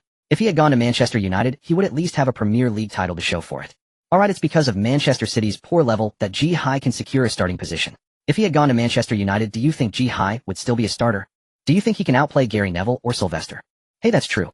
Now we just need to see if Su Fei can give us some hope in the Premier League. Our national youth team didn't want him at the World Youth Championship, but if Su Fei performs well, the national team can't miss out on him.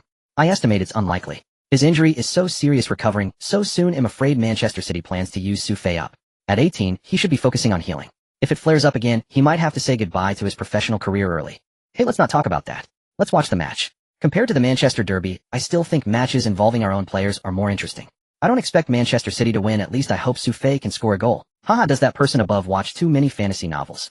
At 18, although he's shown in the World Youth Championship, this is the Premier League. Do you understand the level of defense in the Premier League? Just look at the imposing figures of West Bromwich's black and white duo. Su Fei will probably tremble. August 13th, 2005, 7:00 p.m. local time in West Bromwich. The players from both teams finally concluded all pre-match ceremonies and stood on their respective halves. The more than 10,000 West Bromwich fans in the stands began to scream the moment the referee put the whistle to his mouth. Beep. Finally, amidst the expectations of countless people, the referee blew the whistle that officially marked the start of the new Premier League season. ESPN Sports Network. With the referee's whistle, the match officially began. First, let us look at the starting lineups of both teams. The starting goalkeeper for West Bromwich, wearing the traditional blue striped home jersey, is the talented keeper Kirkland. Defenders Smyka on the left, Gaddis and Moore partnering in the center. Robinson on the right. Midfield Campbell, Johnson, Clement, Greening and Shaw. Single striker Kanu. In their home ground, Brian Robson set up West Bromwich's usual 451 on the other side. Oh no. Good shot. Ji-Hai made a beautiful stop and Manchester City's attack advanced rapidly. Nate Phillips has gone wide. Ji-Hai. Without hesitation, Sun Ji-Hai directly lifted a high ball from the edge of the penalty area. In the box. Su Fei. Su Fei. Su Fei. He scored the goal. A beautiful header into the net. Not even 52 seconds into the match. Manchester City breached West Bromwich's goal. Su Fei. This 18-year-old player making his debut in the Premier League scored his first goal in just 52 seconds. Oh my god. 1-0. Moreover, while scoring his debut goal in the Premier League, Su Fei has also set a new record for the fastest goal in Premier League history. During the 2000-2001 season, Tottenham star Ledley King scored with a long-range shot just 82 seconds into the match, creating the record for the fastest goal in Premier League history. At that time, everyone believed this goal record would never be broken again, but no one expected that just 5 years later, an 18-year-old player broke this incredibly fast goal record in his Premier League debut. The Northside fan entrance to the stands at the Hawthorn Stadium. A middle-aged man wearing a West Bromwich Albion supporters jersey hurriedly dragged his daughter into the stands, his brow furrowed with anxiety. His little girl pouted and whined in a soft childish voice, "It's all your fault, Daddy. If you hadn't rear-ended that car while driving, we wouldn't be late." "Never mind, sweetheart. Look, the match has just kicked off. They're lining up for the center circle kickoff right now. Though we missed the opening ceremony, we won't miss a single thrilling moment or goal of our team's performance. Besides, there's truly nothing to fret about. Let me tell you, darling, their opponent today is Manchester City, one of the weakest teams in the Premier League, and our consistent vanquished foe across 3 consecutive seasons. Their sole summer signing, a bargain bin acquisition, a free transfer whose anterior cruciate ligament had already torn. Perhaps they've resigned themselves to tanking their way to championship dominance. Huh. Wait, no. Even in the championship, they'd struggle to claim supremacy. Here, Ellie, sit right here. What a lively crowd tonight. Ellie, can you hear me clearly? Huh. Startled, the man froze mid-sit, his buttocks suspended above the seat as the roaring cheers surrounding him abruptly ceased. The once thunderous Hawthorn Stadium fell into eerie silence. Even the home fans who moments earlier had roared with fervent passion now wore identical stunned expressions. Indeed, every West Bromwich supporter in the stands stared wide-eyed, as if witnessing something unspeakably terrifying. Only then, after noticing his fellow fans' frozen slack-jawed awe, did the man slowly turn his head toward the pitch, where the ball already rested inside his own team's net. What the fuck? At that very instant on the pitch, just outside West Bromwich's 6-yard box, 2 central defenders, Gardos and Moore, entrusted by manager Brian Robson with meticulous pre-match instructions and immense expectations, lay sprawled on the turf in an absurd, exaggerated V-shape. Gardos grimaced, clutching his left shoulder as though grievously injured. Wah f. Fuck. What was that? Even now neither man could grasp what had just transpired. They stood utterly bewildered. Meanwhile, their West Bromwich teammates gaped speechlessly at the 2 defenders still prone within the penalty area. Shock, pure and absolute. Everyone was stunned. The match had barely begun, less time than it takes to sip a glass of water, and yet their team had already conceded. Manchester City had merely kicked off past once, then launched a simple long ball, and scored. Silence blanketed the Hawthorns. Yet near the corner flag, Manchester City players erupted in jubilation, crowding around Su Fei, their teammate who had just scored his first Premier League goal within 10 seconds of kickoff. After all, this was the Premier League, the very league he'd once watched only from his living room television. Even Su Fei, who'd thundered 20 goals in the FIFA U20 World Cup, could scarcely contain his elation. He sprinted straight towards Sun Ji-Hai, who rushed over to embrace him. Xiao Fei. Bloody brilliant. Your Premier League debut goal, and I made the assist. Sun Ji-Hai, overcome with excitement, slipped into uncharacteristic vulgarity. The rest of the Manchester City squad swarmed, Su Fei cheering wildly. Fuck. Su. This is definitely the fastest Premier League goal ever. Absolutely record-breaking. Fuck. Su. If we beat these West Bromwich dogs today, I'll treat you to 3 days at Queen. Anything you want. Fuck. Only 3 days. I'm covering 7. Fuck. You're Manchester City's future penalty box bomber. Did you see the faces on those West Bromwich bastards? Goal at kickoff, huh? As Manchester City players celebrated wildly, the Hawthorns' giant screen began replaying Su Fei's goal. From near the edge of the opposing penalty area, Sun Jihai launched a high arcing pass towards Su Fei, who at that precise moment was tightly marked by both central defenders Gardos and Moore. The instant the ball left Sun's foot, Su Fei exploded upward like a missile. The two towering defenders, massive imposing figures, crumpled instantly, flung backward off balance as though made of paper. Staggering. Astounding. A breathtaking display of raw sculptural power, culminating in a thunderous explosive header. Boom. Kirkland, the Liverpool prodigy goalkeeper lavishly praised by West Bromwich fans before the match, hadn't even begun. The ball rocketed unerringly into the far corner of the net, burying itself deep in the back of the net. On screen, Kirkland stood helplessly, eyes wide, watching Su Fei's bullet header rip mercilessly into his own net. That replay finally allowed countless bewildered fans to comprehend what had unfolded in the first 52 seconds. Even seasoned Premier League spectators, accustomed to its brutal intensity, were awestruck anew by this goal. The jeers vanished. So did the pre-match mockery. 52 seconds. In just 52 seconds, Su Fei, the player many dismissed as Manchester City's token signing, had silenced all doubt with his signature, devastating header, proving he remained the same fearsome demon, Su, who made every defender tremble. An utterly unreasonable violent header, delivered with the most elemental force, shattering West Bromwich's defensive line before the goalkeeper could even blink. Goal confirmed. This aerial mastery mirrors his astonishing performances at the FIFA U20 World Cup. 52. Every fan present, and every viewer watching live, had just witnessed the birth of the Premier League's new fastest ever goal. Regardless of tonight's final result, Su Fei's Premier League debut goal has already secured its place in league history. Hard to believe such a strike came from a player who suffered a severe injury on the pitch just 1 month ago. Damn right. I stayed up all night and lived through history. An 18-year-old debutant breaks the Premier League's fastest goal record on his very first touch. Bloody phenomenal. You told me Su Fei was injured. Where? Did he nick his BP? Who could have imagined it? Even Manchester United and Arsenal had written him off. Yet Manchester City dared to dream, dared to start him. And let us right here become witnesses to history. What the hell happened, mates? I stepped out for a glass of water and came back to find a goal. Bloody hell. I just remembered the Chinese Football Association's B rating for Su Fei. If only they'd seen this. What utter fools. On the touchline beside Manchester City's bench, Stewart had already leapt to his feet the instant Su Fei scored. His neck flushed crimson. No hesitation. Once the referee confirmed the goal, Stewart raised both arms high and bellowed uncontrollably. Fuck. Stewart had lost himself completely. He'd hoped Su Fei might score, but never dreamed of such a seismic shock. His backside hadn't even warmed the seat before the net rippled, and that header, smashed through a double team of West Bromwich defenders, left no doubt in Stewart's mind. So long as his wingers kept delivering crosses, Manchester City simply could not lose today. While Stewart raged with unrestrained joy just yards away, on West Bromwich's bench, manager Brian Robson remained dazed and uncomprehending, blinking vacantly at Su Fei, now encircled by jubilant Manchester City players. Robson's mind struggled to process reality. What is this creature? Less than a minute into the match, having anticipated a routine victory over Manchester City in the season opener, West Bromwich Albion found themselves inexplicably trailing by 1 point as they returned to the center circle. The entire West Bromwich Albion team remained in a state of confusion, clearly unable to recover from Su Fei's lightning-fast goal. Stay focused. Seeing his players in a daze on the field, Brett Robson immediately shouted at the top of his lungs. Having humiliated Manchester City for 3 consecutive years, as the former Manchester United legend wearing the 7 jersey, he knew he had to find a way to refocus his players. The match restarted. Kanu kicked off from the center circle, passing to the wing, where Campbell was waiting. Campbell slowly advanced down the left flank, waiting for his teammates to position themselves for an attack. West Bromwich Albion set up in a 451 formation under Brett Robson's guidance, aimed to control the midfield, and then utilize wing play for their attacking strategy. However, the invisible pressure caused West Bromwich Albion's attack to become hesitant. The ball lingered around the center circle, never venturing into the attacking zone. On the contrary, Manchester City, buoyed by Su Fei's early goal, began to play more confidently. Once Manchester City regained possession, the entire team swiftly moved to pass and control the ball, seeking opportunities on the wings while advancing. At the same time, Su Fei was constantly monitoring the situation on the field. Whenever the ball reached the wing, he would make a move towards the center to assist his teammates attempting to penetrate the penalty area. However, the central defenders Gaddis and Moore were unwilling to be mere obstacles. They were still haunted by the humiliation of being flown by Su Fei. Whenever Su Fei entered the area, these two would quickly close in on him, applying pressure in the referee's blind spot. Not only did they pull his arms and hold his waist, they discreetly tricked him to restrict his movement, while their mouths never ceased. Fuck. Your luckins here, you Croatian little bastard. You'll soon know what real Premier League defense is.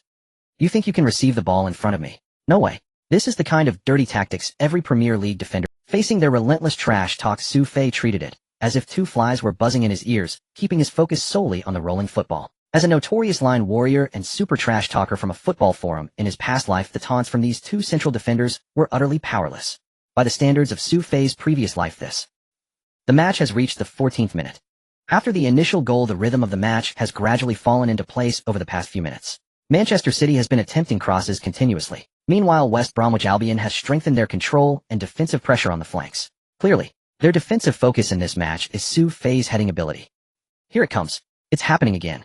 Manchester City's defender Dunn successfully intercepted the football from West Bromwich Albion's forward Kanu, preventing a crisis in front of their goal. A high lofted pass. The ball reached the feet of winger Knight, who was waiting near the center circle. The players in Manchester City's forward line sprang into action.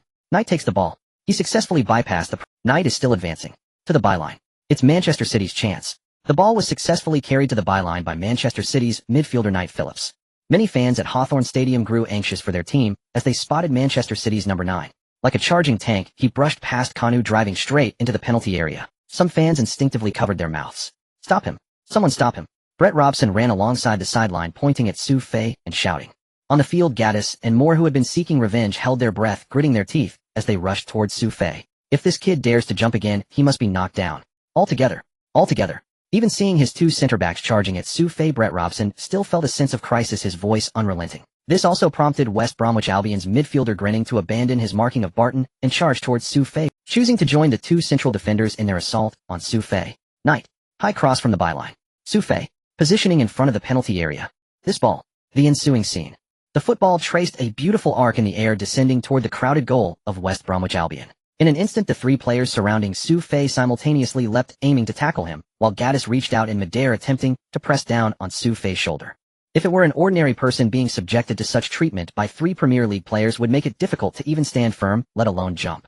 However, Su Fei was no ordinary player, far from it. He had perfectly balanced his body to a level of 100. His maxed out balance made him unafraid of challenging anyone physically, even against a triplet assault. The next moment, Su Fei soared into the air with unmatched force, sending the three who surrounded him flying backward. The most exhilarating scene at Hawthorn Stadium unfolded. Su Fei, like the most splendid firework, blooming above Hawthorn Stadium. And surrounding him were the terrified West Bromwich Albion central defenders Gaddis and more, still airborne. But it wasn't. After breaking through all the West Bromwich Albion defenders, Su Fei showcased his terrifying aerial ability, and at the moment of contact with the football, he performed an extremely graceful header. Bang! A powerful explosive sound. The football shot forth like a cannonball, leaving West Bromwich Albion's goalkeeper Kirkland no time to react. He could only watch as the football flew into the net he was guarding for the second time. Kirkland was completely stunned. As a goalkeeper, he felt the overwhelming pressure of Su Fei sending the three players crashing away from such close range. Is he even human? The ball is in. The ball is in. Another header from Su Fei has found the back of the net. Three defenders couldn't stop him. They failed to prevent Su Fei from converting his teammate's cross into a precise cannonball that exploded into the opponent's goal. The West Bromwich Albion defenders have given their all, yet still couldn't halt Su Fei from scoring another point for the team. It's the 15th minute of the match. 2-0. Thanks to Su Fei's goal, Manchester City has further extended their lead. And this is also Su Fei's second goal in this Premier League debut. The 18-year-old forward. 2 goals and a bright future ahead. Monster. He is definitely a monster. While others play for money, playing with him is like playing for your life. He just flipped 3 people over. That was a triple assault. 3 Premier League players ganging up on him. Did you see that? He just blew them apart. He's invincible, truly invincible. Who can stop him? The excitement of scoring a brace surged through every corner of Su Fei's body, and after successfully finding the net, he dashed toward the corner area to celebrate. His adrenaline was surging. Su Fei tore off his number 9 jersey, facing the stands, arms wide open, shouting. Sunlight poured down, illuminating Su Fei's perfect physique. His robust muscles and bulging veins resembled coiled serpents, showcasing his 8-pack abs. At this moment, Su Fei, like the most perfect sculpture of ancient Rome, a masterpiece that God takes pride in. Ka-ka-ka, ka-ka-ka, ka-ka-ka. The media reporters capturing the moment were ecstatic, hurriedly pressing the shutter to capture this super moment that would surely go viral worldwide tomorrow. 3 Zimbabwe players closed in to double team, yet none could stop Su Fei. Fuck. What are you doing? Damn it. You might as well be invisible. Why? Biolayan Luabusan pounded his palms in fury, his face flushed, spitting invectives at the players on the pitch.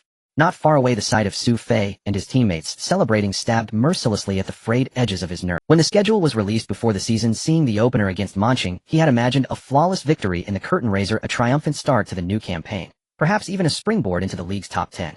Yet now, at this very moment, tens of thousands in Shanja Stadium, and the entire Zimbabwe squad, had become nothing more than the backdrop to Su Fei's headlines.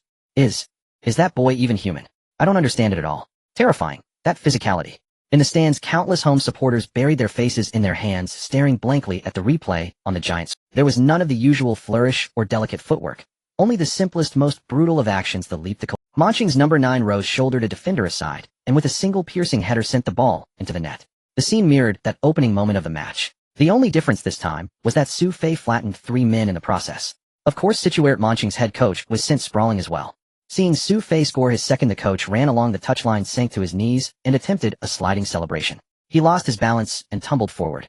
Almost a humiliating spectacle. He pitched forward in an undignified heap, but mercifully the cameras were all trained on Su Fei, who few noticed the coach's pratfall. That little mishap did nothing to dampen his elation. He scrambled to his feet, muttering under his breath, "Fuck." If Su Fei's opener at 6:52 seconds had already shattered expectation, then his second goal within minutes made the coach wonder whether this player might be a gift from the heavens. 10 minutes and a brace later, the coach could scarcely contain his disbelief. He began to suspect Su Fei was some. On the pitch, the game pressed on. The crowd at Shanja Stadium erupted into hopeful chants. Come on, Zibulum, come on, Zibulum Awaki, come on, Zibulum Awaki. The fans' voices swelled, threaded with stubborn. Despite trailing 0-2 and stunned by Su Fei's almost supernatural display, the home crowd had not yet surrendered the thought of victory. The 2-goal deficit had fundamentally altered Zibulum Awaki's demeanor. The players' wore taut faces, fell silent, and handled every pass with excessive caution. In the 32nd minute, with a sharp whistle, Manching midfielder Baden was brought down by Zibulum Awaki's Johansson as he received the ball in the center circle. Baden clutched his ankle on the turf and writhed for a long moment before gritting his teeth and rising. The referee awarded Manching a free kick. Are you blind? That was a studs-up tackle on the ankle. Fuck. On the touchline, Situate fumed. This was already Zibulum Awaki's 4th foul in a matter of minutes. Had his assistant not grabbed him by the waist, Situate would have stormed to the referee and spat in his face. The same kind of rough treatment fell upon Su Fei, whom Zibulum Awaki had singled out for heavy marking inside the box, boots digging in knee jabs to the midriff, elbows to block the way. Claw marks soon appeared across Su Fei's arms, shallow wounds from desperate defenders. And these were only the appetizer. In the 37th minute, Manching's goalkeeper Zanmusi successfully smothered a long-range effort from Zibulum Awaki forward, Kanu cradling the ball to his chest. He promptly released it quickly to the right flank to Sun Jihai. Sun controlled on the right and drove forward with a fierce stride. The Manching players reacted instantly, triggering a rapid counterattack. Waiting for an opening, Su Fei charged from the center, cutting a long, decisive run toward the goal. Here he comes, the familiar Manching flank counter. Jihai. Cross to Lena. The ball swings into the right side of the box. A lofted cross. Su Fei. The referee's whistle pierced the air. Foul. Su Fei was brought down by Jai Suo at the top of the penalty area. From the replay, it is clear Jai Suo committed a blatant off-the-ball foul. While contesting position with Su Fei, he went to ground and trampled on Su Fei's previously injured right ankle with his. Su Fei sprang to his feet, furious, glaring at Jai Suo. Jihai. Sun Jihai suddenly surged forward and shoved Jai Suo aside. Shanja Stadium erupted instantly. The crowd, simmering with frustration for nearly the whole half, found a release. Boos and insults rained down. Chaos engulfed the pitch. Su Fei, having had enough, was about to dart forward with an uppercut when Sun knocked down Jai Deer, who towered ahead above him. Jai Deer sprang up, eyes blazing, and charged at Sun. He truly had not expected this barely 1.8-meter Asian player to retaliate.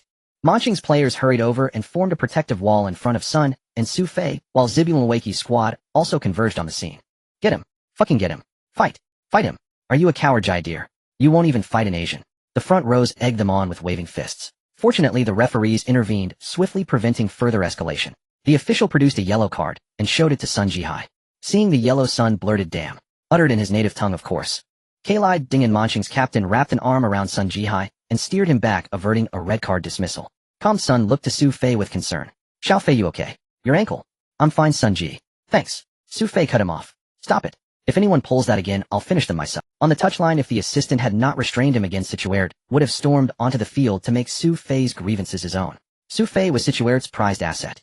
Any hint of injury during a match sent the coach's pulse racing with fury. The mere thought made him incandescent. Meanwhile, Bulaite Luabuzin, Zibulum Awaki's coach, was quietly pleased with the recent turn of events. The more unsettled Manching became the greater Zibulum Awaki's chance in the remaining minutes.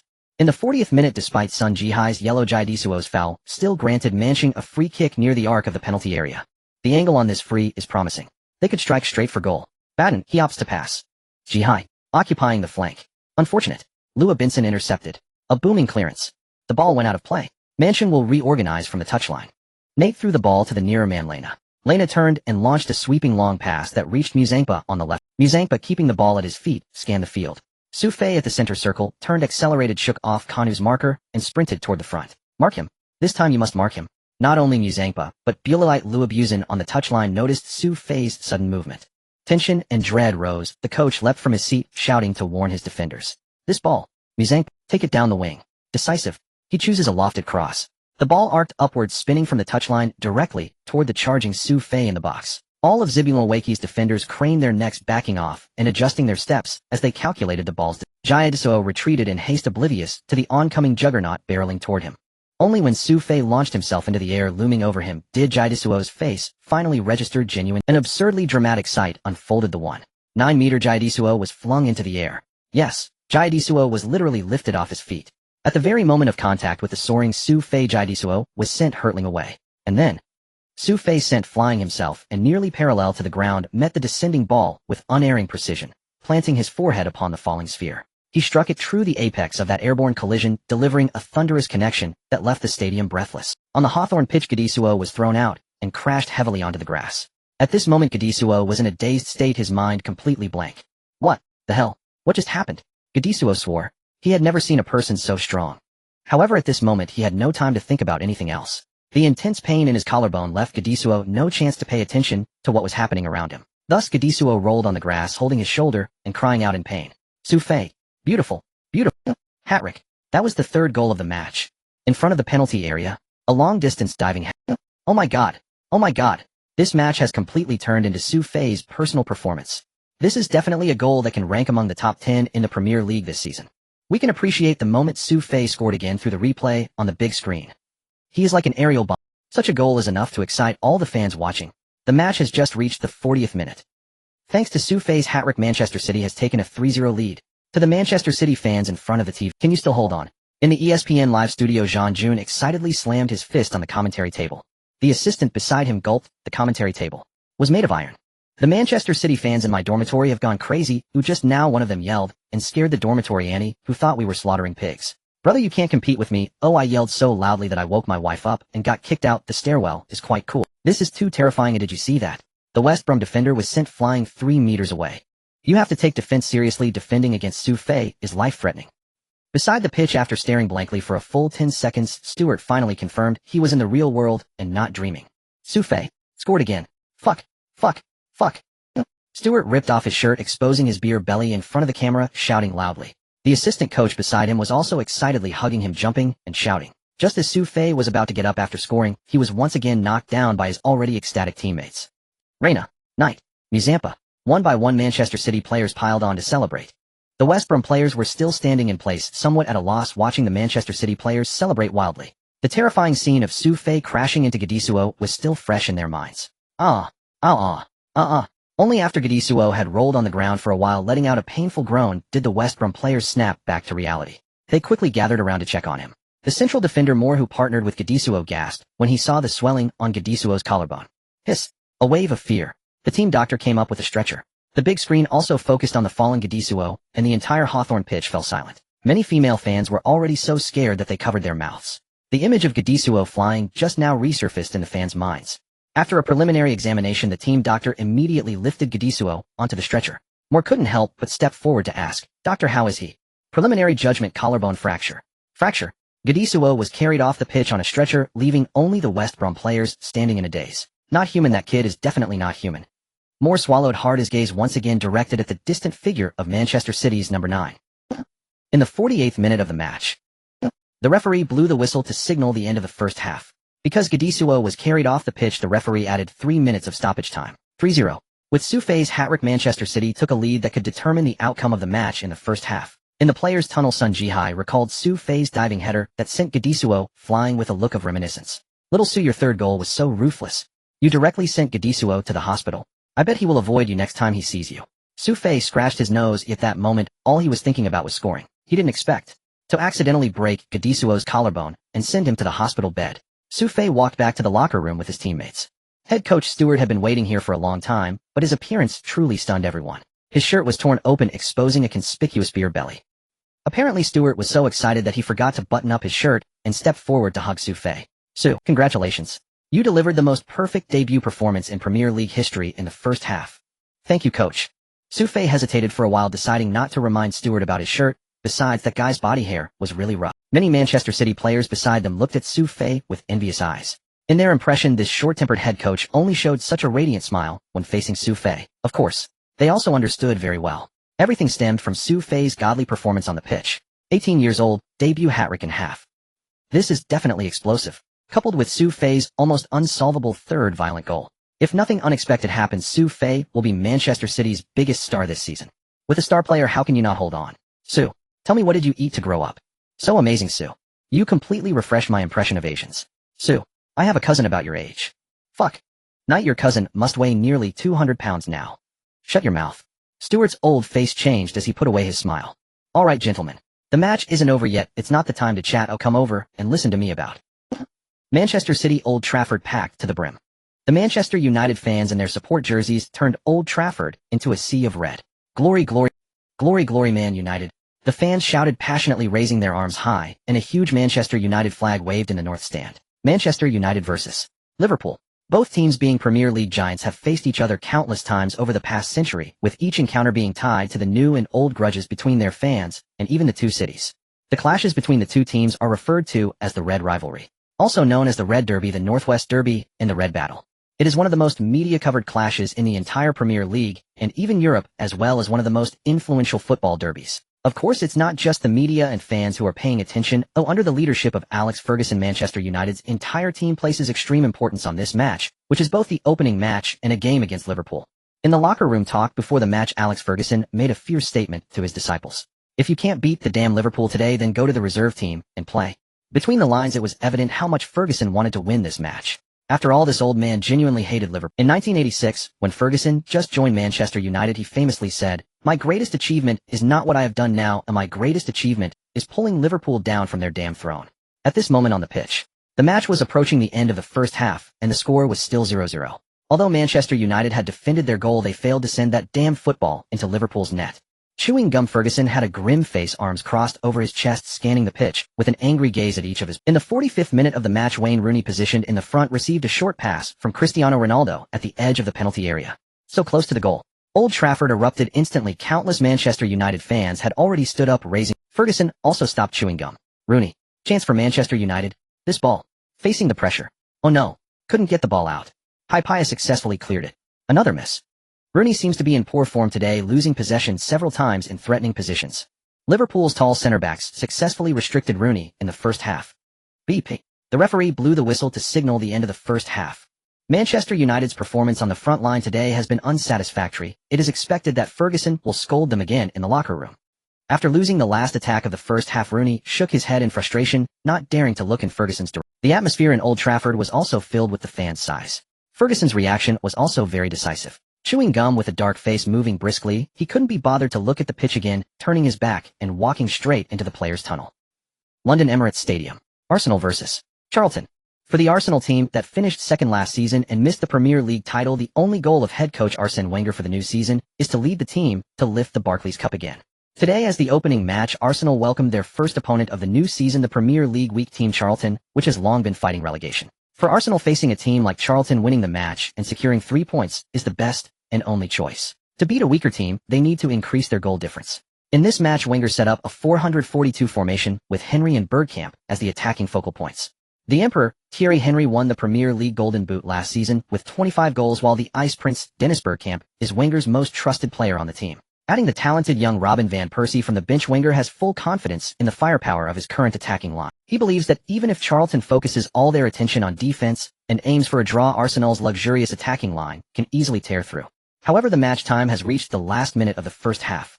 On the big screen, the score still reads 0. Charlton, who has no desire to win and only seeks to avoid conceding, has set up a 451 formation, parking the bus in their own half. Aside from one striker left in the forward position, all 9 players are in the back to participate in defense.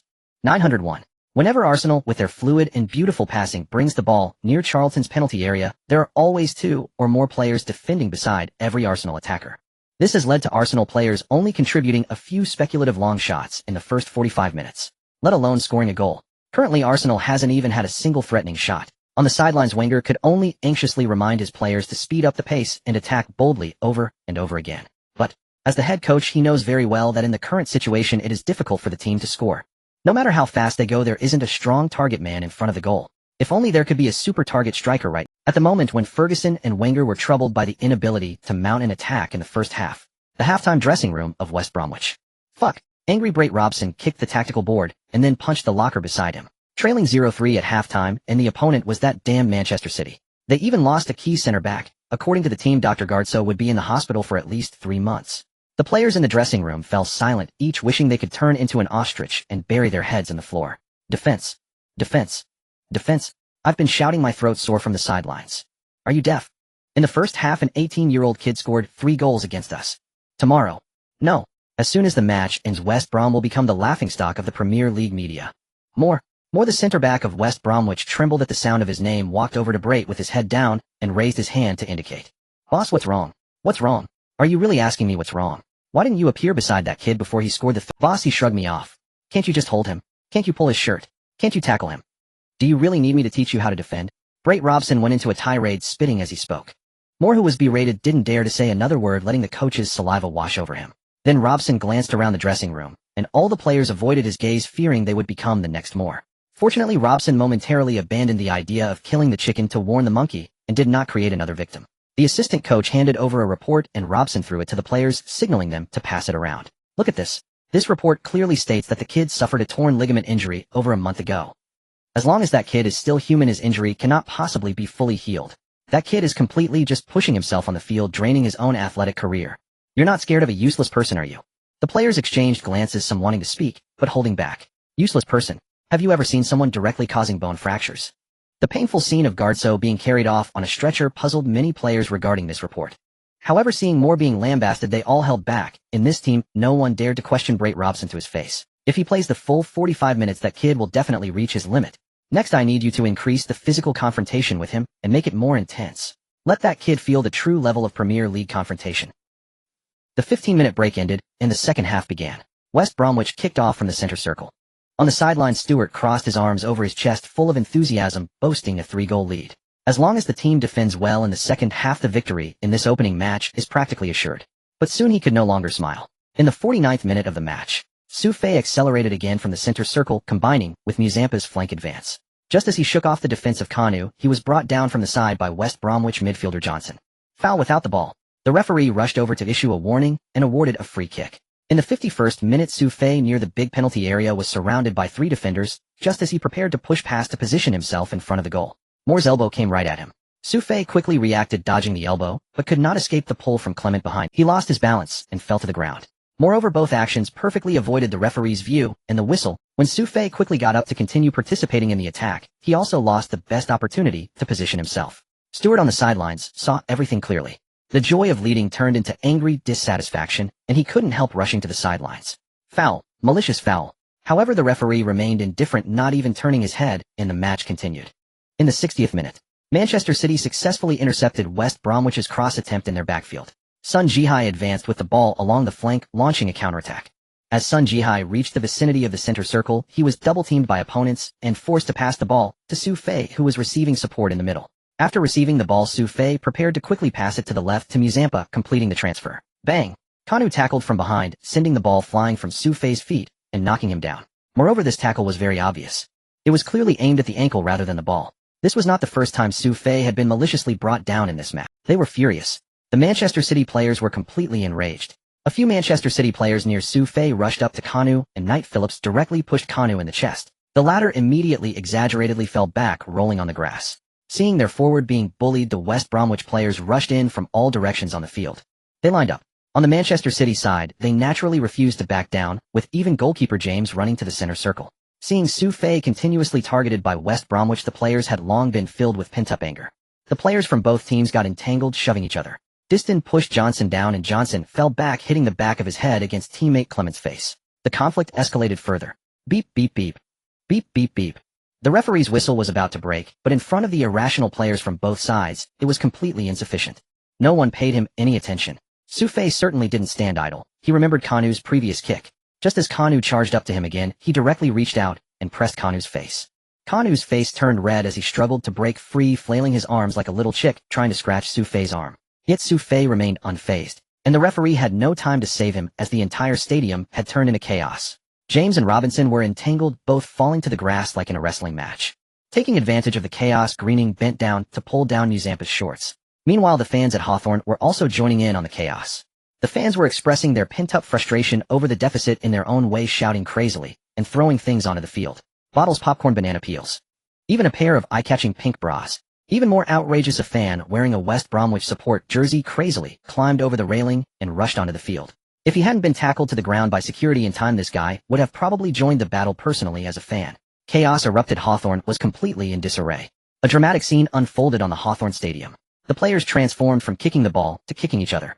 The players have started fighting. The foul by Kanu became the spark that ignited the conflict. The situation was completely out of control. This was absolutely a scene no one could have imagined before the match. At the ESMP commentary booth, the professional football commentator Jean Jun found it hard to describe the scene on the pitch. This hardly resembled two professional football teams. It looked more like two groups of drunken thugs brawling. On the field, to prevent this match from turning into a complete farce, both teams' substitutes and coaching staff rushed onto the pitch to separate and control the situation. Beep, beep, beep. As the referee blew the whistle again, the players on both sides were finally separated, albeit reluctantly. Of course, this was just the beginning. Their mouths didn't stop continuously spitting out expletives, with fuck included, with their coaching staff backing them up on the field.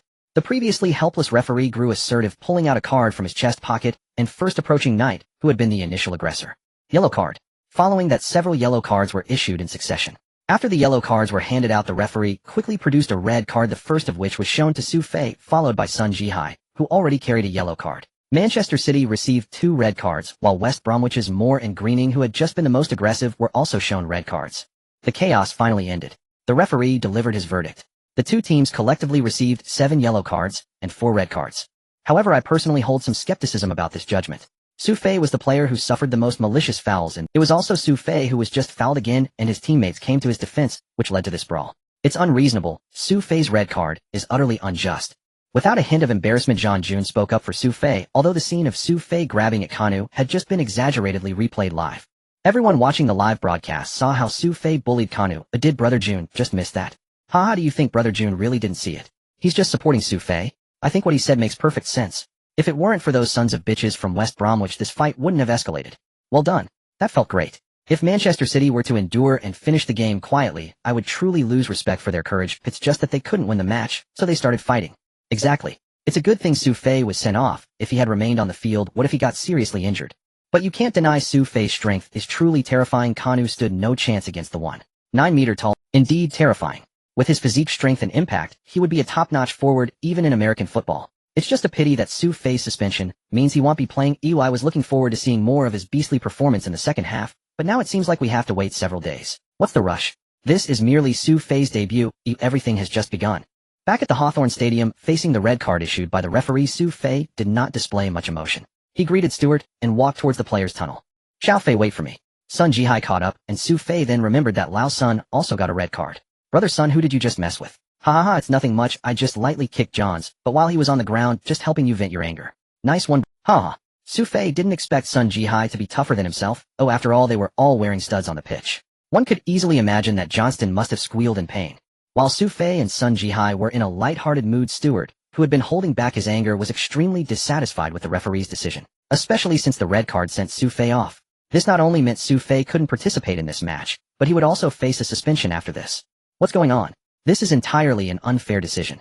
My players are getting their legs broken by them, and in the end it's my player who gets the red card. Oh my god. If you had controlled West Brom's malicious fouls from the start, we wouldn't have ended up fighting on the field today. Angry Stewart rushed to the fourth official, expressing his dissatisfaction. The fourth official coldly watched Stewart and relayed his words verbatim to the referee through his earpiece. Then, the match continues. The referee suddenly jogged to the sidelines. Yellow card. The referee issued a yellow card to Manchester City's coach Stewart as a warning. We don't know what just happened. However, from Stewart's agitated expression, it was clear he was expressing dissatisfaction with the judgment. Manchester City's staff approached Stewart, restraining the emotionally charged head coach. We can see that the referee had threateningly reached into his chest pocket again.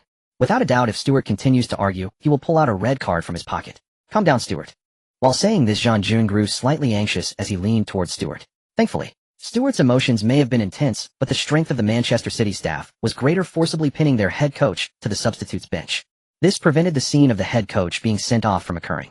As the opening match, Manchester City had already received enough cards today. Back in the locker room, Su Fei entered the shower, turning on the faucet and showering in the refreshing warm water. His Premier League debut ended so dramatically. Although he was sent off with a red card, 3 goals were enough to overshadow these unpleasant moments. Leading 3-0, Su Fei believed that soon his teammates would bring him good news of victory. Through this match, Su Fei also clearly experienced the level of physicality in Premier League football.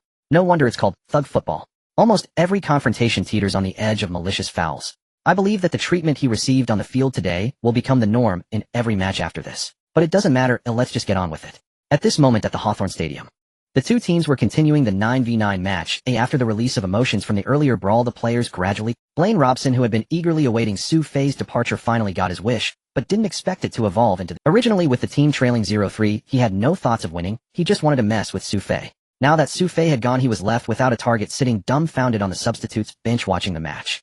On the other side, Stewart was also restrained by his assistant on the substitutes bench, calming down. Due to the depleted lineup, Manchester City had completely abandoned the idea of scoring again, pulling all lines back, and even setting up a bus focusing on stability. This left West Bromwich eager to break the goal drought, unable to score despite their relentless attacks. Time passed slowly, and no more goals were scored between the two teams. The match is over. The match is over. Congratulations to Manchester City for winning 30 against West Bromwich Albion in the opening match, starting the season with a victory. Similarly, congratulations to the 18-year-old prodigy Su Fei for scoring an astonishing hat-trick in his Premier. He successfully broke the record for the youngest player to score a hat-trick at the age of 19, previously set by Michael Owen in the 2000-01 season. A future Premier League star is rising. Although Su Fei was sent off early with a red card after reacting to the provocation of an opposing player during a conflict. But at the age of 18, it is normal to have an uncontrollable temper. We look forward to seeing Su Fei's next performance. The live broadcast of this match ends here. I am commentator Jean Jun. Dear viewers, see you next week. At Shanghai Stadium, the fans left the stands with complex expressions. In fact, many had already chosen to leave early in the last 20 minutes of the match. On the field, as the final whistle blew, Stewart rushed onto the pitch, excitedly embracing his players to celebrate the victory. Meanwhile, the West Bromwich players walked back to the tunnel with their heads down. Although this is their home ground, after the match the stadium only belongs to the victors. The Manchester City players did not linger on the field for long. They couldn't wait to return to the locker room to share the joy of victory with the absolute hero of this match, Su Fei. On the other side, Su Fei, resting on a bench in the locker room, heard the system notification sound immediately. Ding dong. Congratulations to the host for completing the task with a perfect Premier League debut. Task completion rate SSS. Congratulations to the host for receiving the task reward, a legendary skill treasure chest. Please confirm whether the host wants to open it immediately. Wow, it's here, it's here. The legendary skill treasure chest is a level above the epic skill treasure chest that yielded Drogba's back-to goal. Thinking of the signature skills of soccer legends Beckham's bending free kick, Carlos' powerful shot, Ronaldo. Su Fei felt excited and was ready to open the treasure chest. Su, we won. We won. 3-0. All thanks to your goals. We won. You should have seen the expressions of the West Brom players leaving the field. Their coach's face was longer than a horse's ha. Just then the Manchester City players returned to the locker room, surrounding Su Fei, excitedly chatting, their faces full of joy. Captain Dunn started clapping to the beat and began singing. Diston and Mills immediately joined in dancing joyfully. Su Fei chose to celebrate with his teammates, temporarily putting aside the treasure chest matter. Sun Jihai, just returning from the restroom, was a bit dazed seeing such a lively scene in the locker room. In the next moment, he was pulled to the center of the locker room by James. Old Sun was not shy. Once he got his bearings, he awkwardly started to move and dance the ostrich dance, making everyone burst into laughter, including himself. Su Fei couldn't help but marvel at why Old Sun could integrate into Manchester City. Personality is also important, being open and free. Just as the atmosphere in the locker room began to cool down, Nate led everyone to start cheering again. Let's celebrate. Su scored 3 goals today. We must go treat everyone to a meal. I'll treat. Tonight I'll treat everyone. On behalf of Su, I'll book the whole place. The two exchanged a knowing smile. At this moment, the freshly tidied Stewart hurried towards the post-match press conference venue. He believed today's performance by Su Fei would surely make the post-match scene very lively. But he still underestimated the enthusiasm of the media reporters for Su Fei. It was completely beyond imagination. The press conference venue was packed tightly with reporters, with those on the outside constantly pushing in, and the reporters in front were nearly pressed against the podium. Especially when Stewart entered the venue, the reporters went even crazier. They were eager to shove microphones into his mouth, and a barrage of questions came flying in.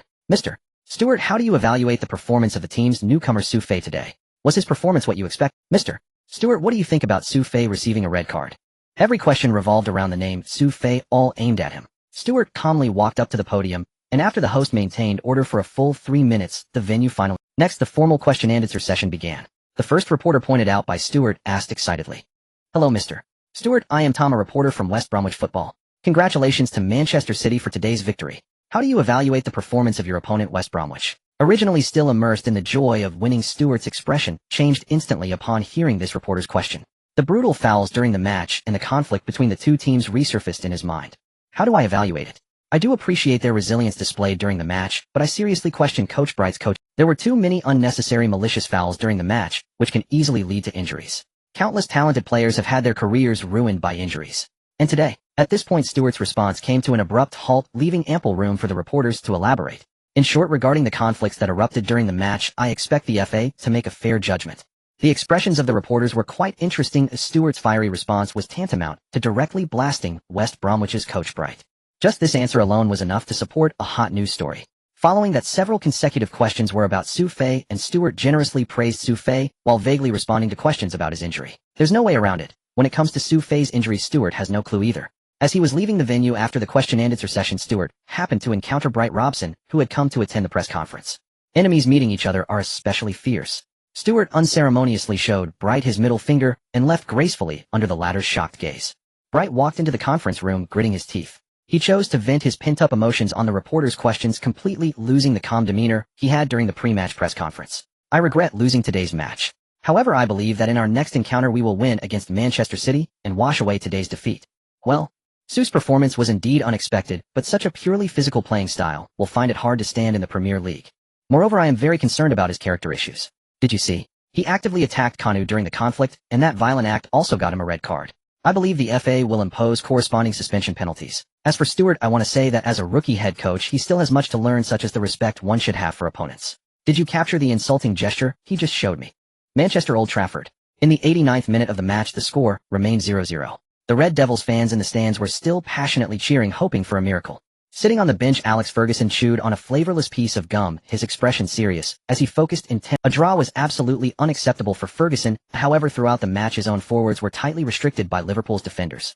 Especially Wayne Rooney, who had been given an important tactical role by Ferguson before the match, was performing terribly. In the second half, he wasted several good crosses from his teammates, completely failing to support the team's offense.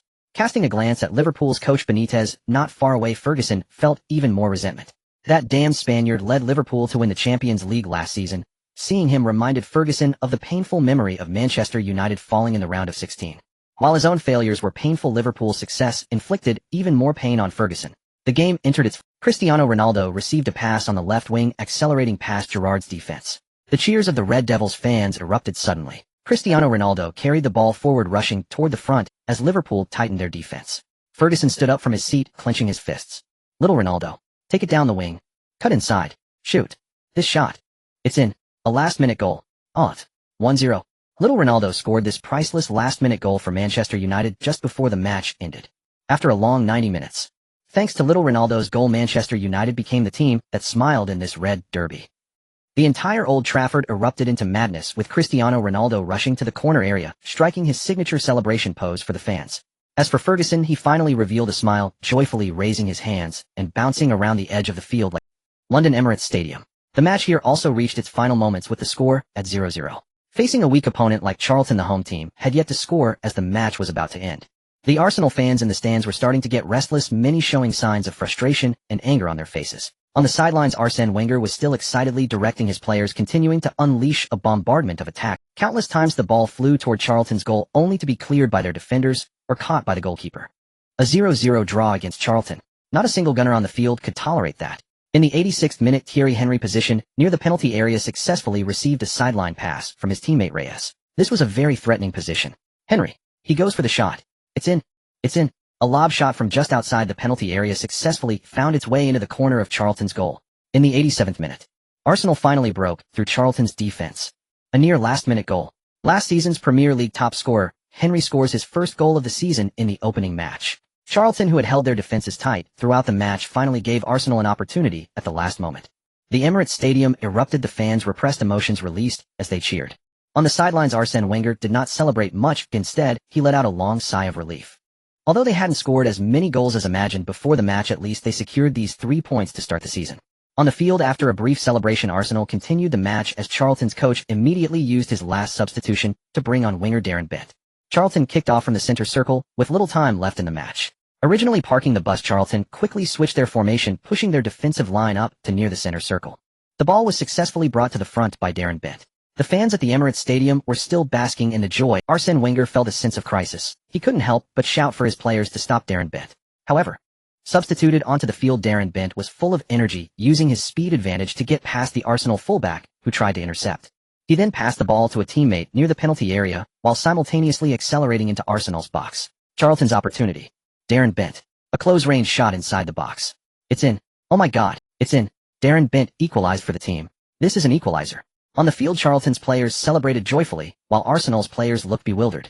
Even more bewildered than the players were the Arsenal fans in the stands. Many of them had just been sharing Henry's near last-minute goal with friends. As a result, in the blink of an eye, Arsenal had been equalized by Charlton. Wenger's bewilderment lasted even longer, continuing until the referee blew the final whistle. 1-1. After finally prying open Charlton's old turtle scoring a goal, they were equalized in the blink of an eye. Arsene Wenger's expression was stiff, his heart filled with mixed emotions. If only they had scored one more goal, they wouldn't have faced the embarrassment of being equalized by a single goal from Charlton. 1 point. To only get 1 point against Charlton in the opening match, how happy would that old bastard Ferguson be if he... Thinking of this, Arsene Wenger quickly pulled out his phone to check the situation of Manchester United versus Liverpool. Then upon seeing the news of Manchester United's last-minute victory, his heart sank completely. Fuck. Post-match press conference for Manchester United versus Liverpool. Alex Ferguson walked into the venue with a beaming smile, and the media reporters who were waiting for him had filled the room. The intensity of the rivalry was terrifying. During the pre-match press conference, the venue was already packed. Liverpool is the opponent I respect the most. I anticipated this would be a tough battle. Before Ronaldo's shot, the team was trying various attempts to score, but Liverpool's defense was very impressive. Fortunately, we have Ronaldo. He has a killer instinct and has always been the most outstanding firepower support for this Manchester United team. He successfully scored the last-minute goal and won this glorious battle for the team. Winning against Liverpool, the old maestro felt elated at this moment, positively answering every reporter's question. Mr. Ferguson, hello, I am Joy from the Manchester Evening News. We just received news that the player you were rumored to want to sign, Su, scored a hat-trick in his debut for Manchester City. What are you... Su? Yes, he is the Croatian-Chinese player who scored 20 goals in the World Youth Championship, but got injured in the finals, and was signed by Manchester City for the new season. Su. The Manchester Evening News reporter Joy seemed to worry that Ferguson might forget repeating the explanation once again. The venue fell silent. Many reporters, with a sense of watching a show, awaited Ferguson's response. Ferguson frowned slightly. At this moment, Alex Ferguson was filled with questions.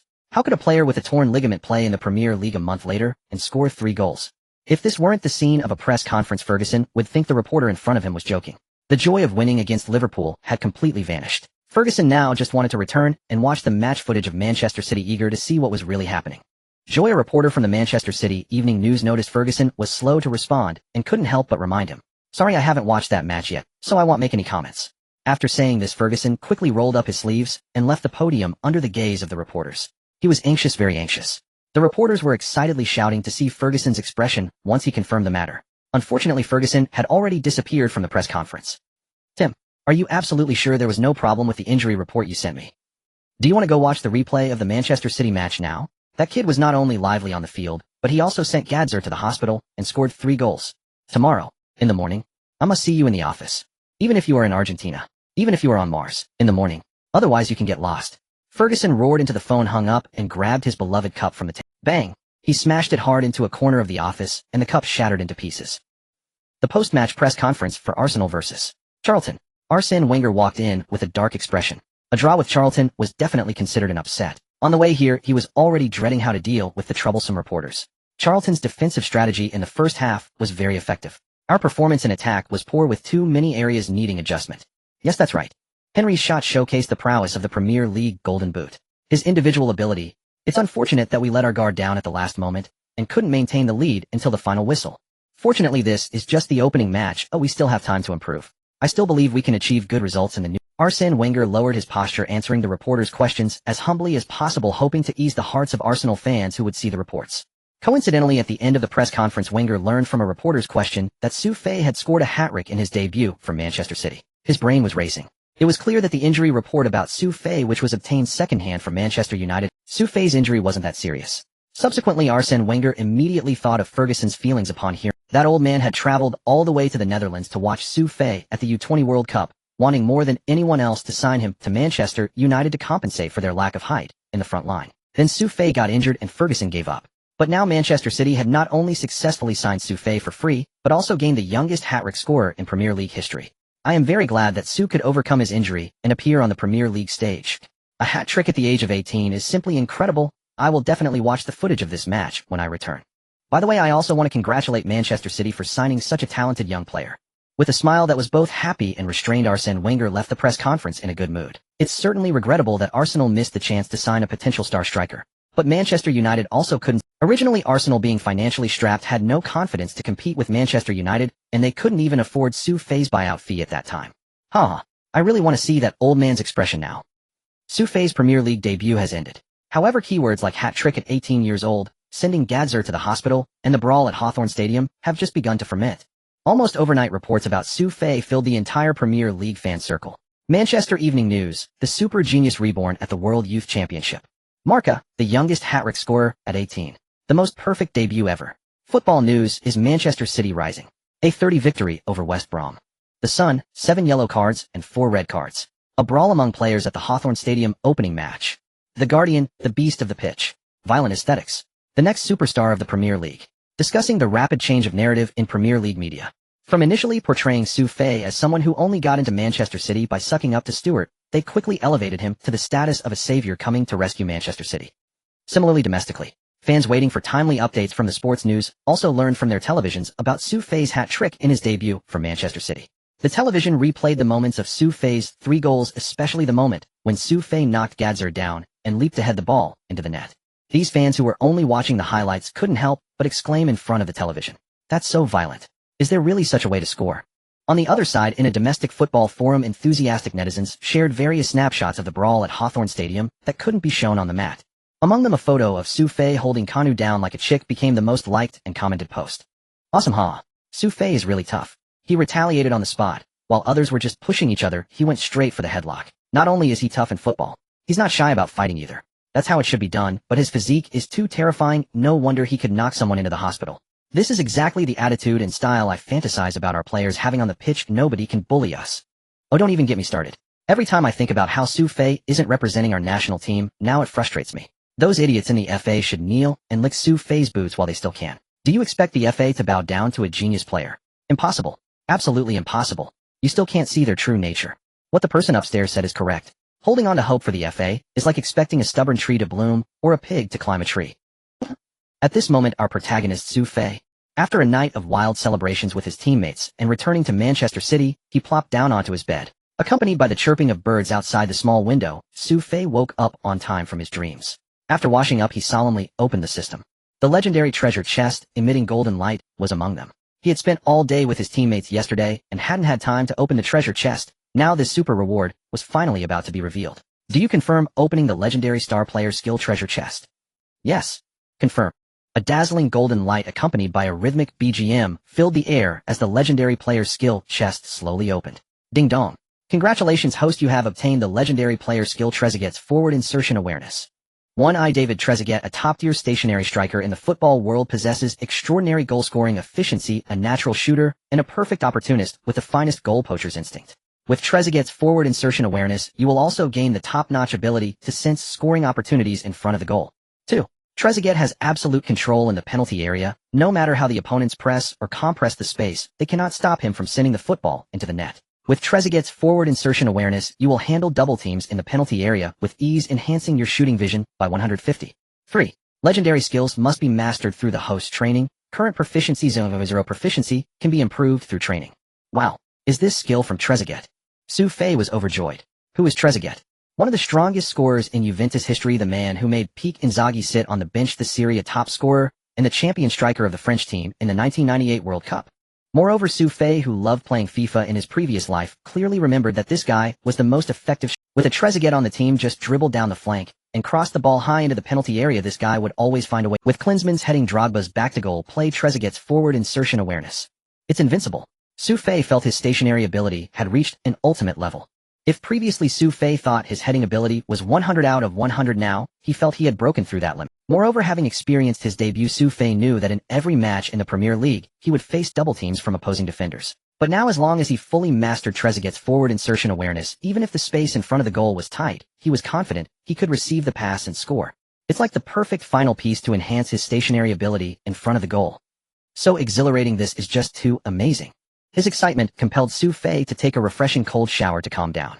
Ding dong. Ding dong. Just as he finished putting on his bathrobe, he heard a ring at the door. Who could it be? Brother Sun. Oh right, Raiola said. He would come to see me today? He arrived so early, my agent is really dedicated. Thinking this, Su Fei opened the door. To his surprise, it was not Raiola but the female doctor assistant from the medical center. Nailisha, carrying a medical kit. Unlike her last visit in a white coat, Nailisha was dressed casually today. A white shirt paired with jeans, her golden hair, casually tied back, combined with her round glasses that exuded a unique scholarly charm, added an extra allure to her appearance. Nailisha, what brings you here? Nailisha did not answer Su Fei, but walked into the living room with the medical kit, and then turned her head to say, sit on the sofa, and stretch out your foot. Which one? Oh, which foot? Su Fei didn't hesitate, realizing she was going to do a post-match check. After sitting down, he asked directly, then thought that his response seemed off, and corrected himself. Nailisha said nothing, simply bent down, and picked up Su Fei's left foot to begin the examination. Is there any discomfort? For instance, in areas like the scapula. I watched yesterday's match, and you had a lot of confrontations in that area. Not really, I don't feel much. However, my calf muscles and the soles of my feet are indeed a bit sore. Su Fei answered honestly, having just checked in the mirror after his shower. Although there were indeed many bruises on his body, they were minor issues with no structural damage. Su Fei understood his own body well. All right. Nailisha nodded, and began using medical instruments to seriously check Su Fei's back for injuries. Since Su Fei was wearing a bathrobe, it conveniently revealed his upper body, which was as muscular as an ancient Greek sculpture. After a while, as Su Fei suspected, Nailisha confirmed that there were no injuries. Just when Su Fei thought it was over, Nailisha picked up his foot again and began to massage his legs. Her professional technique made Su Fei feel very comfortable. He remembered that Nailisha had mentioned before that she was also responsible for post-match relaxation and recovery for players at the medical center, and had invited him to come see her whenever he had time. On the other side, while focusing intently on massaging Su Fei's legs, Nailisha suddenly realized that this might be the first time since her graduation that she had such intimate contact with a man. Previously, it had always been in the medical center and public places, but now it was just her and Su Fei alone in his home. Thinking about this, a hint of unusual shyness rose in Nailisha's heart, especially after feeling the heat of Su Fei's legs. She felt a little embarrassed to look up and talk to Su Fei, instead concentrating on massaging his feet. Time passed quietly. Seeing Nailisha working so hard with her lips pursed, Su Fei glanced at the time. She had been doing it for half an hour. While she was indeed responsible, he couldn't treat her as someone solely dedicated to massaging him. It felt a bit unreasonable. In an instant, Su Fei's brain malfunctioned. Wow, you are very healthy, there's nothing wrong. I don't know what Mr. Stewart is worrying about. I mean, your physical condition is very healthy. Okay then. I will take my leave now, good luck with your match. Nailisha's pretty face turned as red as if it would drip. She quickly stood up, hurriedly packed the medical kit, and then left Su Fei's English-style house, without looking back. Tap tap tap. Ding dong. Ding dong. The doorbell rang again. Had Natalia returned? Su Fei opened the door with a flutter of apprehension. To his disappointment, standing outside was not the beautiful Natalia, but Raimondo Raiola, wearing small aviator sunglasses and a trench coat. Raiola looked exhilarated, launching into an animated monologue even before stepping across the threshold. Su, congratulations. Your performance in yesterday's match was extraordinary. So much so that my phone exploded overnight with calls from advertisers. Good heavens, you even sent Gadoso to the hospital yesterday. Over that incident, his agent Pete called me to lodge a formal complaint. Guess how I responded? Well, what does that have to do with Su? Huh. Not funny. You don't seem particularly cheerful. Did you get injured in yesterday's match? No, please come in. I just didn't expect you so soon. Huh. Su Fei certainly had no intention of mentioning Natalia's recent visit to his agent. He simply invited Raiola inside. Raiola, unbothered, continued his enthusiastic narrative. Your performance yesterday was outstanding, truly unforgettable, including the moment you grabbed Kanu and were shown. You probably haven't heard yet. The Football Association has concluded its investigation and held a press conference, a one-match suspension, for you and your teammate Sun Jihai. I hope you'll remain calm about this. It's only a single-match ban. You'll be back on the pitch before long. Su Fei nodded. He'd anticipated this penalty all along. It meant little to him. Yet his composure surprised Raiola. In Raiola's estimation, any player facing such a sanction would, at the very least, erupt like Zlatan Ibrahimovic, furious, cursing volubly, hurling invectives at the Football Association or rival players' mothers. Instead, Su Fei accepted it in perfect silence. Not a single word uttered. Still, this mature demeanor delighted Raiola. No agent could wish for anything more than a player who remained level-headed, both on and off the field. Granted, Su Fei had thus far demonstrated that poise only off the pitch, but even that was enough to elevate Raiola's assessment of his character, especially given the agent's roster of global superstars. Add to that Su Fei's dazzling debut. So electrifying, it reverberated across European football, and it was no wonder Raiola had flown from Italy to Manchester City at dawn. His mission to soothe Su Fei's spirits should the suspension provoke impulsive decisions some high-profile players might make. For instance, granting an exclusive interview to a media outlet and using it to attack West Bromwich Albion or the Football Association, precisely the kind of recklessness one might expect from an 18-year-old. But clearly Raiola had overestimated the risk. On the pitch, Su Fei radiated youthful energy, his style, his intensity, even his conduct during confrontations, all unmistakably those of a young man. Yet off the pitch, this overnight sensation, now a household name across the Premier League, carried himself with the quiet, seasoned gravitas of someone who had lived 2 lifetimes. So, you flew all the way from Italy just for this. Looks like I worried for nothing, huh? Having grasped Raiola's purpose, Su Fei almost laughed, yet couldn't help but admire his agent's meticulous care. Indeed, football abounded with players who acted foolishly, especially celebrated stars whose every public action was magnified to grotesque proportions. Take for example that Argentine youngster just before Su Fei's prior life ended, so euphoric after the Copa America final that he live-streamed himself singing a racially offensive song. Coincidentally, several of his teammates at the club belonged precisely to the group vilified in those lyrics. The scandal erupted instantly. Not only did he receive a club-imposed suspension, but his standing within the squad became unbearably awkward. Don't worry, Raiola. I'm not the sort to act rashly. Even if certain individuals rouse my ire, I won't stoop to whispering behind their backs. Now I'm truly at ease. On the pitch, I'll resolve matters my own way. Alright, no problem. Su Fei's reply instantly brought to mind the image of him striking out during yesterday's altercation. Truth be told, Raiola longed to earnestly advise Su Fei against physical altercations on the pitch, but he held his. After all, compared to the litany of on-field transgressions committed by another of his clients, Zlatan Ibrahimovic, Su Fei was practically a paragon of discipline. Let's leave these unpleasant matters here. For now, I must be off. So soon.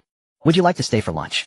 I'm dining with my teammate Sun Jihai next door. His wife prepares authentic Chinese cuisine.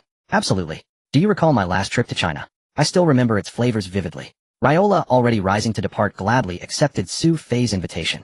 Manchester City Training Complex. Stewart held a tactical dossier prepared by the club's technical analysis department, detailing Charlton Athletic Football Club. His assistant entered informing him of the Football Association's newly announced suspensions for Su Fei and Sun Jihai. A 1-match ban. Damn it, the FA has finally done something right. Had they handed Su Fei a 2-match ban, I'd have marched straight to Clearly Stewart was satisfied with the verdict, but almost immediately he frowned again at the Charlton dossier in his hands. Charlton were Manchester City's next opponents. Having just concluded their opening fixture, they'd held Arsenal, a team brimming with world-class talent, to a draw. That was Arsenal. Though City had thrashed West Bromwich Albion 30 in their season opener, Stewart wasn't naive enough to believe his side could rival Arsenal, at least not yet. Of course, if City had Su Fei and Sun Jihai in the lineup. Yet the stark reality remained both would miss the upcoming match and Stewart would need to guide a depleted squad, stripped of 2 starters, against Charlton. Up front, Knight can fill in. Darius Vassell is also an option. As for Sun's position, Stephen Jordan should... no. Tomorrow I'll drill those lads mercilessly. We must beat Charlton. Stewart muttered to himself in his office, frowning one moment, shouting passionately the next. His assistant Oliver sat quietly nearby. Having shadowed Stewart nearly every day, Oliver knew intimately how fiercely the rookie Premier League manager worked. He truly poured his heart into managing Manchester City. Even today, a scheduled rest day for players, he'd arrived at the office before sunrise. Naturally, this reflected the immense pressure weighing upon him. A former youth team coach, Stewart was determined to seize this rare opportunity to prove himself as a top-flight manager. And each match's outcome could well decide whether he retained his seat. Here's your coffee, mister. Stewart, just brewed. Thank you, Oliver. Without looking up, Stewart accepted the cup, his gaze never leaving the dossier. Moments later, he pulled up Charlton's match footage. That evening, Stewart once again worked deep into the night, alone in his office. The English Premier League consists of 38 rounds of matches with an average interval of about a week between each round. After 5 days of intense preparation, the day of the second round of the Premier League has arrived. Manchester City will host Charlton Athletic at the Etihad Stadium. In the mid-20th century, Charlton Athletic experienced glorious moments, winning the FA Cup in 1947, finishing as runners-up in the top English League in 1937, and being FA Cup runners-up in 1946. However, since then they have fallen to the lower divisions and have oscillated between the first, second, and third tiers. It wasn't until the 1999-2000 season that they achieved promotion to the Premier League by winning the championship, but their years in the Premier League have been challenging, finishing last season with 12 wins, 10 draws, and 16 losses, placing them 11th. Last season, Manchester City performed even worse than Charlton, barely escaping relegation. It is worth mentioning that Charlton has an interesting nickname, the Addicts, which evolved from the term haddock. The reason behind this is that in the early years Charlton was financially struggling and the Valley Stadium lacked basic infrastructure, forcing players to use a fish and chips shop next to the stadium as a temporary changing room. At 5 o'clock in the evening, half an hour before the match officially begins inside the Manchester City pub. Today it is filled with Manchester City's diehard fans, where you can only see people wearing blue Manchester City jerseys or English men with their shirts off. For the diehard fans of Manchester City, the past week has been incredibly dreamlike. For Manchester City, which has been mired in trouble since the 1990s, a life for these loyal fans has been a torment, especially as they watch their city rivals Manchester United establish a dynasty dominating the Premier League. Manchester City has struggled with relegation, and after finally returning to the Premier League in the 2002-2003 season, their best result in the last 3 seasons has only been 8th place. Last season, they barely managed to avoid relegation. Yet every Manchester City fan sitting here now has rekindled their hope for the team. Just last week, Manchester City triumphed over West Bromwich Albion with a score of 30 in the opening match, finally shedding the title of Manchester United Killers. Manchester City fans who have bent their backs for so many years finally stood tall once. The match also gave Manchester City fans a glimpse of hope as the team has finally changed its previous style of slow, intricate passing to a more straightforward and efficient long ball attacking approach. Moreover, the performance of the new signing Su Fei has pleasantly surprised these loyal fans, showcasing explosive play and becoming the youngest hat-trick scorer in Premier League history. In Manchester City, newspapers and magazines related to the team have seen nearly 90% of their sales consumed by Manchester City fans. Just like those fans in later generations who constantly refresh various short videos and forums to follow their favorite stars' performances. Current Manchester City fans love to read various printed media appreciating how the Premier League media praises Manchester City in extravagant ways. They are already aiming for the Champions League this new season, completely shedding the shadows of relegation battles, and are expected to be the biggest dark horse of this Premier League season. The pub is bustling, and while waiting for the match to begin, fans clink their glasses and drink cold beer, laughing heartily and chatting. Does anyone feel that today's beer tastes especially refreshing? Yes, absolutely. After all, this beer is on Old Tom's tab, haha. Right, no wonder I feel the beer has a hint of malt aroma today, almost forgetting that it was Old Tom's generosity. I also didn't expect that the newly appointed steward really has some skills, winning against West Brom by 3 goals, which made the fan known as Old Tom has grey hair and appears to be quite old, but he is very spirited. What stands out is the vintage Manchester City jersey he wears, which has a name on the back that is unfamiliar to younger fans, Francis Lee. Those familiar with Old Tom know that the owner of this jersey is the legendary forward Francis Lee, who played for Manchester City in the 1960s and 70s. Owning this jersey is enough to prove Old Tom's stature among the fans and his loyalty to Manchester City. Since childhood, he has accompanied his parents to watch Manchester City play. How many years has it been since I last saw Manchester City play such an exciting match? A thrilling long ball attack. Anyway, since I bought you drinks, let's forget about that, it's not to be mentioned again. Saying this, Old Tom seemingly performed a magic trick, pulling out a new Manchester City jersey from somewhere. His action immediately caused a frenzy among the surrounding fans, with cheers and whistles filling the air. Oh my, Old Tom. Wow, it's been so many years. You've finally decided to change jerseys. This is a new beginning. And it's also a new beginning for Manchester City. Everyone kept teasing Old Tom, and under the watchful eyes of the crowd, he put on the brand new jersey. Of course, the jersey belonging to Francis Lee that he took off was carefully folded and placed in the bag he carried. This is undoubtedly the most meaningful thing that has happened before today's match. Long live Manchester City. Come on, brothers, let's raise a glass and celebrate Manchester City's big victory tonight in advance. Believe in Manchester City. Manchester City has been rejuvenated. Stewart's new attacking system will easily break through Charlton's defense's cheers. The diehard fans in the pub raised their glasses high, each filled with hope. On the other side, the Manchester City team bus slowly followed the crowded vehicles and arrived at the square in front of the Etihad Stadium. Here, tens of thousands of eager Manchester City fans have gathered, the crowd surging, dressed in blue jerseys, holding countless signs in support of Manchester City, and some waving the team's flags. These fans have chosen not to enter, yet wanting to give the players the warmest cheers as the Manchester City team bus passes. Hey Jude. Hey Jude. Hey Jude. When the team bus appeared in the sight of the Manchester City fans, the exclusive anthem of the Manchester City fans, Hey Jude, erupted in a chorus. Hey Jude is not the official anthem of Manchester City. The team anthem is Blue Moon, which is also the origin of the nickname the Blue Moon. However, Hey Jude holds a deeper significance for Manchester City fans, as it is a song from 1968, the same year Manchester City successfully won the second division title, the predecessor of the Premier League. Furthermore, due to the song's beautiful melody and its positive message, it has become a must-sing song for Manchester City fans before every match. The chorus of thousands in front of the Etihad Stadium.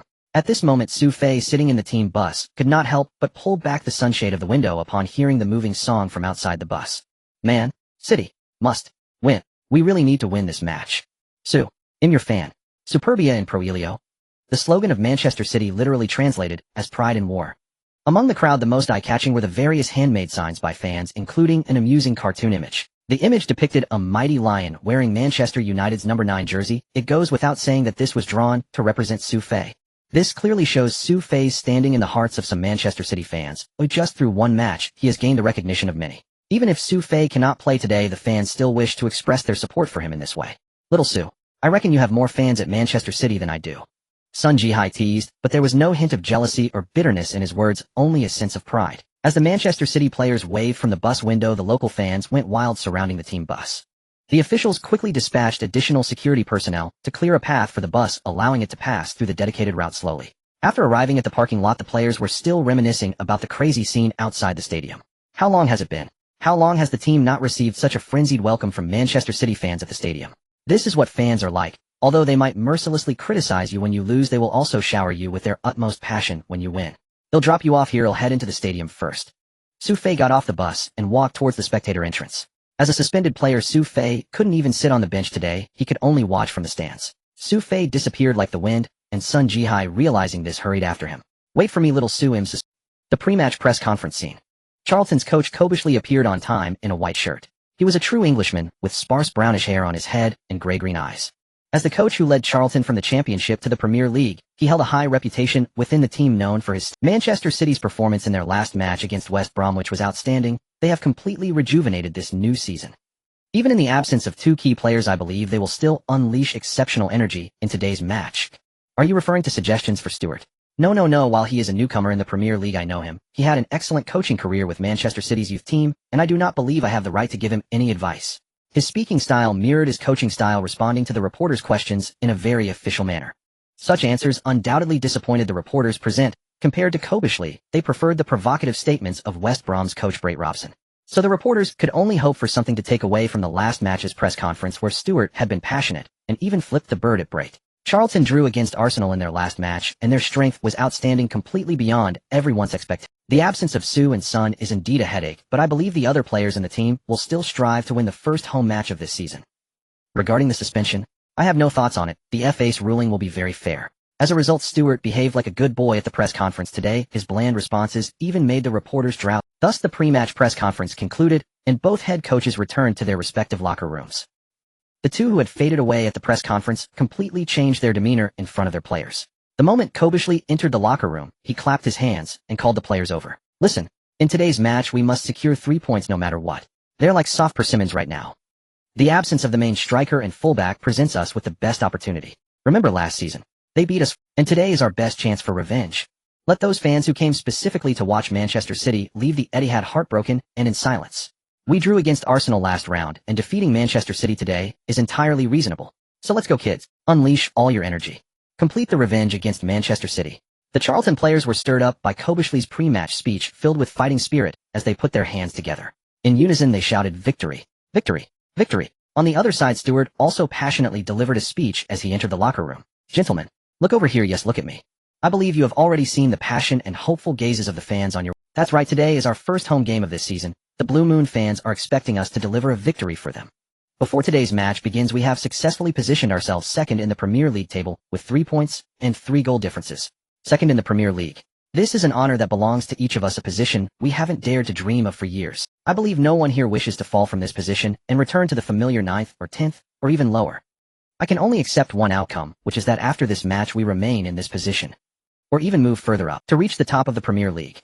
Come on, gentlemen, use your cheers to answer me. Do you want to be the Premier League champions, or let the fans fall into disappointment again? Answer me. The moment Stuart finished his speech, the Manchester City locker room erupted with the enthusiastic shouts of the players. Cole even excitedly kicked away a shoe bag beside him. Victory! Victory! Victory! Stuart was very satisfied with the players' attitude, and a rare smile appeared. The atmosphere in both teams' locker rooms was very heated, while on the other side, Su Fei, seated in the specially prepared front row seat, felt the passion of Manchester City fans up close. "Su, can you give me an autograph? I want to take a photo to record this moment." Su is sitting right beside me. "I love you, Su. My whole family is your fan now." Su Fei actively responded to the greetings from every fan around him. Although he couldn't appear on the field today, he was still the brightest star in the hearts of Manchester City fans at the Etihad. However, when both teams walked out of the player tunnel for the opening ceremony, the fans quickly calmed down and redirected their focus to the field. The highly anticipated first home game of Manchester City this season is about to begin. EPSN Sports Channel. Welcome to the second round of the 2005-06 Premier League season, Manchester City vs. Charlton. Hello everyone. I am your commentator Jean Jun. He'll be providing live commentary for this match. Both teams delivered spectacular performances in their opening matches last week. First, Manchester City, who secured a 30 victory over West Bromwich thanks to Su's hat-trick. As for Charlton, they successfully equalized against the Premier League giants Arsenal at the last moment. Their solid defense throughout the match caused significant headaches for the Arsenal players. Last season the teams faced each other with Manchester City drawing 22 away and winning 40 at home. In recent seasons they have taken turns winning, showing similar strength. However, today's match presents challenges for Manchester City as their main striker Su Fei and right back Ji Hai are unavailable due to suspension. This poses a challenge for Manchester City. For Charlton it's an opportunity. Let's look forward to a thrilling match between the two teams today. The opening ceremony has ended. Charlton, as the away team, will kick off from the center circle. The match is about. Today is tough for Manchester City. Without Su Fei and Sun Ji Hai they are likely to lose at home. Su Fei is suspended. What's the point of watching this match? Calm down. As a 10-year fan of Manchester City, I remain steady. Without Su Fei I can finally see what level Manchester City is at this season. Exactly when the tide recedes we can see who is swimming naked. This could actually be a good thing for Manchester City, as it will show if they can manage without him.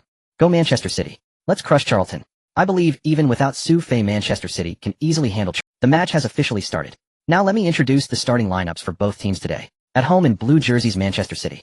Defense Mills on the left, Dunn and Distin in the center, with Steven Jordan starting in place of Ji Hai on the right. Midfield, Muzampa, Barton, Reina Knight. Strikers Cole and Darius Vassell. Manchester City still fields the same 442 formation from the last match, with Darius replacing Su. Darius had a stellar season with 16 goals during his time at Aston Villa, and he was a top forward at his peak. On the other side, away in white jerseys Charlton Athletic. Defense Primus on the left, Azu and Stefanovic in the center, and Ainsworth on the right. Midfield Holland, Hughes, Johansson, Kishishev, Murphy. Striker Darren Bent. Charlton's formation is 451, notably featuring Darren Bent, who scored a crucial equalizer from the bench in the last match, now making his first start for Charlton. This clearly shows that he has built trust in the coach Kobishal after the last match. Beautiful. On the right flank, Murphy and Kishishev combine. Murphy accelerates down the sideline. Steven Jordan loses his defensive position. Murphy. A high ball towards the goal. Darren Bent. Shot. A brilliant save. Just 2 minutes into the match Charlton created a highly threatening shot. Manchester City fans must have had their hearts in their mouths just now. At the Etihad Stadium a gasp went up as the shot was taken, but fortunately Manchester City's goalkeeper secured the ball safe. Stewart, watching from the sidelines, let out a sigh of relief and couldn't help but shout at right back Steven Jordan. Steven, what are you doing? Stay focused. Don't give them a chance to cross. After saying this, Stewart calmed down slightly to continue watching the match. Just now if Sun Ji Hai had been on the right side, he certainly wouldn't have allowed such a comfortable cross. This match is indeed not as easy as I thought before. After adopting a defensive strategy against Arsenal, Charlton showcased a strong offensive aggression right from the start. With 5 midfield players apart from one stationed in a defensive position, the other 4 pressed forward collaborating. This poses a significant challenge for the defenders of Manchester City. The high ball, just now, was very dangerous. If it weren't for goalkeeper James' quick save, Manchester City would have been trailing 0-1. However, just when Stewart had calmed down, he quickly jumped up from the bench again. In the 5th minute of the match, Knight successfully maneuvered past Murphy, then chose to cut inward into the attacking area. Manchester City's striker Cole immediately accelerated to join the attack. Charlton paid the price for their heavy pressing with only one defender left to mark Cole. Manchester City. Knight. A through ball. Successfully delivered to Cole. Onion. A onion chance for Cole. Facing the goalkeeper. Oh no. A miss. That shot was too unfortunate. Cole's onion chance ended up hitting above the goal frame. We can see that Cole was very frustrated with that shot, giving himself a slap. On the sideline, Stewart, who had raised his hands to celebrate the goal, instantly turned to hold his head in disbelief. He frowned and spread his hands, looking incredulous. What the heck? That shot didn't go in. Damn it, the defender misjudged and fell, and this shot went straight into the stands. The Manchester City fans in the stands were also very dissatisfied with Cole's shot, as they squandered a perfect This finishing ability is just too poor. In Manchester City's bar, why do I feel a familiar scent? You're not wrong, brother, this is the Manchester City we know. I can't take it anymore, the match just started, and I'm already struggling. Is it possible that we really can't beat Charlton today? Sipping beer, the die-hard Manchester City fans watching the match could no longer sit still. The laughter in the bar had disappeared, and many frowned. Old Tom silently downed his beer. Billy, fill me up again. The ball is in. In the 39th minute. Charlton's forward Darius, who started the match, did not disappoint the coach's trust. Successful in the 39th minute, helping the team unlock the door to Manchester City. 1-0. Charlton took the lead. In the ESPN studio, Jean-June couldn't help but shake his head slightly. Although as a commentator, he should remain neutral, subconsciously he was of course supporting Manchester City. But today Manchester City's performance was truly abysmal. Awful. In the past 39 minutes Manchester City had several excellent scoring opportunities. But they just couldn't find a way to finish. 9 shots with only 2 on target. Those 2 shots were so weak it was as if they were just handing the ball to Charlton's goalkeeper. The Manchester City fans in the stands were also feeling uneasy, having come to watch the match in high spirits today. They never expected their home team to let them down so badly. Especially seeing the Charlton players celebrating wildly in the corner kick area made it even harder to bear. I can't take it anymore. Absolutely can't. This is just ridiculous. Quickly substitute Darius, he's shooting blindly, wasting scoring opportunities. They tried their best. I can see that Muzampa and Knight on the wings really gave it their all. They delivered so many beautiful crosses, but none of these forwards are reliable. If this continues, I'm going to have a heart attack. Stewart, hurry up and make substitutions. Replace them. Stewart, standing on the sidelines, looked livid, especially at the moment when Charlton's forward scored. He angrily kicked over a water cooler next to him. Get down. Stephen, get off. And you too, Darius. Sinclair, Anyuha, you two go in. Stewart directly used 2 substitution spots, replacing the starters Su Fei and Sun Jihai. Stephen Jordan and Darius Wassall, heads down, jogged back to the substitutes bench, receiving a lot of boos from the fans. For both of them, this was also a kind of relief. Especially for Darius, who had wasted several shooting chances after returning to the bench. He didn't even dare to look Stewart in the eye. Stewart didn't even have the mood to reprimand the two right now. The game wasn't over yet. How to turn the current passive situation around was his only thought. His attention returned to the field, hoping that the 2 players coming on, especially Sinclair playing as a forward, could change the game. The referee has blown the whistle for halftime. Charlton is still leading 10. The players from both sides have exited to the tunnel. The match is now in a 15-minute halftime break. Just now I cut off the live microphone, and I couldn't help but blurt out, what the hell was that? This match is so hard to watch. Without Su Fei and Jihai, I think even playing in the championship would be a struggle. Damn it. A little assistant brought a glass of water to Jean-Jun. Teacher Jean, you've worked hard, have some water to cool down. Jean-Jun drank the ice water in one gulp, feeling considerably relieved. Then he shook his head with a wry smile. I guess the thoughts of Manchester City fans right now are the same as mine. Meanwhile, inside the Manchester City locker, get that damn ball into the net. Is that so hard? Stewart was angrily roaring, his voice so loud that even the staff passing by the door were startled. The Manchester City players didn't even dare to breathe, looking at each other, especially the forwards like Cole, who swallowed hard. They really wanted to say, it's actually quite hard. Especially against Charlton's defenders, who are all around 9 meters tall. But who would dare to say that? Who would dare to provoke Stewart at this moment? They'd probably be sent to the reserves tomorrow, no tonight. After venting his anger, Stewart took a deep breath and forced himself to calm down, starting to discuss adjustments for the second half. At this moment, Stewart had another thought. That was, he really wanted to bring Su Fei, who was still in the stands, directly onto the... After explaining the tactics to the players, Stewart couldn't help but curse, fuck West Brom. Fuck Bright. Fuck the Football Association. At that moment, Brett Robson, who was at Stamford Bridge, couldn't help but sneeze and who's thinking of me? The second half of the match was about to begin. In the 48th minute of the match, Manchester City, who was the first to attack in the second half, successfully pushed the ball forward. Knight once again carried the ball down the sideline to the edge of the baseline. Inside the penalty area, Cole and Sinclair tangled with the opposing defenders, fighting for position. A chance to cross. Knight turned and kicked the ball from the bottom, sending it flying into the penalty area. Manchester City's cross. Cole succeeds in getting to the ball. A header. This shot. It went straight into the goalkeeper's arms. What a pity. Manchester City missed another golden opportunity. A wave of sighs filled the Etihad Stadium, with Stewart covering his face on the sidelines. At that moment, the big screen played the replay of the previous shot, suddenly focusing on Su Fei in the stands. Yes, that's right. It focused on Su Fei, who was covering his mouth and complaining to Old Son about Manchester City's poor performance. Su Fei looked completely bewildered. The fans who saw Su Fei on screen began to stir. If that shot had been taken by Su, it would have gone in. That's just obvious. Su's headers are unbeatable. The fans were discussing animatedly, filled with nostalgia for Su. The match continued on the field. The pressure of being a goal down made the Manchester City players put all their efforts into attack, while Charlton, under the guidance of coach, cautiously focused on defense. Equalizing. This was the thought in every Manchester City player's mind at this moment. In the 57th minute of the match, Muzampa, carrying the ball to the baseline, successfully forced the defending player to clear the ball out of play. Manchester City earned a corner kick opportunity. Both sides began to arrange their formations. Under Stewart's instructions, Manchester City left only defender Mills in the center circle, while all other players pressed into the penalty area to seize the opportunity. Knight, responsible for the corner kick, took a deep breath. Kicked. The ball soared, drawing an arc in the air. It fell into the penalty area. A crowd surged in Charlton's penalty area. Manchester City's corner. A direct cross. This shot. The Zoo cleared it successfully. The ball was headed away. What a shame. The Manchester City players couldn't capitalize on that one.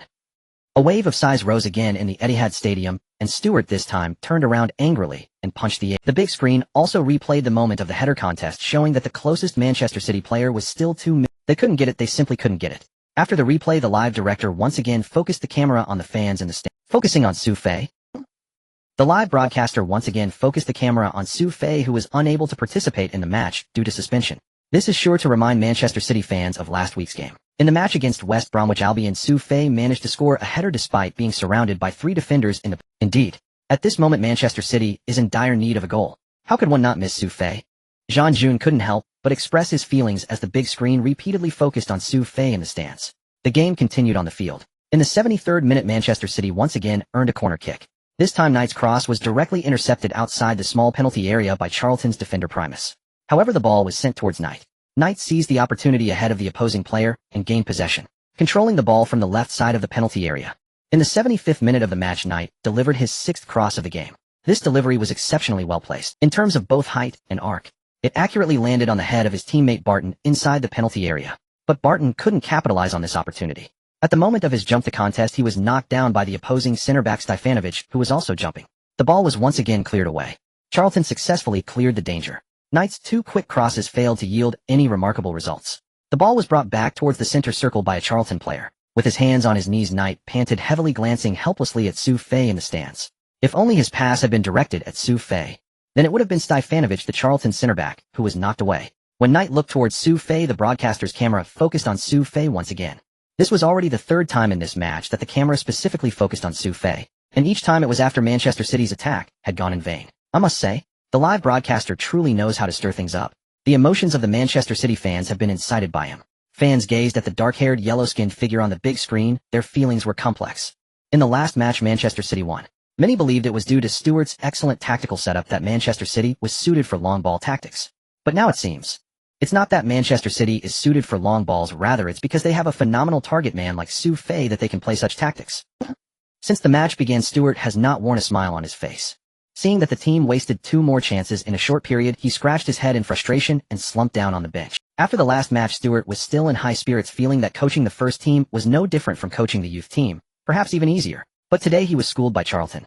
No wonder Arsenal's defensive tactics were futile against Charlton. Under Kobishli's guidance, their defense near the penalty area could be described as impregnable. They were like ironclad turtles. Without a top-notch target man with exceptional positioning, there was no way to breach their goal with high crosses. Moreover, it was evident that Charlton came prepared today. Their defense against Manchester City's crossing tactics was highly. Sometimes missing someone is felt in the heart. Sometimes it's visible on one's face. Stewart must have glanced at Su Fei in the stands countless times today.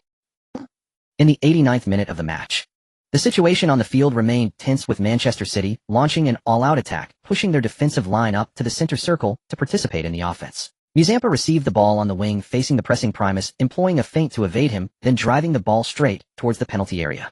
For Manchester City, this was almost the last chance to score. The fans who had endured the entire match suddenly gathered their spirits, cheering passionately for their team. Stewart on the sidelines also stood up. Then in the next moment, he deflated like a punctured ball. Musampa's through ball was intercepted by Charlton's centre-back Johansson, resulting in a change of possession. However, Stewart's ordeal was far from over. Charlton, having successfully regained possession, quickly initiated a counterattack. Johansson sent a long pass towards the Charlton forward Darren Bent, who was near the center circle. Darren Bent easily controlled the ball, nudging it forward with his right foot. The ball skimmed past Manchester City's Darren Bent accelerated, reaching the ball before Anyaha. A unknown chance. Manchester City's goalkeeper James became the last line of defense. As the ball found its way into the net, a wail erupted from the Etihad Stadium.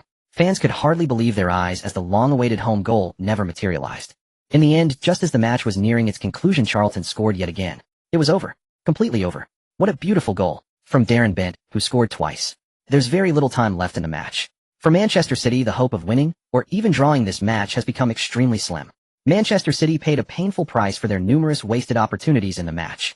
On the field, Charlton's players were celebrating wildly, while many Manchester City players showed despair on their faces. Stewart held his forehead, sitting in silence on the bench.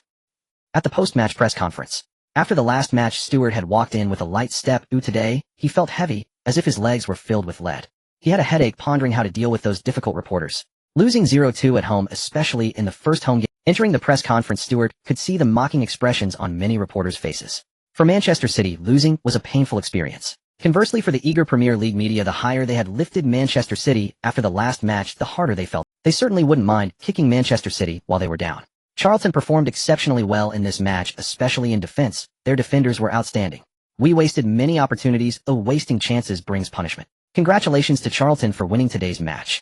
The absence of Su and Son indeed affected us. However, as the head coach of the team, I am willing to take full responsibility for the loss. I apologize for disappointing all the fans supporting Manchester City. Stewart felt like he was not in a press conference, but rather in an apology meeting. The reporters who had originally planned to ask tricky questions when Stewart was being stubborn didn't expect him to be so straightforward. He took the blame for the loss on himself, making it harder for them to corner him. Stewart had his own thoughts. He could scold those bastards behind their backs, as today, several forwards performed poorly. But in front of the media, he had to show a manly demeanor. Of course, while answering reporters' questions, Stewart was already thinking about canceling the post-match break. He had to train those bastards hard. At the same time at Craven Cottage, the match between Fulham and Arsenal has just concluded with the scoreboard showcasing Arsenal's dominance in the game. One for a resounding victory. The home fans of Fulham are in despair, while the Arsenal players are celebrating together, discussing where to hold a party to celebrate their first victory of the season. Arsenal's head coach Arsene Wenger smiles graciously as he shakes hands with his opposing coach, even waving enthusiastically at the cameras on the sidelines. The unpleasantness of the opening match being equalized by Charlton had long been swept away after Henry's brace in the first half. After a week of adjustments, the team's offense finally found its rhythm today, no longer feeling constipated. The fluid and elegant attacking play fully met Wenger's pre-match psychological expectations. This is the level of attacking football Arsenal should possess. They can easily break through the defenses of every team, especially those weaker sides that have languished in the lower mid-table of the Premier League for years. More goals, please. The performance displayed by the players today also pleased Wenger, as Bergkamp still had fuel in the tank. Last season's Premier League top scorer Henry scored again for the second consecutive match, netting 2 goals today. What surprised Wenger the most was the emergence of Robin van Persie, groomed as Bergkamp's successor. This Dutch star was brought in last season for a mere $2.75 million from Feyenoord. In this match, after coming on as a substitute for 25 minutes, he contributed 2 goals. Compared to his earlier debut in the Premier League last season, he has matured significantly. Today, Robin van Persie made Wenger see the shadow of a top-class player in him. Wenger, with his discerning eye for talent, has his own judgments and standards regarding a player's future development. In certain aspects, Robin van Persie has already reached the highest threshold of that standard. This further reinforced Wenger's conviction in his decision to bring Van Persie over from the Eredivisie, despite the surrounding controversies. Especially when he recalls that he only spent $2.75 million in transfer fees. The more he sees Van Persie celebrating with his teammates on the pitch, the more pleasing he appears. A great value for money. This has long been Wenger's guiding principle. Of course, all of this comes from necessity. I wonder how things are going for that old red-nosed fellow. At DW Stadium. The ball is in. The ball is in. Little Ronaldo. Hat-trick. In the last 3 minutes of the match, the on-fire Little Ronaldo successfully scored with a precise shot into the far corner, achieving a hat-trick in his second Premier League match of the season. Incredible. Little Ronaldo's forward run was top-notch. He perfectly timed his run to avoid being offside. After scoring the winner in the last match, this hat-trick means Little Ronaldo has already secured 4 goals this season. Last season, Little Ronaldo played 33 matches in the Premier League and only scored 5 goals. It won't be long before he breaks his scoring record from last season. On the pitch, Cristiano Ronaldo, who successfully completed his hat-trick, is being celebrated by his ecstatic teammates as they pile on top of him. On the sidelines, our old friend Alex Ferguson is celebrating with a clenched fist, his face beaming with joy. The team has won, and he is thrilled that the player he has been keen on and nurtured has delivered such a spectacular performance on the field, making him even more excited. Recalling the year 2003, the scene feels like it was just yesterday. It was during a friendly between Manchester United and Sporting Lisbon. At that time, the only 18-year-old Cristiano Ronaldo, with his youthful face, completely captivated Ferguson within just half a match. Immediately after the match, Ferguson contacted the higher-ups at Sporting Lisbon, expressing his desire to transfer for Ronaldo. Afterwards, he spent 6 months convincing Ronaldo's agent Mendes with the words, "I will never loan out Cristiano Ronaldo." He then successfully signed Ronaldo for a fee of $12.24 million. During Ronaldo's debut season in the Premier League, he faced criticism from many media outlets due to his weak physicality and tendency to hold onto the ball too long. However, he quickly proved himself in the matches representing Manchester United, not only helping the team win the FA Cup. He also made it into the UEFA Team of the Year. At that time, Ronaldo was being developed as a winger at Manchester United, but this season Ferguson boldly placed him in the position of a forward, hoping to pair him with Rooney and Van Nistelrooy to provide more offensive firepower for United. Originally, this was just a bold experiment by Ferguson. Little did he know that this young lad would bring him such enormous surprises so quickly. In the first match, a winning goal. In the second match, a direct hat-trick. A tremendous sense of happiness enveloped Ferguson, who was even excited enough to want to run onto the pitch to celebrate with the players. Soon after, the match ended. Wigan Athletic 0-3 Manchester United. Immediately after the match, Ferguson went to the players' dressing room and called Cristiano Ronaldo to his side in front of all the Manchester United players. "Come on, kid, let's go to the post-match press conference together. I believe today's reporters are here for you." Typically, the team captain would accompany the head coach to the post-match press conference. However, today, Ferguson decided to be a bit rebellious. Under the envious gazes of the other Manchester United players, the 20-year-old Cristiano Ronaldo excitedly followed the old man. At the press conference, when the journalists saw Cristiano Ronaldo's figure, a wave of applause erupted in the room. For the journalist, Ronaldo, who was favored by Ferguson, often appeared in the Premier League's hot news in various ways. And today, he successfully created the biggest headline of this round of Premier League matches with his performance. A hat-trick at the age of 20. Incredible. With Su being suspended this round, many journalists were so excited that they forgot that Su, who scored a hat-trick in the first round, is only 18 years old. This is also the current state of the Premier League news industry. Journalists focus on seizing one hot topic after another to create bigger headlines while the past is often easily forgotten. Of course, there are still some journalists who remain clear-headed. A familiar figure to Ferguson made the old man frown, and the moment he saw him raise his hand a sense of danger washed over him. Damn, it's him again. But he was too late to stop the excited Ronaldo from pointing at that journalist to ask a question. Hello Cristiano, I'm Joy from the Manchester Evening News. Congratulations on your hat-trick in this match. This is also the second hat-trick of this Premier League season, the last one being scored by Manchester City striker Su. Both scored 3 goals in a single match. Who do you think is stronger, you or Su? Oh no. The moment Ferguson heard this question, he wished he could cover that journalist's cursed mouth with a microphone because he could clearly see the confusion in his disciple's eyes. Cristiano Ronaldo was still in a state of extreme excitement. He seemed somewhat unresponsive and looked puzzled at Su. Who is Su? Is he a player in our Premier League? I don't know him. With the splendid victory of the 2 Premier League giants, the match between Manchester City and Charlton has finally come to. As they left the stadium with the fans, Su Fei and Sun Jihai received the news that their scheduled day off for tomorrow had been. The two exchanged glances. It seems the boss is really angry. The closed training will last until just before the 3rd round of matches. Yeah, it should be. We shouldn't have any problems, and today was practically a day off for us. I'm just not sure what here and the others think. Do they dare to have any thoughts? Sun Jihai shrugged helplessly, leaving Su Fei speechless. Indeed, everyone knew about Stuart's temper. Once he made a decision, no one dared to question it. Especially after today's match. I bet no one dares to go out and have fun today. At the Manchester City mail bar, the cheerful sounds that once filled the air had vanished, and the atmosphere was. A Manchester City fan couldn't take it anymore. He grabbed his drink and threw it toward the corner. The sound of the shattering glass sparked more fans to throw their drinks. Crash. This is just pathetic. I might as well have stayed at home watching soap operas. It's not just pathetic, it's downright torture. The more I watch, the angrier I get. Oh, hey old Tom, what are you doing? As the surrounding fans saw old Tom, who was fuming, he took off his new Manchester City jersey and pulled out his old one. The bar owner Billy stepped in to stop him. Don't old Tom, take it easy. Did you forget we were missing 2 starters in this match? In the next match, Su and Sun will be back. Billy's words not only paused old Tom's actions, but also caught the attention of the surrounding fans. Yes, Su Fei will be back for the next match. If that guy were here today with so many beautiful crosses, he surely would have scored that damned football into Charlton's goal. However, old Tom clearly was not as optimistic as the fans. For the past week, he had firmly believed that Stuart brought changes to Manchester City, that the long ball tactics revitalized the team. And Su Fei, that guy was indeed good, but he was merely the endpoint of the team. However, he did not outright deny Billy's statement. He only grunted and slapped a few pounds on the counter. This is for today's drinks, Billy. Next week. He'll come back to watch the match. Next week, remember to save me a seat. Old Tom's stubborn figure disappeared from the remaining fans began to envision the scene of Su Fei's return in the next match, as if the gloom of today's loss had been completely swept away. The next day, at 8 in the morning, Su Fei and Sun Jihai arrived punctually at the training ground. With 30 minutes left until the time Stuart requested, the majority of Manchester City players had already gathered on the field. Although many were still bleary-eyed, they dared not neglect Stuart's demands, fearing that if they were late, they would be melted by Stuart, who was like a volcano ready to erupt. Su. Knight actively ran over to greet Su Fei. How was the quality of my crosses yesterday? Weren't they pretty good? Before Su Fei could respond, Knight, with a hint of resentment, spoke for himself. I think if you had been the one receiving the balls, I would have gotten several assists. While saying this, Knight cast a resentful glance at Stephen Jordan and the others who had started as forwards yesterday. Well, it turns out he's still holding a grudge. Su Fei smiled faintly, neither affirming Knight nor denying it, but instead asked if Knight knew what the special training was for. He wasn't stupid. He wouldn't be bored enough to criticize one teammate in front of another. Su Fei didn't like gossiping.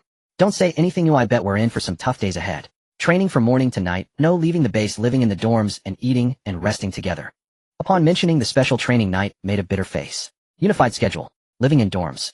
Su Fei's mind immediately conjured up 2 words, military training. Isn't this just militarized management? Damn it. I thought it was a big deal. For Su Fei, who had to undergo military training at every stage of his previous life, this was indeed nothing. However, for the Premier League players who were used to freedom, most of them had their own residences near the training base. Going out to enjoy life after training was a daily routine. A slightly stricter training regimen only occurred 2 days before a match. Thus, this was the reason Knight found it hard to accept the special training. Because to some extent, players and teams were more like a partnership rather than a subordinate relationship. Since it was a partnership, they only needed to abide by the basic team rules. Beyond that, the team had no reason to manage players' private lives. Of course, the downsides of this approach were also quite evident. Apart from those players who were extremely disciplined, most Premier League players led colorful lives off the pitch. Many aspects could even shorten a professional player's career and form. Overindulgence, drinking, and womanizing were all common issues, and some even secretly engaged in illegal activities. In the last century, when teams held absolute power, they frequently implemented closed training camps to maintain player form and cultivate obedience. However, since the new century as players' influence within teams increased, teams began to relent in their management, leading to a decrease in closed training camps. At 8:30, Stewart appeared on the field punctually with his assistant Oliver. He scanned all the players with a hawk-like gaze, softening slightly when it fell on Su Fei. Very good, no one is late, everyone is here. It seems you all understand what a disgrace yesterday's match was. Oliver, tell them about the schedule for the next few days. Oliver handed out the schedules to each player. Su Fei looked down. Whoa, it really is military training. The list not only specified the wake-up time every day, but it also set a curfew for lights out at the dorms. Wake up at 8, lights out at 10. Everything from living arrangements to meals would be taken care of at the base. Next was the tightly packed training schedule, from training matches to group training, tactical training, and then specialized personal training, all reasonably divided throughout each day. Seeing such an extreme training plan, the players naturally had their thoughts, but no one dared to utter a word. Any hint of complaint would challenge Stewart's authority. So does anyone have any objections to this schedule? Whether you do or not. If not, just say no. Did you not eat before coming here? No. Stewart nodded in satisfaction, raising his head. Alright, it seems many of you aren't fully awake yet. Let's start with a 10th sand-step endurance run to wake up those muscles. Under the lead of Captain Dunn, the players immediately began to move. Knight ran at a steady pace, keeping up with Su Fei, who couldn't help but tease him. Weren't you very much against training camp? I heard your voice was quite loud just now. Actually, I thought the boss was asking if we had breakfast. With the conclusion of the second round of the Premier League matches, media reports began to emerge like mushrooms after rain. Undoubtedly, Cristiano Ronaldo, who successfully scored a hat-trick in the second round, became the darling of the Premier League media this week. However, Manchester City's defeat to Charlton only sparked limited discussions among fans. No one would continue to focus on a team that had just managed to stay in the league last season. Only clubs like Arsenal and Manchester United, filled with topics of discussion and ranked among the top in global fan numbers, deserve to bask in the media spotlight.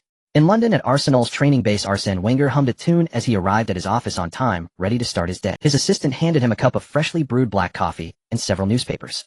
Even if Arsenal lost, Wenger would not mind reading how the Premier League media belittled him or the team.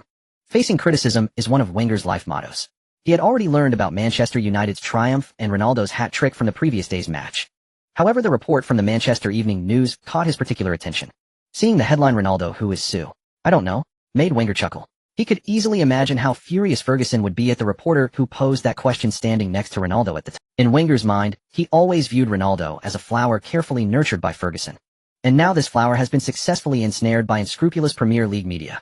It seems that within Manchester United, Ferguson has yet to show the players the significance of Manchester City, otherwise they wouldn't be unfamiliar with their new recruits. Of course, this is quite normal. No major club would specifically have their players study a team that just barely avoided relegation last season. They wouldn't even require them to watch match footage of that team. This led to such a farce. Wenger was very pleased with the media farce surrounding Manchester United, as it would surely make that irritable old man stomp his feet in anger after returning to the locker room. However, Wenger's work today was to study this relegation-threatened team, especially analyzing the footage of Su Fei's performance in the first round. Because Arsenal's opponent in the fourth round would be Manchester City. As a qualified head coach, Wenger would never underestimate any opponent, especially after Charlton had taught Arsenal a bloody lesson in the first round. Moreover, although Su Fei did not play in the second round, his hat-trick performance in the first round was enough to draw Wenger's absolute attention. This attention did not mean Wenger would treat Manchester City as a rival on the level of Manchester United, but it made him feel that it was worth spending an entire day to study them in advance.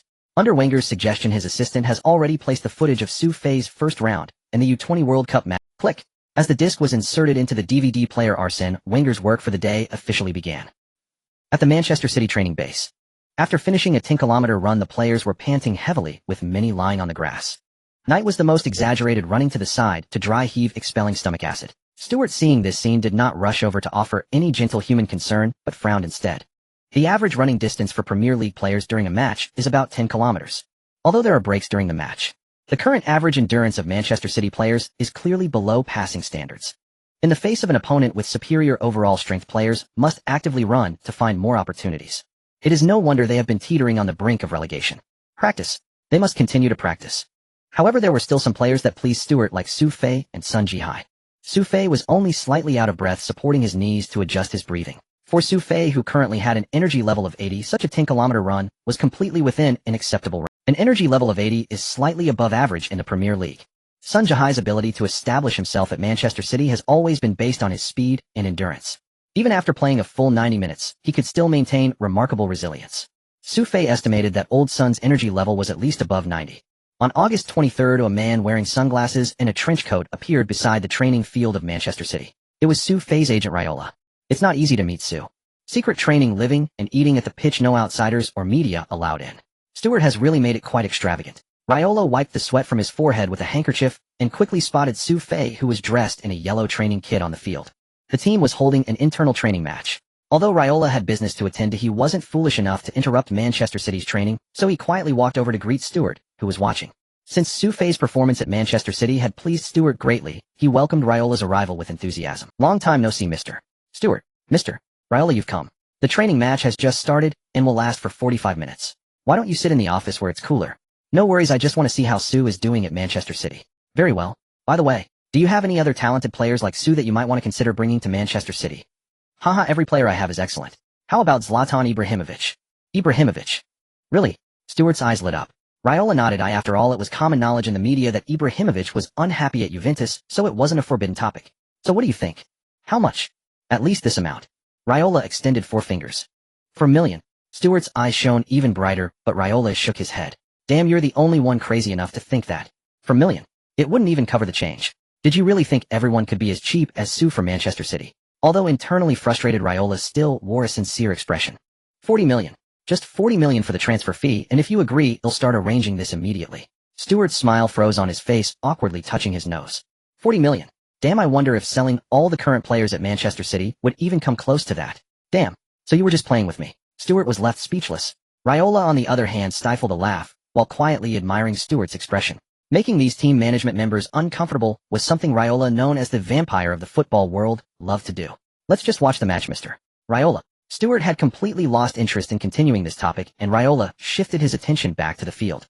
On the field, this training match was not divided into starters and substitutes. Stuart divided the players into 2 teams, based on his internal ratings, balancing their strengths. After assigning Su Fei to Team B, Stuart arranged 3 starting defenders to Team A, allowing them to train alongside Su Fei, while also honing their skills. At the same time, he placed Knight and Sun Jihai, who had the best chemistry with Su Fei, on the yellow team, to continue developing their synergy. Su Fei was quite satisfied with this arrangement. In this training match, he had his own plans and goals, practicing to master the epic star skills granted to him by the treasure chest. Drogba's back-to-goal technique. Star skills, much like ability stats, do not mean that you directly acquire something like Beckham's bending free kick. It doesn't mean you can just stand 30 meters from the goal and score with a perfect curling shot. Rather, it requires continuous training to master. Currently, after this period of practice, Su Fei's proficiency had reached 300,500. This rapid progress was also related to Su Fei's continuous practice of ball control. Moreover, mastering star skills does not require completely filling the progress bar to be usable. Halfway through the progress bar is enough for Su Fei to barely utilize it in a real match. According to the system's prompts, using it continuously in actual combat will accelerate the progress bar's growth. Facing off against his team's main defenders gives Su Fei a better opportunity to showcase his skills. Otherwise, against the substitute defenders, he might not even have a chance to exert himself before it ends. In the 11th minute of the training match, A team's forward Cole failed to seize an opportunity in front of goal, sending the ball out of play with a push. Goal kick for Team B. Goalkeeper Schmeichel passed the ball to Sun Jihai on the right flank. After passing it to Knight in midfield, Sun accelerated forward. The strength division of the 2 teams was quite balanced. Facing Team B's aggressive attack, most of Team A's players cautiously chose to withdraw and defend. At the same time, the midfield players compressed the space to limit Team B's control in the center. Knight, carrying the ball for Team B, seized the moment and executed a beautiful long-range switch, successfully tearing through Team A's defense, bringing the ball back to Sun Jihai on the right flank. At this point, Su Fei had already arrived in the central area of the attacking zone, being marked by the starting center back, and Dunn gritted his teeth, positioning his body to block Su Fei's run. As a defender who often trained alongside Su Fei, he knew better than any player on the field about Su Fei's terrifying ability to make runs. As long as he gave Su Fei the chance to charge forward, he knew he could never stop Su Fei's beast-like assault. Dunn had his own little insights on how to defend against Su Fei, which included blocking Su Fei's running path, while restricting his comfortable touches in the penalty area. Su Fei was indeed remarkable at winning aerial duels, but receiving the ball with his back to goal had always been his weak point. So, while contending with Su Fei, Dunn practically used both hands and feet, performing a strongman lock from behind. He directly hugged Su Fei's waist while blocking his turning direction with his leg. The players of Team A were excited at this sight. The captain truly lived up to his title. Not only did he bravely stand in Su Fei's way, but he also successfully made it difficult for Su Fei to receive the ball. Stuart, watching from the sidelines, greatly appreciated Dunn's efforts. Although Su Fei was being cultivated as the absolute core of the team.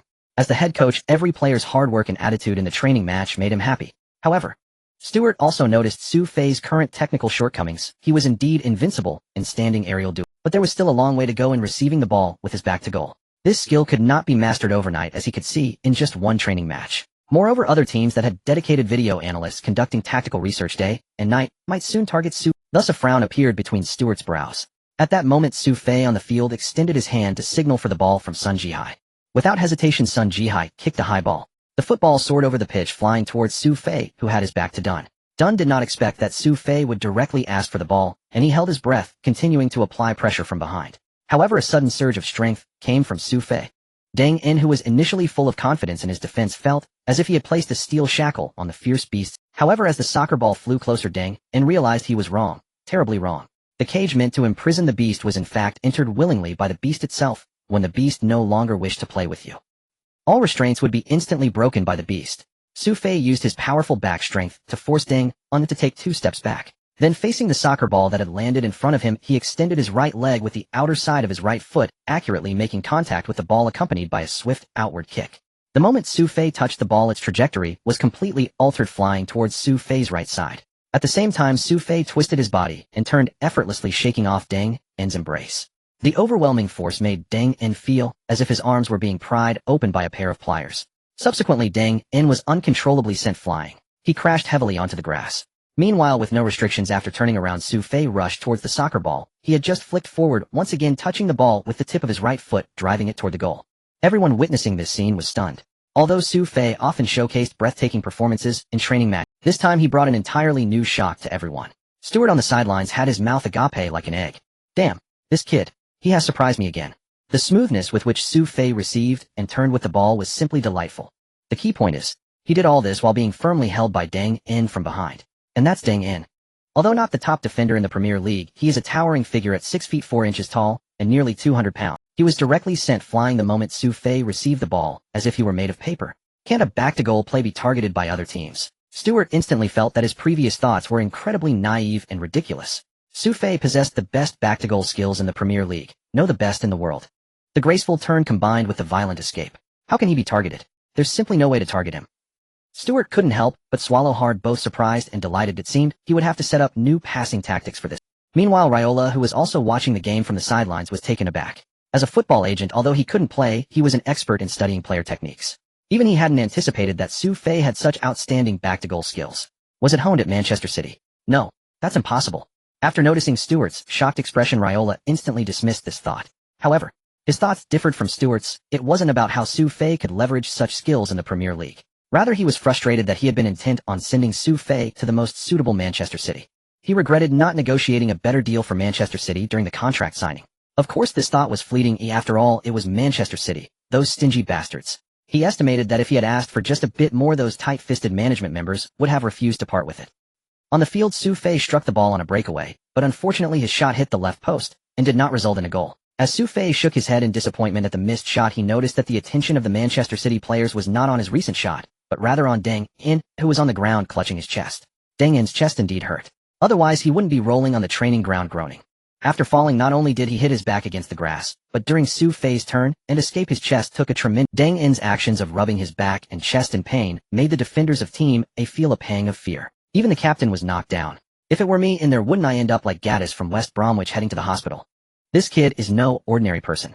Su Fei is truly something else. The slow-to-realize Stuart quickly dialed the medical center. The training match was forced to stop, and shortly after, a medical vehicle arrived at the sidelines. The team's training match directly brought the team doctor onto the field. Fortunately, after the doctor's examination, Deng In was found to have no serious injuries, which relieved all the Manchester City players. Su Fei felt a bit embarrassed. He had been so focused on training his star skills that he had forgotten to control his strength, and even forgot that his old captain Deng In was behind him. Su, I never imagined your back-to-goal skills were this impressive. Everyone, don't worry, I'm fine. Let's keep going. However, the recovering Deng In had no complaints. Instead, he praised Su Fei and quickly signaled for the players to return to the training match. This scene made the defenders of Manchester City give Deng In a mental thumbs up. That's the captain. The training match soon resumed. However, a somewhat strange scene emerged. Whenever Su Fei appeared near the penalty area, the defenders of Team A seemed to stick close to him. Yet no one dared to challenge Su Fei like Deng In did at the start. Su Fei only had to slightly turn to easily squeeze into the penalty area. Get close, don't let Su receive the ball comfortably. Challenge him. Get on, Su. Defend seriously. This scene made Stuart on the sidelines very dissatisfied, and he started shouting from the sidelines. However, the defenders of Team A acted as if they were deaf, showing no intention of challenging him. No, why don't you come and play as the head coach yourself? It's deadly to defend against Su Fei. Although the medical vehicle was waiting right beside, no one wanted to end up on a stretcher today. Captain, you're the bravest. When Su comes, you can take a shot at him. My. Dustin, also a defender for Team A, couldn't help but talk to Dang In after hearing the head coach's dissatisfied voice from the sidelines. Are you really wishing for me to end up on the medical vehicle today? Speak up, Dustin.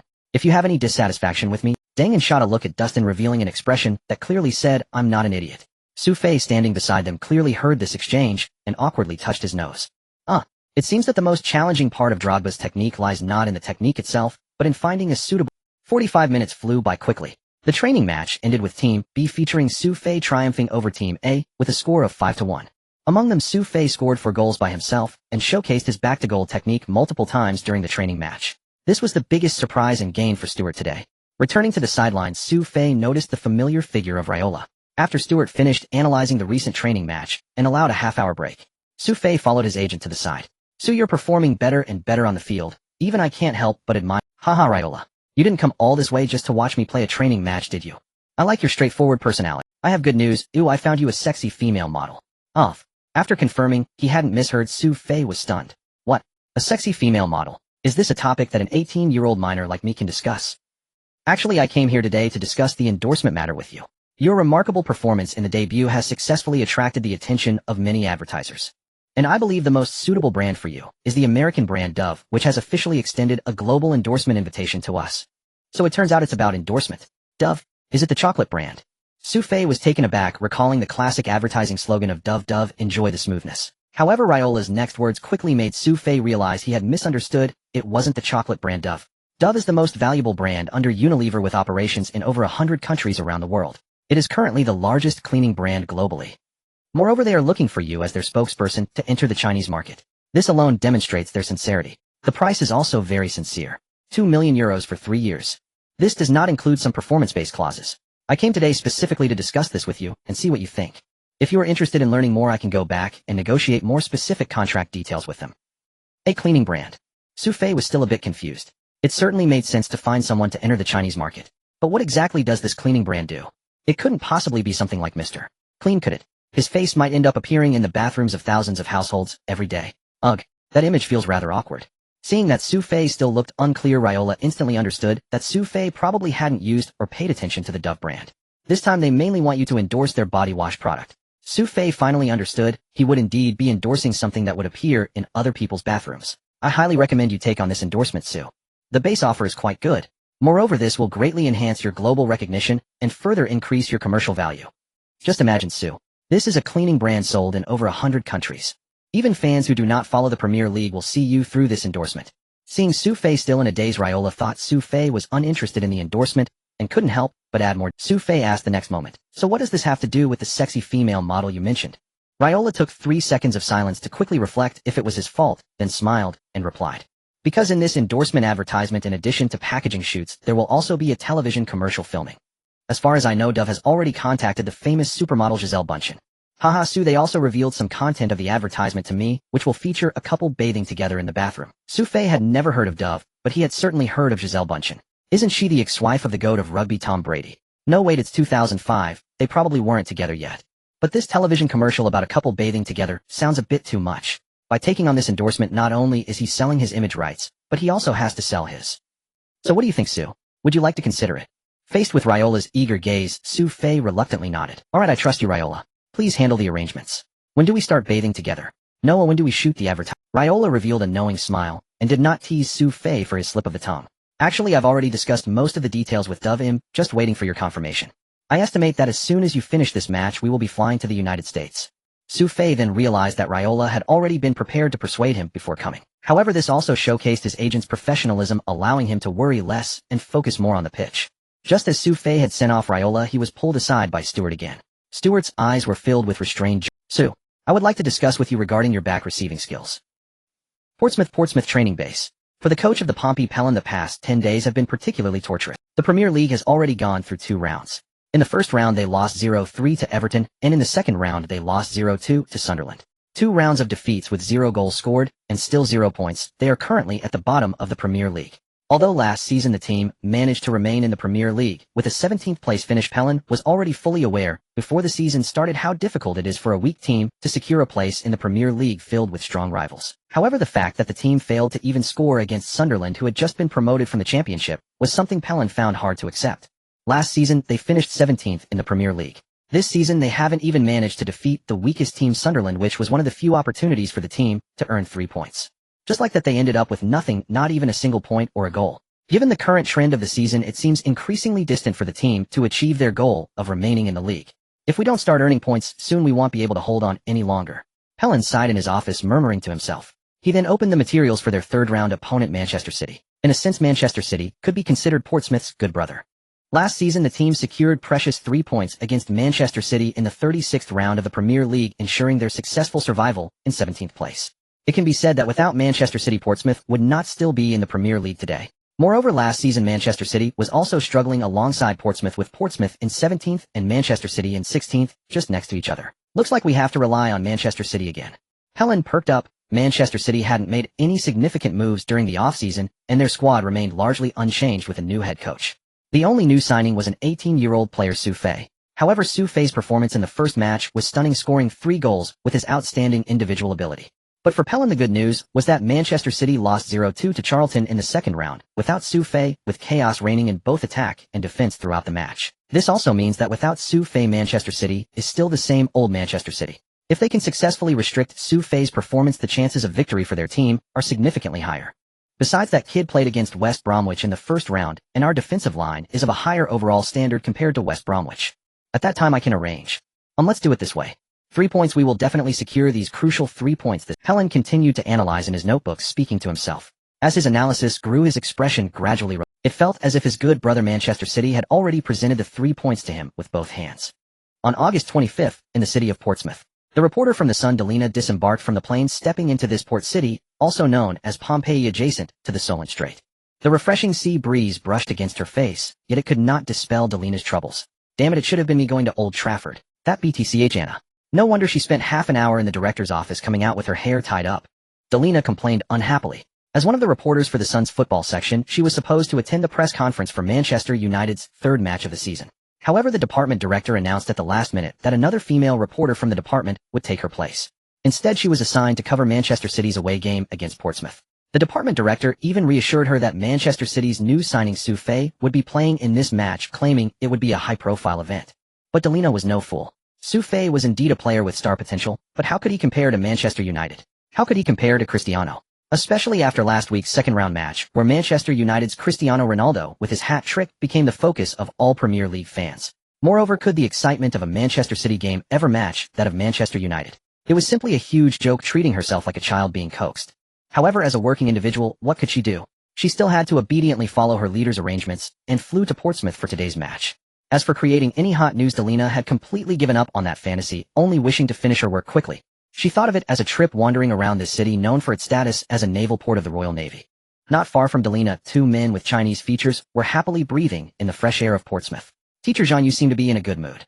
Of course, I can commentate on Manchester City's game again. Hee, I remember you didn't smile during the last Manchester City game commentary, and that night you got so drunk out of frustration. Can it be the same? Su Fei and Ji Hai will be playing today. The two were Jean Jun and his assistant. As ESPN commentators, they were in Portsmouth to cover the Manchester City match. Teacher Jean, Manchester City played terribly in the last game. Do you really believe Su Fei and Sun Ji Hai will make a difference? I believe, of course I believe. There is a world of difference between Manchester City with and without Su Fei. Are you questioning Teacher Jean's professional standards? I wouldn't dare. Jean Jun and his assistant were joking with each other. For Jean Jun, after the last game, he was eagerly looking forward to today's match. Previously, when he was assigned to commentate on Manchester City's match during the first round of the Premier League, he felt quite reluctant. But after just one game, Su Fei had completely won him over. He now considered himself half a fan of Su Fei.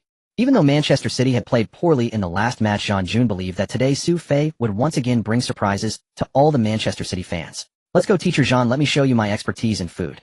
I know a great Sichuan restaurant nearby. Let me take you to try it. Professional. Teacher Jean is indeed professional. At 5 in the evening, when the bus carrying Manchester City players stopped at the parking lot of Fratton Park, Stewart hurried to the pre-match press conference. Compared to the grandiosity of the first-round post-match conference today, there were still quite a few empty seats. The number of attending media reporters was not high. After all, this was just a match between last season's 17th and 16th place teams. Some smaller media outlets with fewer reporters were unwilling to send anyone to the venue, as it was purely a waste of money for them. In fact, many reporters had shown up at the last Manchester City post-match conference, but most had come on a whim. If it weren't for Su Fei's performance in the first round today, the number of media reporters present would probably have been cut in half. Well, although this is Su's second Premier League match, I still believe he can deliver an outstanding performance. That's right. During this period, I have conducted secret training for the players. As for the specifics, I'm sorry, I cannot. Even though we lost to Portsmouth twice last season, I still believe we can win this match today. Nevertheless, this did not dampen Stuart's spirits, as he enthusiastically answered the reporters' questions. On the other hand, Portsmouth's head coach Pellin was not in such a good mood. After all, his team had suffered 2 consecutive defeats. The media reporters constantly circled around the topics of relegation and staying up, indirectly hinting at Portsmouth's embarrassing position at the bottom of the league table. This made Pellin unable to help but glare at the end of the press conference. The season has just begun, and I still firmly believe that our team has the strength to compete with any Premier League team. The team's determination to remain in the Premier League has never wavered. Last season we managed to defeat Manchester City twice, and we can do it again this season. Pellin angrily left the press conference, which brought smiles to many of the reporters present. The smiles would not disappear, they would merely shift from one person's face to another group's. At 5:30 in the evening. Fratton Park. With a total capacity of 2,110, Portsmouth's home ground was not sold out today, and there were quite a few. However, the die-hard fans in the stand known as the Fratton End were still filled with supporters of the Pompey Army. In England, even the teams in the lowest tier of football leagues have their own loyal fans. Football in England is not just a sport, but an indispensable part of life. The die-hard fan stand today displayed a massive banner. "We fuck need win." As the player entrance ceremony took place, the banner was continuously waved amidst the cheers of the crowd. The director also focused the camera on this banner that represented the inner thoughts of all Portsmouth fans at that moment. The banner's content appeared on the big screen. At the same time, on the pitch, Sun Ji-hai, who was leaning against Su Fei, saw the content on the big screen and couldn't help but be moved. "I remember last season when the team was on a losing streak, there was a similar banner at the Etihad. Oh, I didn't expect to see it here too. But who doesn't need a victory?" Su Fei said, nothing, quietly feeling the atmosphere of the away crowd and the desire of Portsmouth fans for a win in the air. Welcome to EPSN Sports Channel. Welcome everyone to the live broadcast of the 2005-06 Premier League third round, Portsmouth vs. Manchester City. Good evening everyone. I am today's commentator Jean June. The match is about to start. In a villa in the south of France, Arsène Wenger, his face flushed, leisurely buttoned his shirt after a passionate encounter that had just concluded for the 56-year-old. On the bed, a sultry young model pouted playfully at Wenger. "Can't we do it again?"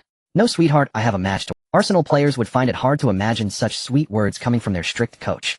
Wenger, who has dominated the Premier League for years, could easily make fans forget his French identity.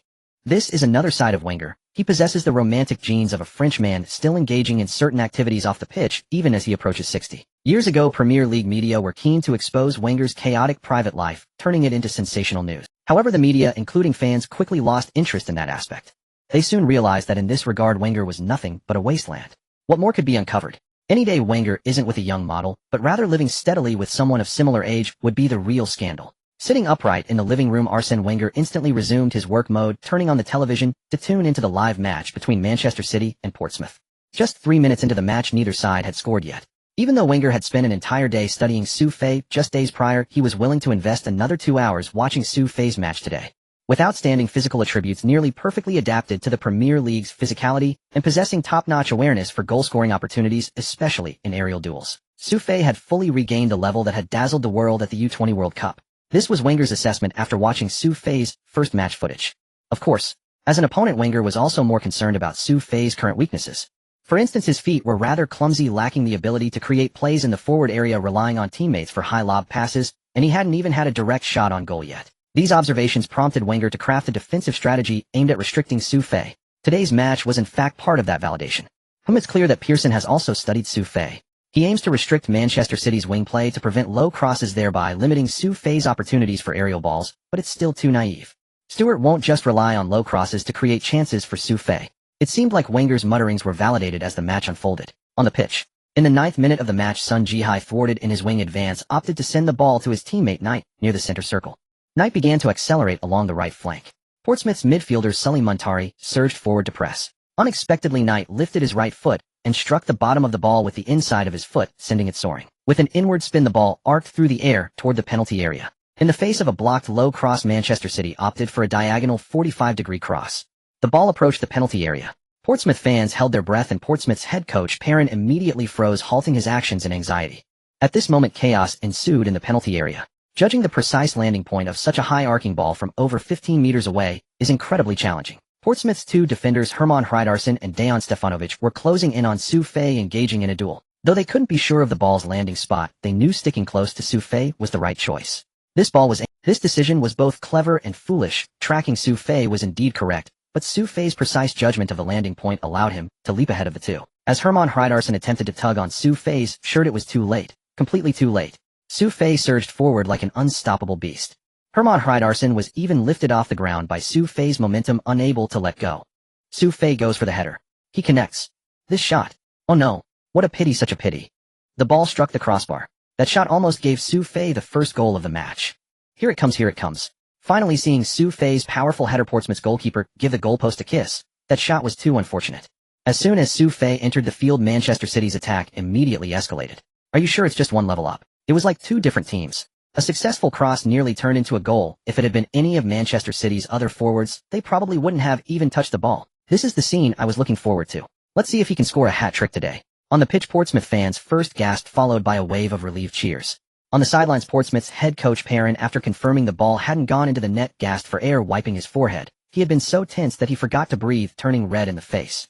On the other side at the Manchester City bench, at the moment Su Fei jumped, Stewart had raised his hands in premature celebration, now awkwardly lowering them. Yet this shot gave him immense confidence. Back in the Premier League, Su Fei did not disappoint. His impact on the attack was immediate.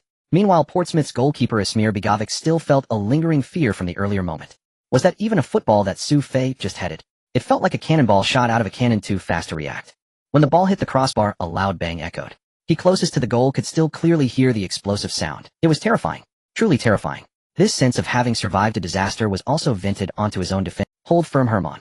Don't give him a chance to touch the ball in the air. Think about what the coach said before the match. Don't act like a coward, go after him. After being scolded by Asmir, Herman and the others fell silent, turning their... Herman's attitude was indeed quite annoying. But they also wanted to stop Su Fei. They wanted to win this crucial match. For the sake of victory, everything could be endured. However, the ball that Portsmouth had just sent forward was quickly intercepted. Manchester City launched a rapid counterattack. Su Fei also took off from the center circle, charging down the middle toward the area guarded by two defenders. Manchester City is quickly launching a counterattack. Opportunity. Another chance. He's charging in. We can see Su Fei sprinting down the middle. Just moments ago, Perrin, still relieved from survival, held his breath again as he witnessed Su Fei racing toward the penalty area like a rocket. Unable to stop, Su Fei charged forward completely unrestrained. As Su Fei took off, Portsmouth forward Lua Lua tried to pull him back through sheer force. In that instant, as Su Fei surged forward, Lua Lua's arm was violently deflected, causing him to lose his balance and fall onto the grass. Lua Lua, quickly getting up from the grass, could only look towards his team's penalty area, hoping his teammates could stop Su Fei. But what followed was a terrifying scene he would never forget in his life. Su Fei was charging down the field. First, he knocked aside the desperate defender from his team, Suleiman Montari, who was trying to block him outside the penalty area, sending him sprawling to the ground. Next, as Su Fei entered the penalty area, he pushed aside the towering Icelandic giant Herman Hreidarson, who stumbled and fell onto the grass. Finally, facing the bald powerhouse Dejan Stefanovic, Su Fei leaped directly onto him. A high lofted ball sent from the edge of the penalty arc by Sun Jihai perfectly landed on Su Fei's head. With a resounding bang, Su Fei delivered a violent header after charging through, smashing the soccer ball into the upper left corner of the goal. This time, Portsmouth goalkeeper Asmir Begovic still made no reaction. He stood there like a statue made of sand. With arms outstretched and legs apart, he stood motionless in front of the goal. The ball is in. The ball is in. Su Fei scores with a header. An unstoppable violent header. Just moments ago we were lamenting that Su Fei hit the crossbar. Yet in less, Su Fei performed another violent attack and completed the goal with Sun Jihai's assist. He personally ended the regret of the previous shot. Congratulations to Su Fei. After being suspended in the last match, he still managed to score in the 12th minute of this game, helping Manchester City take a 10 lead. Oh, he scored, he really scored. I knew Portsmouth's defenders couldn't stop Su Fei. It's simply a monster. Did you see that? Su Fei's goal just flattened 3 Portsmouth players. I saw it. That is the monster Su. Sun Jihai must be feeling great. Just a simple flick, and he assisted a goal. I could do it too. While playing around, Sun Jihai's cross is top tier. Even domestically, ordinary people can't produce such quality. Sun and Su's connection invincible. On the field within Portsmouth's penalty area, Dejan Stefanovic, overwhelmed by Su Fei, awkwardly got up from the grass, grimacing and rubbing his shoulder. He also walked over to help his unfortunate teammate, Herman Hreidarson, up. The two exchanged glances. In their eyes there was only helplessness and shock. What was that kid just now? He crashed through like an icebreaker, melting their team's defense like an iceberg. Was it Drogba's spirit possessing him? In the corner kick area, Sun Jihai rushed over to high-five Su Fei in celebration. Feeling unsatisfied, he directly picked Su Fei up and ran along the sidelines while others excitedly ran behind him shouting. For Manchester City, who had lost 0-2 in the last game with no goals, Su Fei's goal cleared the gloom from the players' hearts, especially Knight, who felt as if he had scored himself, and even dove onto the ground. It was worth it. At this moment, Knight felt that the days of intensive training over the past few days were all worth it. Stewart raised his hands high, not needing to lower them, as he embraced assistant Oliver passionately on the bench. Manchester City celebrated wildly at Fratton Park. The nearly 20,000 fans of the Pompey Army present today struggled to control their emotions, unable to make a sound. Pearson felt his legs weaken, instinctively bending his knees, almost kneeling on the ground. But in the moment he knelt down, he suddenly realized and stood straight again. The match had just begun, it was not over yet. As the team's head coach, if he lost confidence, now the only thing awaiting the team today would be another loss. Defenders, we must put on not only to block Manchester City's crosses, but more importantly, to limit Su's positioning. Gary, warm up. Prepare to come on. In front of the television, Arsene Wenger paused with his right hand holding the cup in midair. Only when Portsmouth's players returned to the center circle to prepare for the kickoff did he snap back to reality from Su Fei's goal. This kid's violent header, no matter how many times he watched it, would astonish him with its brutality at the moment of scoring. Wenger couldn't help but ponder. If it were Arsenal's defense, could they stop him? Those defenders of his Kolo Touré, Lauren, Emmanuel, Ebu Sol Campbell. Wenger had no certain answer in his heart. Then he saw Pearson substituting in his defender Gary O'Neill while taking off a forward. This excited Wenger, because this was exactly the tactic Wenger had envisioned while studying Su Fei's match footage a few days ago. Now he could witness the result of this attempt on Portsmouth. That Pearson guy really has something. He thought the same way I did. The match continued. Under head coach Pearson's guidance, Portsmouth switched from their original 42-31 formation to a 5,221. 5 defenders. During defense, they left a single forward near the center circle, while the rest of the players lined up a bus in their own half. The loyal fans of the Pompey Army saw their team's nearly defensive formation and felt anxious and angry. Now that the team was trailing 0-1, what's the difference between parking the bus and waiting to lose? Pearson certainly had his own ideas. It hadn't been long since the match started when Su Fei felt an unstoppable force breaking free from a cage. The most important thing now was to use the 5 defenders to guard their goal, while consuming Su Fei's stamina, ensuring they didn't concede, while looking for opportunities. As the match progressed, the effectiveness of Portsmouth's 5 defenders gradually became apparent. Manchester City continued to firmly execute their crossing strategy on the offensive end. However, Su Fei, who was waiting for opportunities in the middle, was not having an easy time. Currently, Su Fei was the only attacking endpoint for Manchester City, which meant Portsmouth's players could freely implement unmarked double-teaming on him. Gary O'Neill, who had just come on and stood only 1.73 meters tall, looked like a child next to Su Fei. But being a short player active in the Premier League also meant he was undoubtedly top tier in speed. Gary O'Neill would not mark Su Fei on his own. Instead, he could use his speed advantage to pair with taller defender teammates, buzzing around Su Fei like a fly. Beep. When the halftime whistle blew, Manchester City was still leading 10 against Portsmouth. All fans supporting Manchester City, including Jean June, had to admit the fact. Portsmouth's 5 defenders adjustment is very effective. In the past 30 minutes, Manchester City's offense has... It's alright, Xiao Su, we are still in the lead. The ones who should be anxious are Portsmouth. Did you notice the expressions of the fans in the stands? Many of them look like they're about to cry watching the home team play like this. In the Manchester City locker room, Sun Jihai attempted to comfort the visibly upset Su Fei and patted him on the shoulder. Su Fei shook his head, helplessly reminded of the young Nigerian player Ben Zakani from the World Youth Championship, whose body balance reached an astonishing 99. It was precisely because of that player's defensive strategy, which was akin to being trapped between teammates, that he failed to score throughout the 90 minutes of the match. In fact, compared to his performance during the World Youth Championship, he had already figured out a solution for today's similar defensive strategy employed by Portsmouth. That solution was Drogba's back-to-goal receiving technique. The biggest problem now was that he couldn't get the ball. He needed a chance to touch it to have a shot at scoring. However, therein lies the biggest issue. His skill progress bar wasn't filled yet, it wouldn't be maxed out until before the next match, and his current mastery was insufficient. Moreover, Stewart had already begun arranging internal passing drills for back-to-goal receiving after the last training match, but his teammates hadn't yet integrated this newly added tactic into their practical gameplay. At least for this match, achieving a beautiful back-to-goal reception seemed unrealistic. The key issue was that Portsmouth had parked the bus in defense, completely abandoning their offense, and all the defenders were focused. In the end, his partner Andy Cole, playing as the striker, was not performing well. He had already drawn most of Portsmouth's defensive attention right in front of the goal. However, this 34-year-old former Premier League top scorer, who was at Manchester City for a quiet retirement, was indeed showing his age. Several touches near the penalty area were intercepted by the opposing defenders. All these factors combined led to Manchester City's current offensive stagnation. Stewart in the locker room was also well aware of the challenges the team faced in attack. But he maintained a relatively optimistic mindset. Since Portsmouth had completely abandoned their offense, fine, let's play along with it. After all, the team already had a goal in their pocket, and in the end, they would be the ones feeling anxious. Smile, gentlemen. For us, the way to win this match is very simple. That is to firmly guard our goal. Sometimes one goal is enough to win the match. As Stewart spoke, the atmosphere in the locker room had sunk into a strange gloom, but he set aside his temper, showing a smile to reassure and encourage the players. This speech did indeed have an effect on some players like Knight. Has the boss taken the wrong medicine? When has he ever spoken in such a gentle tone? I'm feeling a bit nauseous.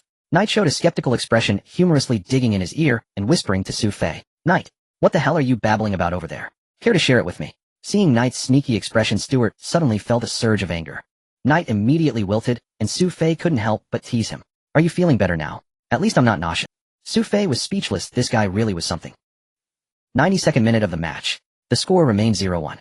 Portsmouth launched an attack. Sun Jihai, in the process of clearing the ball, sent it out for a corner kick. Portsmouth earned a corner kick opportunity. With little time left in the match, this corner kick represented Portsmouth's last straw to equalize. The Manchester City players lined up to defend the corner kick and saw a somewhat laughable, yet pitiable scene in front of the loyal fans at Fratton Park. The diehard fans had raised a sign before the match that read, "We fuck need win." Only now the win had been crossed out and replaced with draw. On the sidelines, both head coaches waited anxiously for this corner kick, though their expectations were completely different. For Pearson, equalizing against Manchester City, while not quite what was hoped for, would still give Portsmouth a glimmer of hope. Stewart, on the other hand, did not want the efforts of the entire match to go to waste. The difference between 3 points and 1 point in the fiercely competitive Premier League was far from just 2 points. As the referee signaled, the Portsmouth player taking the corner, Lualua, took a deep breath. With the hopes of the entire crowd, he struck the ball towards the crowded penalty area.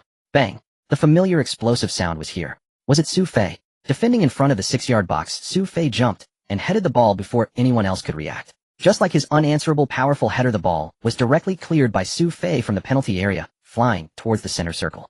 Su Fei's header clearance. Haha, who would have thought we would witness Su Fei's super header in such a way in this match again?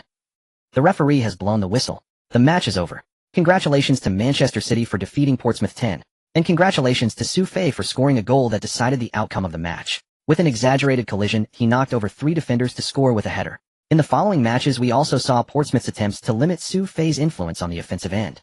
However, Manchester City was the overall superior team in both attack and defense today. The entire team performed excellently in the defensive end, successfully limiting Portsmouth to just 4 shots. This was also key to Manchester City's victory. Today's broadcast will stop here. The loyal fans in the Pompey Army section finally lowered the sign they had been holding high. There were curses, sighs, silence, and even tears. 3 consecutive losses to start the Premier League season. For any team's diehard fans, this was an unbearable outcome. But this is the Premier League. On the field, Manchester City players celebrated as if they were scoring a goal with Su. Haha, Portsmouth ultimately couldn't restrain your header. It's all thanks to you, Su. If it weren't for your goal, we wouldn't have won the match, Su. You are my hero. Su Fei was also very excited. All the pent-up energy from the match was finally released at that moment of clearance. Awesome. It feels so damn good. That pivotal header clearance was also a goal. Stewart excitedly rushed onto the pitch to celebrate with the players, just missing Pearson, who was half kneeling in shock. A keen media reporter on the sidelines quickly captured this moment. The 2 head coaches formed a stark contrast. In last season's crucial Premier League Round 36 showdown, the role of Pearson was played by Kevin Keegan, who was then the head coach of Manchester City. In just 1 season, one summer later, the roles of the 2 teams had completely reversed, and the distance between them seemed to grow. Manchester City seemed the same, but also completely different. Click, click, click. Click, click, click. The media quickly shifted their cameras to record Manchester City's victory today. They focused the lens on the jubilant number 9, the young player who changed Manchester City.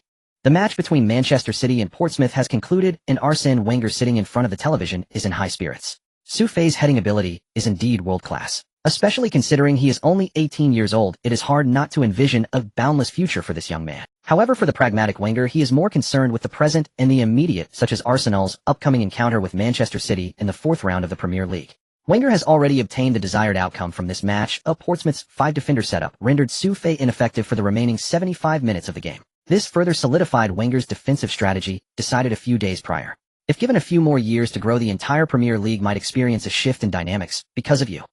But not now, and certainly not this year. The professor felt at ease. After turning off the television, he contentedly returned to his bedroom.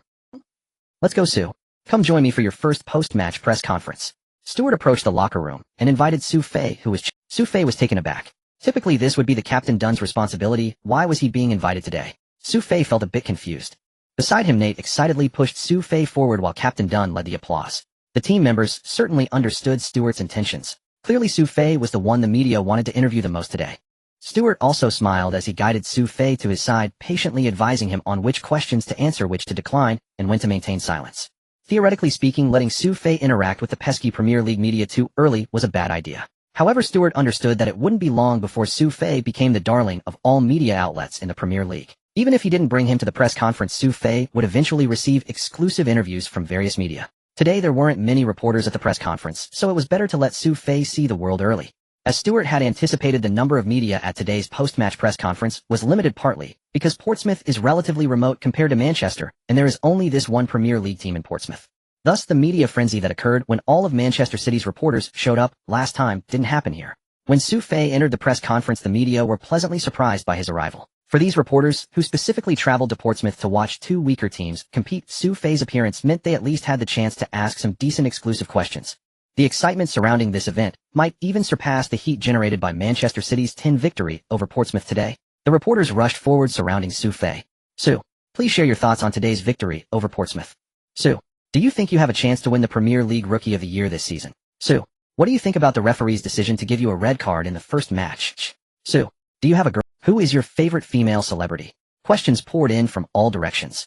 Initially, the reporters asked some more official questions, but it quickly evolved into inquiries about Su Fei's private life. At this moment, Stewart regretted it, truly regretted it. Especially upon hearing a female reporter ask Su Fei whether he was still a virgin. It was as if in the midst of the crowd, anything could be asked. Speaking of which, he wasn't very sure about this either. This kid probably didn't have a girlfriend, but it seemed like he had something going on with that girl from the medical center, Nailisha. Cough cough. Stewart controlled his gossiping desires, darkened his face, and pushed aside the reporters blocking the way, guiding Su Fei to the interview seat. First, Stewart answered the reporters' questions. This part was quite official. The reporters were now focused on Su Fei, eager to wrap this part up. Next, it was Su Fei's turn. Swish. All the reporters on site raised their hands. Stewart, seeing this scene, felt a bit flustered and took the microphone to emphasize. Su will only answer one question today. His words stirred the reporters even more, wildly waving their hands. And there was even a beautiful female reporter throwing flirtatious glances at Su Fei, hoping to catch his attention. Su Fei, however, was indifferent. He casually pointed to a female reporter dressed in a gray OL outfit. The reporter, upon being pointed out, widened her eyes in disbelief, then excitedly began her question. You? Hello, Su. I am Delina, a female reporter from The Sun. I'm very pleased to have the opportunity to ask a question. Let me think for a moment. All right. Su Fei patiently nodded. Delina never expected that the day she thought was going to be terrible would turn out to grant her the opportunity to ask a question. She quickly contemplated how to make this rare opportunity the talk of the town. Soon a question emerged that was enough to ignite the press conference. Su, regarding Manchester United's Cristiano Ronaldo's comment after the last match about who is Su, I don't know him, what are your thoughts on this? Wow. The reporters at the press conference all displayed expressions of interest, secretly giving a thumbs up to the female reporter from The Sun. This question is of a high standard. No wonder she is a reporter from The Sun. Very Premier League. Stewart was completely flustered. He nudged Su Fei with his elbow, signaling the prearranged cue they had discussed on the way here. This is a question he could refuse to answer. How could he have forgotten about this? Damn it, bringing Su Fei here was indeed a mistake. In fact, the entire Manchester City team would learn about this the next day, but Stewart chose to keep the official silence. To Stewart, this was merely a reckless outburst from a young Manchester United player who would likely receive a stern lecture from Ferguson afterward. Manchester City had no need to wade into murky waters. After all, in the second round, Manchester City lost 0-2, while Manchester United won 30-0, and Manchester City, hovering at the edge of relegation, had become accustomed to remaining silent to keep things calm. However, Su Fei seemed oblivious to Stewart's hints and smiled as he answered Delina's question. Manchester United is one of Manchester City's most formidable opponents in the Premier League, and I believe many fans will be keenly watching our matches against Manchester United this season. I personally look forward to facing Manchester United this season to bring an exciting match to the fans. I believe that after playing against Manchester United, Cristiano Ronaldo will know who I am. Calm and collected with clear logic and graceful demeanor, Su Fei's response disappointed the reporters present, but moved Stewart beside him. What is perspective? This is the perspective of our own players. Once this report is published, Ferguson will probably scold Cristiano Ronaldo again. Stewart, satisfied, led Su Fei away from the press conference venue. On August 26th, at the Manchester City Man Bar, nearly 10 diehard Manchester City fans, led by Old Tom, gathered at the bar counter after finishing their work for the day. With smiles on their faces, everyone looked towards Old Tom, who rolled his eyes and shouted at the bar owner, "Billy, bring each of my friends a glass of rich Irish beer, and put it on my tab." Ha ha ha, long live Old Tom. Thanks to Su, we get to drink free beer again. Old Tom. Now you should be completely convinced by Su. With him, Manchester City is just different. I admit it, this time I'm truly convinced. I never expected that kid to score another goal against Portsmouth. And that critical header to clear the ball at the end was absolutely stunning. From now on, I will be a fan of that kid. Old Tom took a big gulp of beer, smacked his lips, and then spoke with a complex expression. In the third-round match, Manchester City faced Portsmouth, and these diehard fans certainly wouldn't miss it. It was just yesterday when Su Fei broke through 3 defenders and scored with a powerful header in the 15th minute of the match. The entire man bar erupted in cheers. The pent-up frustrations of several days dissipated, replaced by a newfound hope. Old Tom and his friends continued to drink beer and chat merrily. The TV program popping up on the bar counter caught the attention of many. Ding ding ding. Hello to all the fans of the Premier League. Welcome to MOTD. I am your host, Gary Lineker. Tonight the show has invited former famous footballer Ian Wright as a special commentator. I will be joining Wright to review the concluded third round of the Premier League and predict the matches in the fourth round. This is the launch of the flagship football program MOTD on BBC England. MOTD, which stands for Match of the Day, first aired in 1964 and has developed over 40 years into a must-watch program for Premier League fans every week. While it is a must-watch for fans, it doesn't mean that every episode is loved, especially for those fans whose teams lost in the last round. Watching MOTD feels like reliving the pain of their team losing. However, today the diehard Manchester City fans were keenly watching the TV. First came a recap of the third round of the Premier League. Manchester United won, Aston Villa 0, extending their winning streak to 3. Wayne Rooney is regaining form, scoring a brilliant header in the 79th minute, with the little tank scoring his first goal of the season.